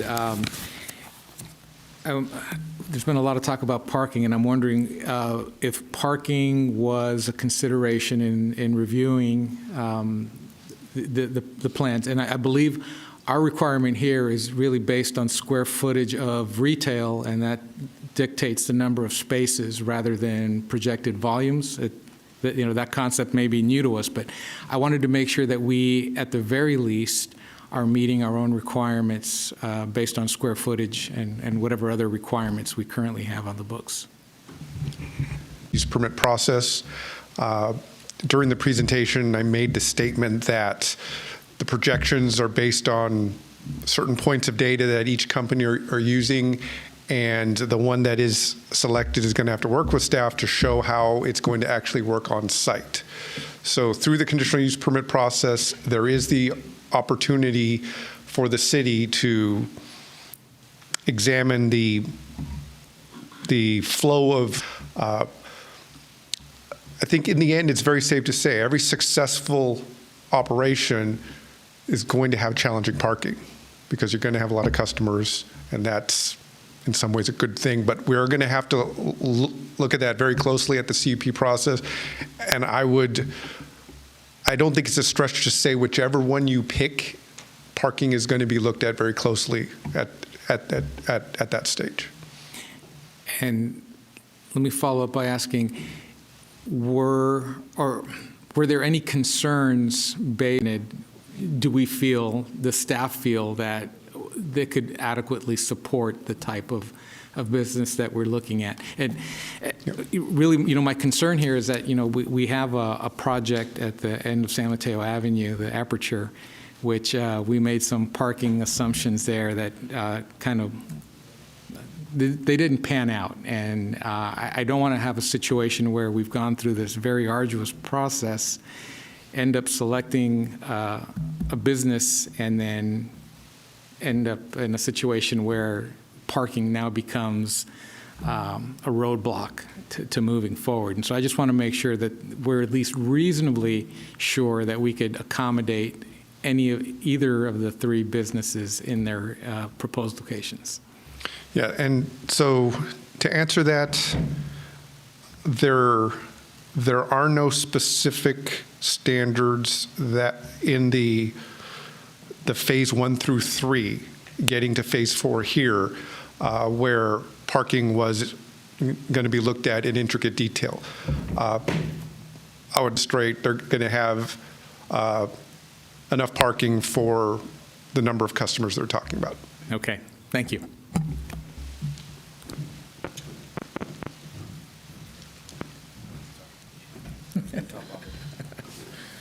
Okay, appreciate, thank you to the applicants for answering the questions. Thank you, staff. All right, with that, we've heard the public hearing, so at this time, I'd like to have action to close the public hearing. So moved. Second. Motion made, seconded to close public hearing. All those in favor say aye. Aye. Any opposed? That's 5-0 unanimous to close public hearing. Now we brought back to City Council. So at this time, I had made mention that maybe we want to take kind of an assessment or where we're at as far as maybe if we've had enough information or not, if there requires more deliberation. Is everybody okay with that? Okay. So what I'm going to do is just do it as we usually do during the council meeting. This is not an official vote. This is just kind of seeing where we're at. And so I'm going to start with Councilmember Alvarez. Which of the three are you leaning or thinking about at this time? Doesn't mean things can't change. I'm just asking him for an assessment. No, I just want you to say one of the three names. My preference is Embark. Okay, I appreciate it. Thank you. Councilmember Medina. It's very, very close, but I would say MMD. Thank you. Councilmember Salazar. I agree with Marty. It was very, very close. We had some really good presentations, but I think I am leaning toward Embark. Vice Mayor. All the applicants are strong, and we as a city can't lose. But I am choosing Embark. Okay. We have three already, and I'm just going to, so it doesn't look like I tried to dodge something here. Right now, I would also be leaning toward Embark.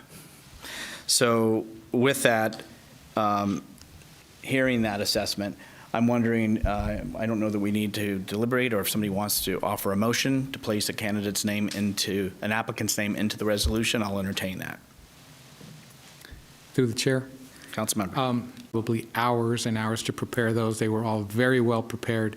Coming in tonight, it was, it wasn't clear to me who should be selected. And even now, it's, I got to say, you all presented yourselves exceptionally well, and you all did exactly what we would hope. You engaged with the community, and you brought forward some excellent proposals. So I wanted to thank you all for that effort. But we have to make a choice, and right now my gut is telling me that we should lean toward Embark. So I will make a motion that we move forward with Embark as our choice for awarding the license. I second. There is a motion and seconded, Salazar Alvarez, to move forward Embark in the process and put it in the blank of the resolution. City Attorney, just making sure. Yeah. Mayor Medina, I just wanted to clarify, is this motion to just put the name in the resolution, or are you making the motion? I guess I should direct this to Councilmember Salazar. Stating it, yes. So I will make a motion to move or to approve the resolution with Embark as the selected party. And is that fine, City Attorney? I second. And you confirm on the second. Okay, with that, all those in favor say aye. Aye. Any opposed? Any abstentions? I hear unanimous vote. Councilmember Salazar said it, but this, and we did read this, the packet, it was arduous in the sense of the dedication and the passion you have for the industry and wanting to come to San Bruno. And this is something new for our community. So, and care, and we appreciate that. And we appreciate you submitting an application for this city and for its future. So with that, please go home and relax and drive safe. City Clerk, we are obviously past the 10:25, but because we were on a topic, I understand that, but do we now have to kind of go to see if we're going to continue the meeting? Come on, give me a hug. Not a problem.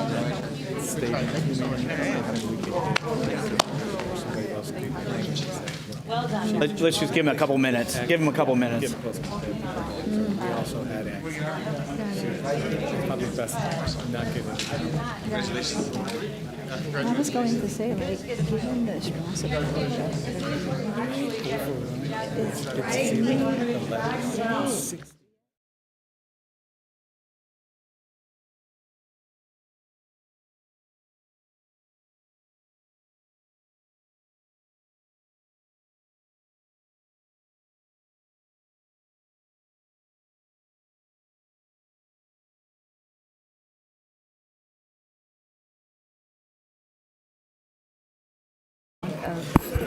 All right, again, folks, thank you, but we have more business to conduct.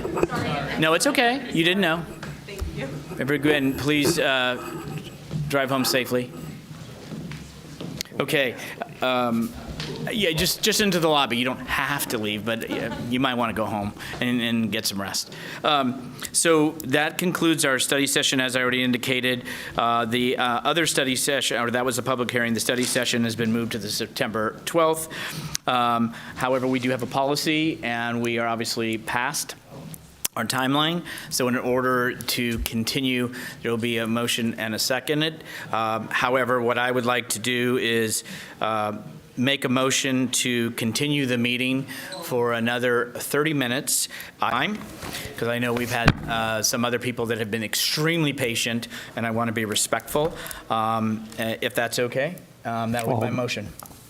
I'll second. Motion by me, the mayor, seconded by Councilmember Salazar, to continue the meeting for 30 minutes and to have any items report on number 9 be submitted to city clerk. All those in favor say aye. Aye. Aye. Any opposed? Pass unanimously. We'll skip 9. We'll go to 10. Comments from council members. Councilmember Medina. First item, hold a discussion to explore the city council sending a letter to the various transportation agencies in San Bruno to request these agencies do a better options for unresponsiveness. Councilmember. Yes, thank you, Mr. Mayor, and I do want to thank you because I have seen your emails that you've had, a couple of them that you send to Caltrans, Samtrans, and I think we just aren't getting enough of a response. That things are taking too long, and so what else can we do? Our residents are asking us to do something, and these agencies aren't being very responsive. So perhaps if the council put together a letter to the various agencies and requesting our supervisors' support, our assembly members' support, our senators' support to obtain compliance. So that's the reason why I brought this forward, to see if others that go through our city could take better care of their property and their responsibility. So for me, it will help me because I'm going to rattle about 5 of them off. So I don't know if you're referencing all of them. What I mean by that is you... Not the TA, not the 101. It's basically Samtrans, Caltrain, Caltrans, BART. And if anyone had something else, I think they just need to do a better job. They're coming through our city through either their tracks or their freeways that need to be better maintained, and it's a poor reflection, and they should do better. Go ahead, Vice Mayor, while I ponder. So I have a question. I'm supportive of this because I agree that these agencies need to do more. And I mean, to be completely honest, there are agencies who send us letters, and we're obligated to respond. We responded to a couple grand jury letters on consent. How specifically? Like, what if the letter is just do a better job? That and get a response. Getting the response. The response we're going to get is, okay, we'll do a better job. Do we need to have specifics, or is the letter going to have specific areas that right now need to be done better? Just wanted you to elaborate a little bit. Sure, I think we could. I would suggest that I could work with the mayor in drafting that language if the mayor was interested in doing that, or if somebody else wanted to do it. The mayor does have connections to these, and he has been sending emails. I've seen them, and we just need to. I feel we should be able to ask them to do a better job, and then look at the consequences. If they don't, if they just continue to ignore us, what can we do? What should we be doing as a city? Okay, so I'm going to say that, and again, it's the hour, and I understand that. But until we know what they do, we don't know the problem. I'm going to go real quick. So the San Bruno train station, the station platforms, because we have one, are serviced 5 days a week, Monday through Friday. This station platforms are power washed 3 times per week. The elevators are cleaned 7 days per week. The landscape in the parking lot is serviced 5 days a month. So I guess I'm going to say, do we know the facts of what they do currently? Because then obviously the fountain is us. It's not them. It's not Caltrain. So, I think we need specifics. The way I'm hearing, because you also mentioned homeless. Well, we know that's a whole legal statute thing when it comes to Caltrans. And, it takes, it's an arduous process that has been frustrating for the length of time. And then I've got Samtrans, so I guess there needs to be more specifics. There was some concern on Samtrans bus stops. Well, they've been rectified. So, and then, you emailed about garbage. I called and we got the garbage picked up. So I just really need more than just send a letter that says you need to do a better job. We also know Caltrans has said, and you know this, said, you want to do it? Please go ahead. You can do a service agreement. Does the city staff have the resources to do it? Probably not. Would they love us to pick up the trash? I'm sure they would. So I just need more specifics in essence, because I think going to agencies and say, you need to do better. The question is going to come back, and what are we need specifics. Perhaps, Mr. Mayor. Caltrans is a whole nother situation. Yeah, perhaps, Mr. Mayor, you and I could work on, see if we can write this letter and we'll bring it back.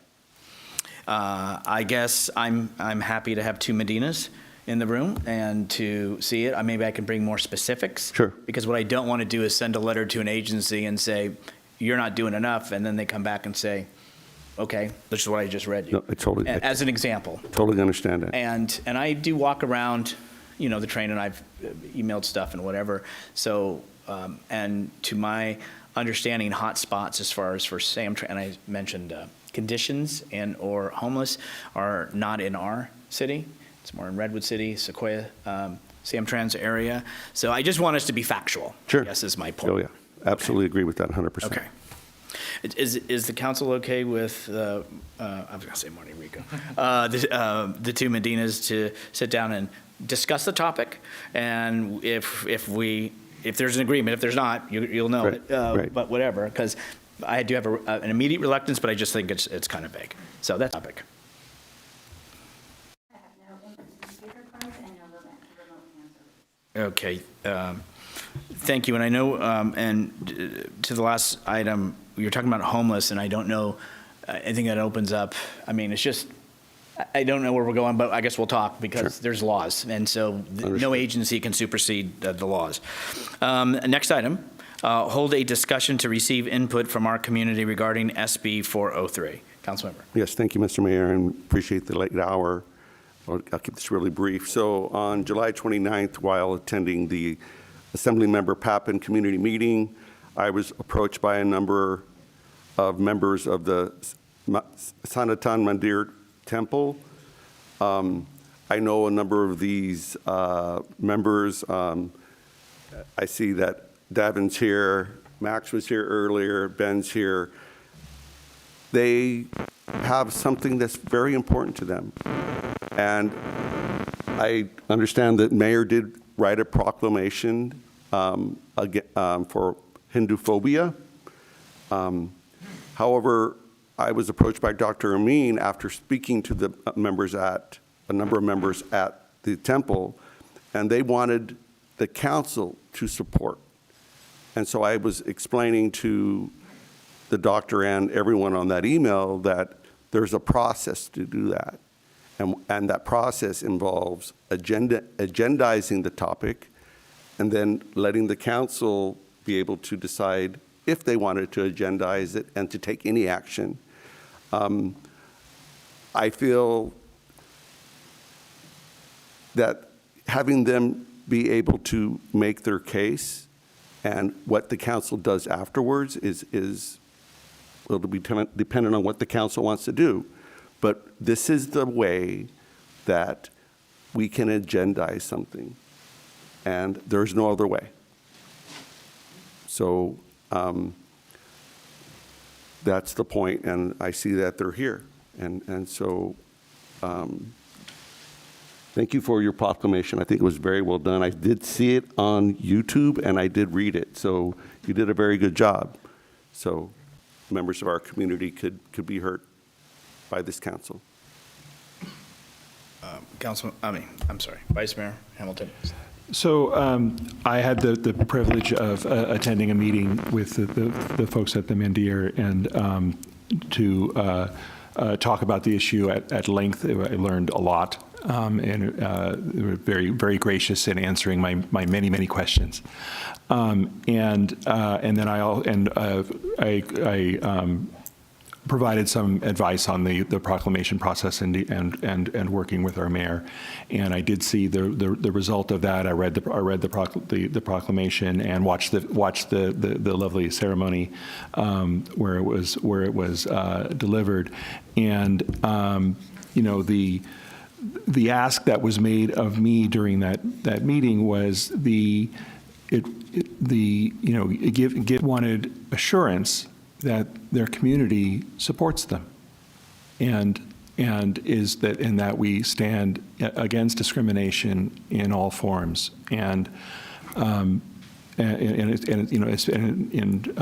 specifically discrimination against Hindus, and I believe that the proclamation states that very unequivocally. I agree with every word of the proclamation and support it wholeheartedly, and those are my comments. Okay, thank you.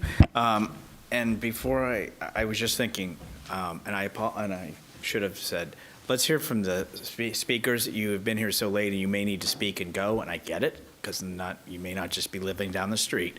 So if we can call the speakers, because we need to do that, and then we can come back to the rest of the colleagues, please. So I will name off 3 names, as we did in the previous item. Dr. Dilip Amin, Sandy Sigad, and I apologize if I'm mispronouncing, Mangala Kumar.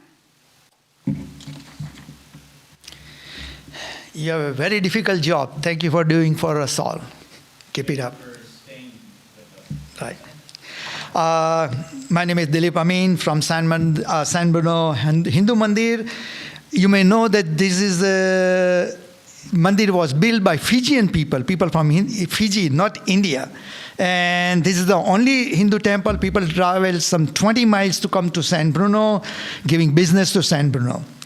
Definitely we like to thank Mayor Rico Medina for declaring proclamation on Hindu phobia. Now it would be good to have a stronger resolution by the City Council against the discriminative bill SB 403.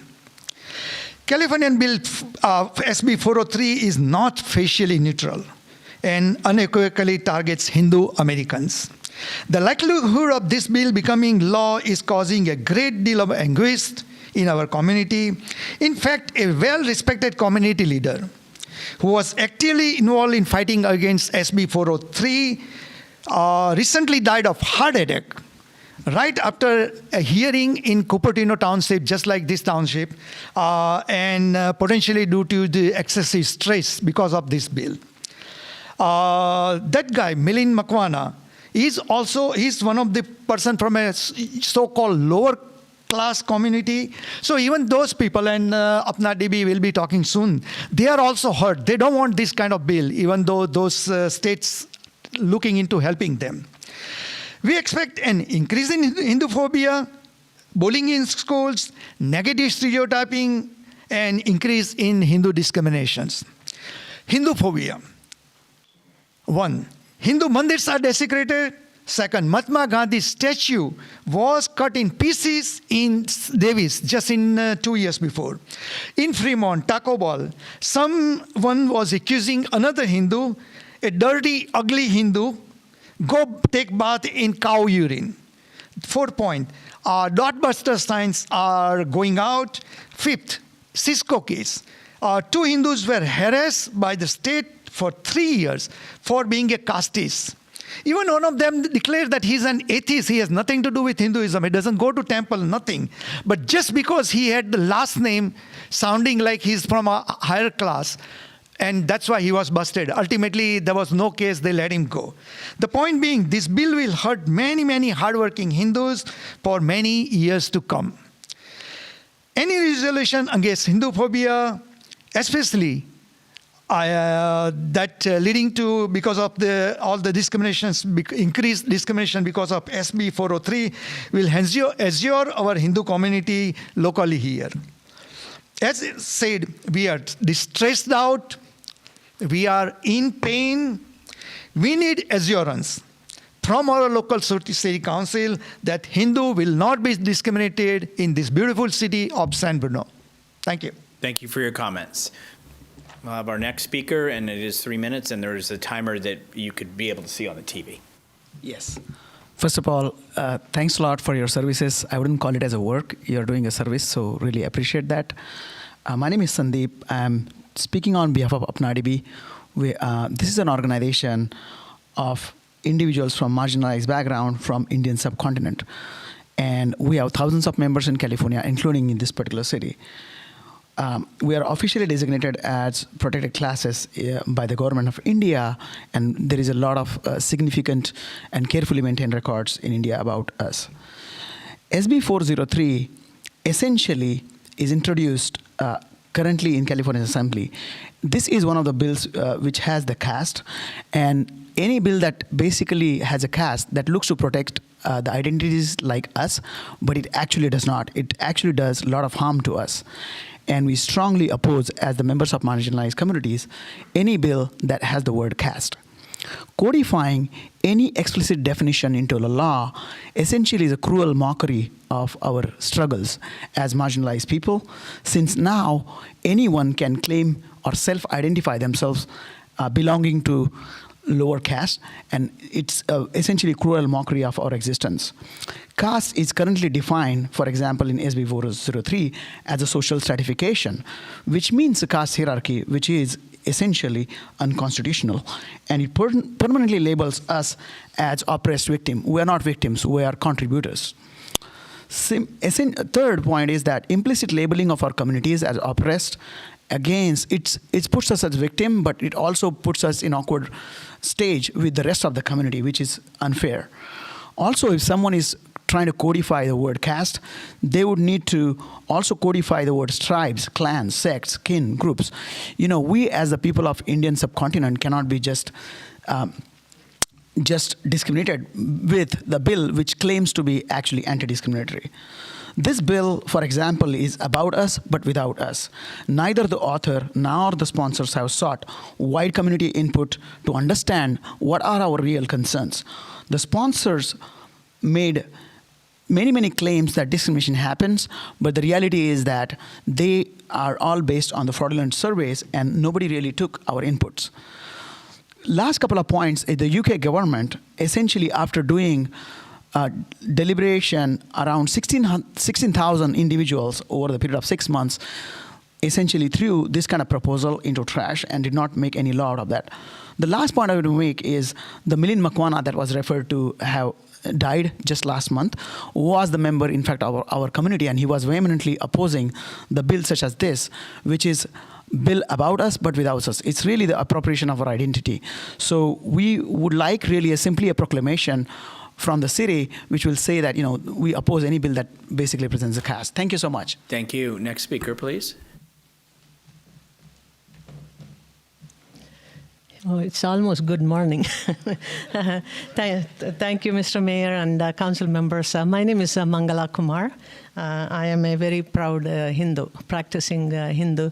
I'm not going to repeat the points Dr. Amin and Sandeep Dedagiji have pointed out to you, but trust me when I tell you, all of us have been put through such trauma because of SB 403. I've been in America 43 years and never heard of the word caste. Anybody asking me what my caste is or me asking them what their caste is. So just a couple of facts about Hindu phobia. You know, way back when I came in 1980, you weren't probably seeing a lot of Indian American faces. So it's only in the 90s and the 2000 onwards you see a lot of Indian Americans, and the majority of us happen to be Hindus. So in its mildest form, you will see Hinduphobia as curry, holy cow, oh, you guys are idol worshippers and stuff, which is derogatory. And, over time, we kind of try to ignore that and try to educate them.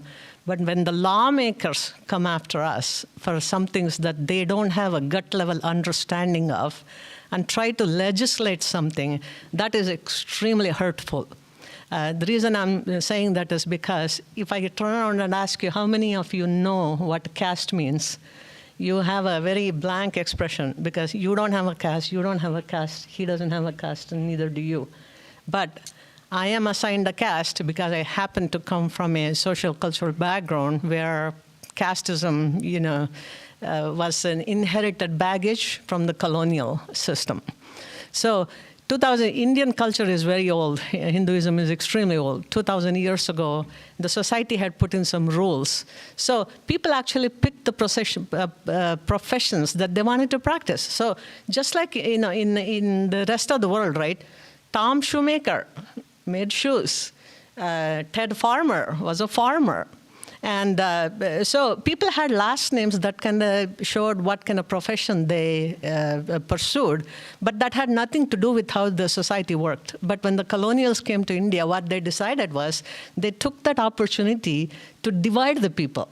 They said, oh, you are a farmer, you work in the dirt, so you are not an upper class. So this guy is a priest, he is qualified, he has read the scriptures, he is upper caste. So they did that intentionally to divide and rule in India. So decades and centuries after that, if people are still claiming Indians practice caste, it is totally meaningless. And also in America, how is it relevant? 99.99% of America doesn't know what caste is. So how does one legislate something that they don't even understand? What is their authority to come after such a micro minority? So I'm just telling you, this has been such a stressful, traumatic situation. And another thing they do is, You need to, you've exceeded your 3 minutes. So they cannot define caste in SB 403. So they're using words like it is inherited status. What is my child inheriting from me? Ma'am, you've already exceeded your time limit. Okay. I'm sorry. It's okay. I have to keep everybody because I've been in situations where everybody wants, if they get more time, somebody else gets more time. So just a last request, please don't put our kids through this trauma of a generational trauma of a caste issue. That's the only request I make from you. Thank you for your comments. Next speaker, please.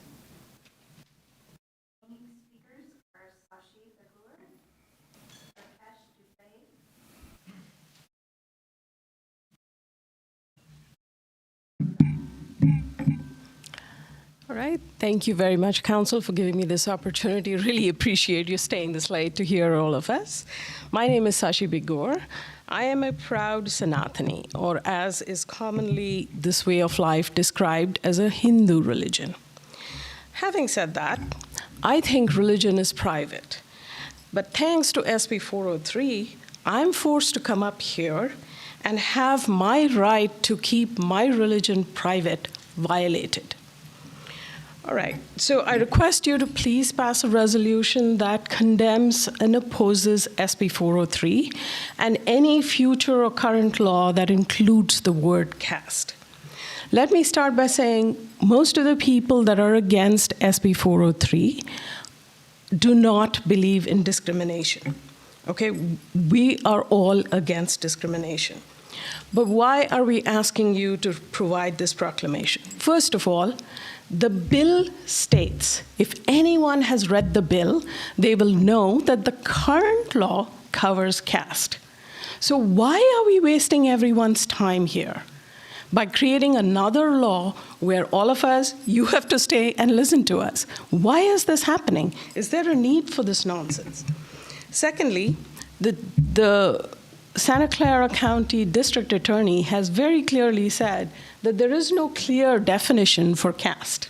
If you ask 5 people, you'll get 15 answers, which means he cannot have a law that cannot be consistently applied to all the people that belong that belong to his county.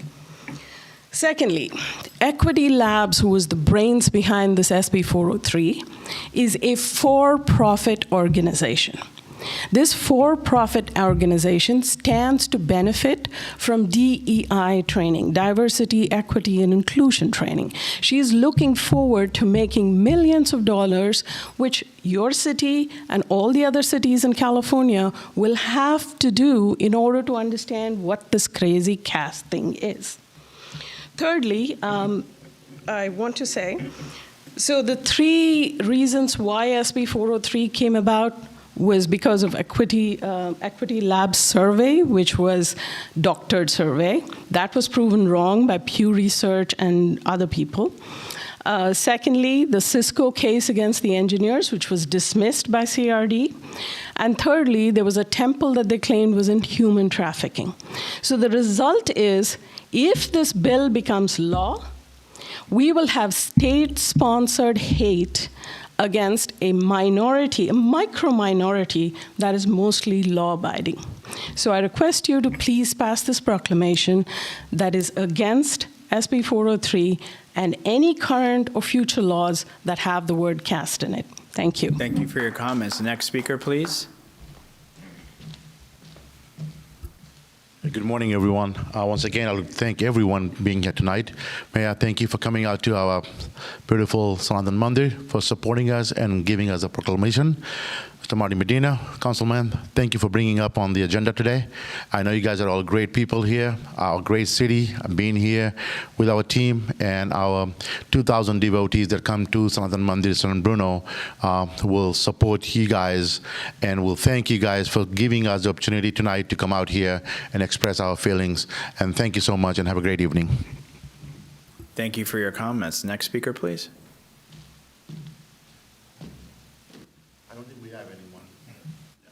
Is there anybody via Zoom? Okay.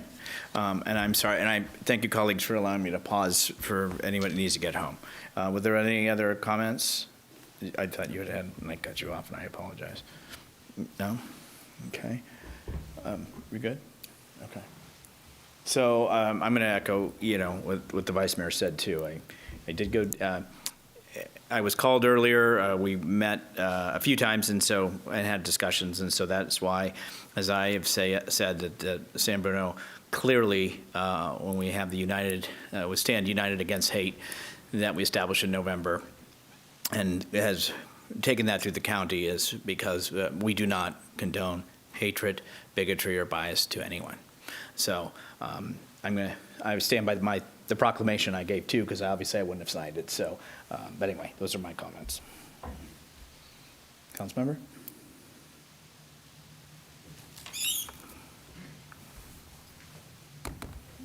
So it's really interesting. We haven't gone through this before. We don't have this much experience in how we agendize something. So you were able to make your comments heard. The proclamation was signed by the mayor. I believe that if you were satisfied with that proclamation and that the council were to also sign that, would that be satisfactory for you? That's.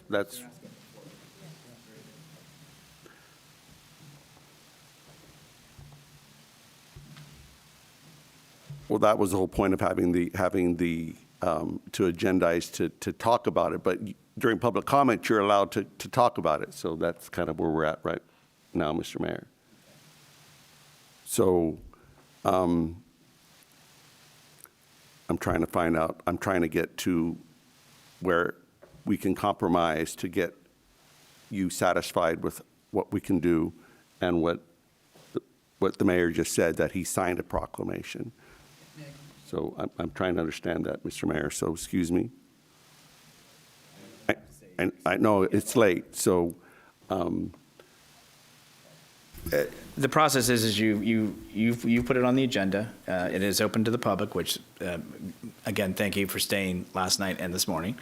And then it requires 3 votes, because you're asking it to be agendized on September the 12th, then to have a further discussion, commentary, and then take action. I will tell you that, if my memory's right, that September 14th, the session in Sacramento is closed. And bills will have already been voted on and placed before the governor's desk, who has then, I believe, 30 days in which to sign or not sign. So in essence, this bill in question could be even voted on potentially prior to the next meeting, just as logistics. But the process would be, to answer your question, is to see if there's 3 people who wish to put it on the agenda for another discussion and or a different action than the proclamation that, my proclamation is done. So that they have and that they retain, and so I have done that.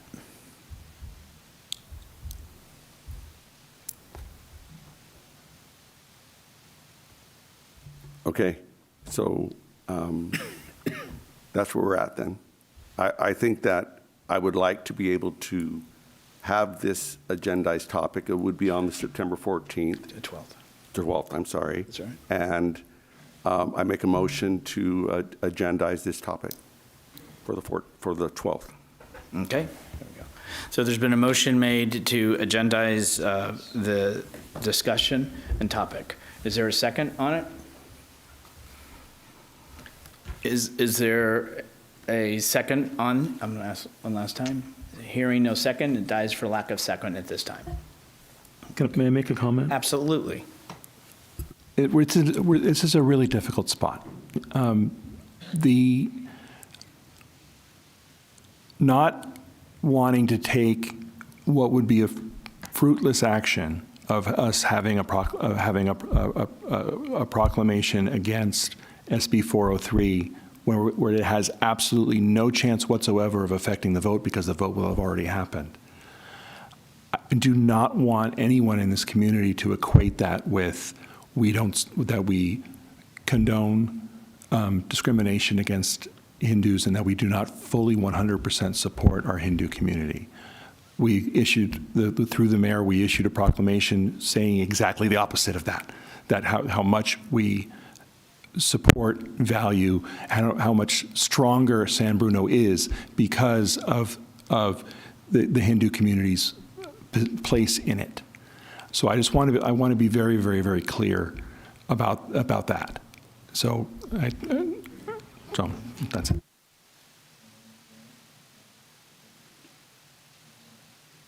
Councilmember Just one Salazar. comment. I agree with the vice mayor. We don't want to make empty gestures, but it definitely doesn't mean that we don't empathize with what you're going through, and it's tragic that that the unintended consequences of somebody's action is causing this much distress in the community and in our community. And so I definitely feel for you as well. I'm sure that you've taken the action to lobby our assembly member to make sure that she is aware. I can commit to also doing that on your behalf. Personally, I will make that effort, and hopefully, I don't know that it'll have any effect, but I will definitely convey your thoughts and the amount of anguish that it's causing you. Thank you, and I've already talked to the assembly person's office, so I already did it myself because that to me is where the votes go, and that's where us as electeds can pick up the phone. Us as elected can send a card or notice that doesn't need an action here because things move at a different pace up there. I don't think most people know legislation is done on the 14th of September, and it probably would be done before that potentially. So. Yes, that is stuff we all could have already been doing and should be doing. And I echo what the Vice Mayor and Councilmember Salazar have said, and you know what my comments were, and that's why I accepted the invitation. I was warmly welcomed, greeted, and treated exceptional. And this community that I've lived in my whole life does not condone and does not stand by hate of any sort to anyone, period. And I don't think I need a motion, and I don't need it brought back up on an agenda, that we unanimously would stand by that. And this community is a loving community. So with that, I do appreciate you staying. I want you to drive home safe. With that, we're going to move on from that topic. I'm going to ask the attorney, can we have on the rest of council comments, and I understand, but I said 30 minutes, we're there. Can they be submitted to the clerk? Council comments, can they be submitted to the clerk? To have, Or just hold, okay. I'm just trying to say, because some people may say, I wanted to get something said, it's 12:15 in the morning, I'm trying to get staff home. you're talking about having other council members just submit their Yes. their comments to the clerk. As they were going to do for committee report outs.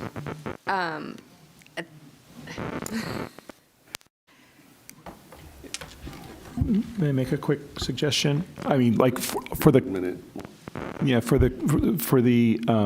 community, like for the council report out, I'm just going to hold it and I'll make it on the 12th. It's not, you know. But for council comments, I think if we can just extend the meeting for 5 minutes and we just keep them short. Minor. Anyway, I'd like to have my question answered if I could.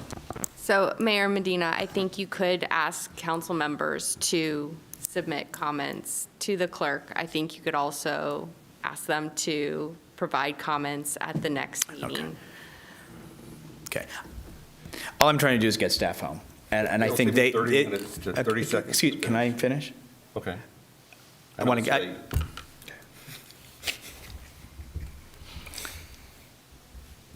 So here's what I'm going to do.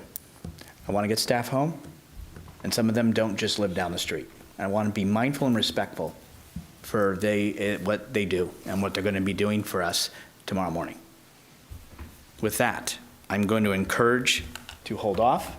I'm going to encourage not to say any, and I'm going to encourage that if they're abundantly necessary to be said, that they need to be in the minutes, to submit them to the clerk if it's something of a critical nature before our next minutes.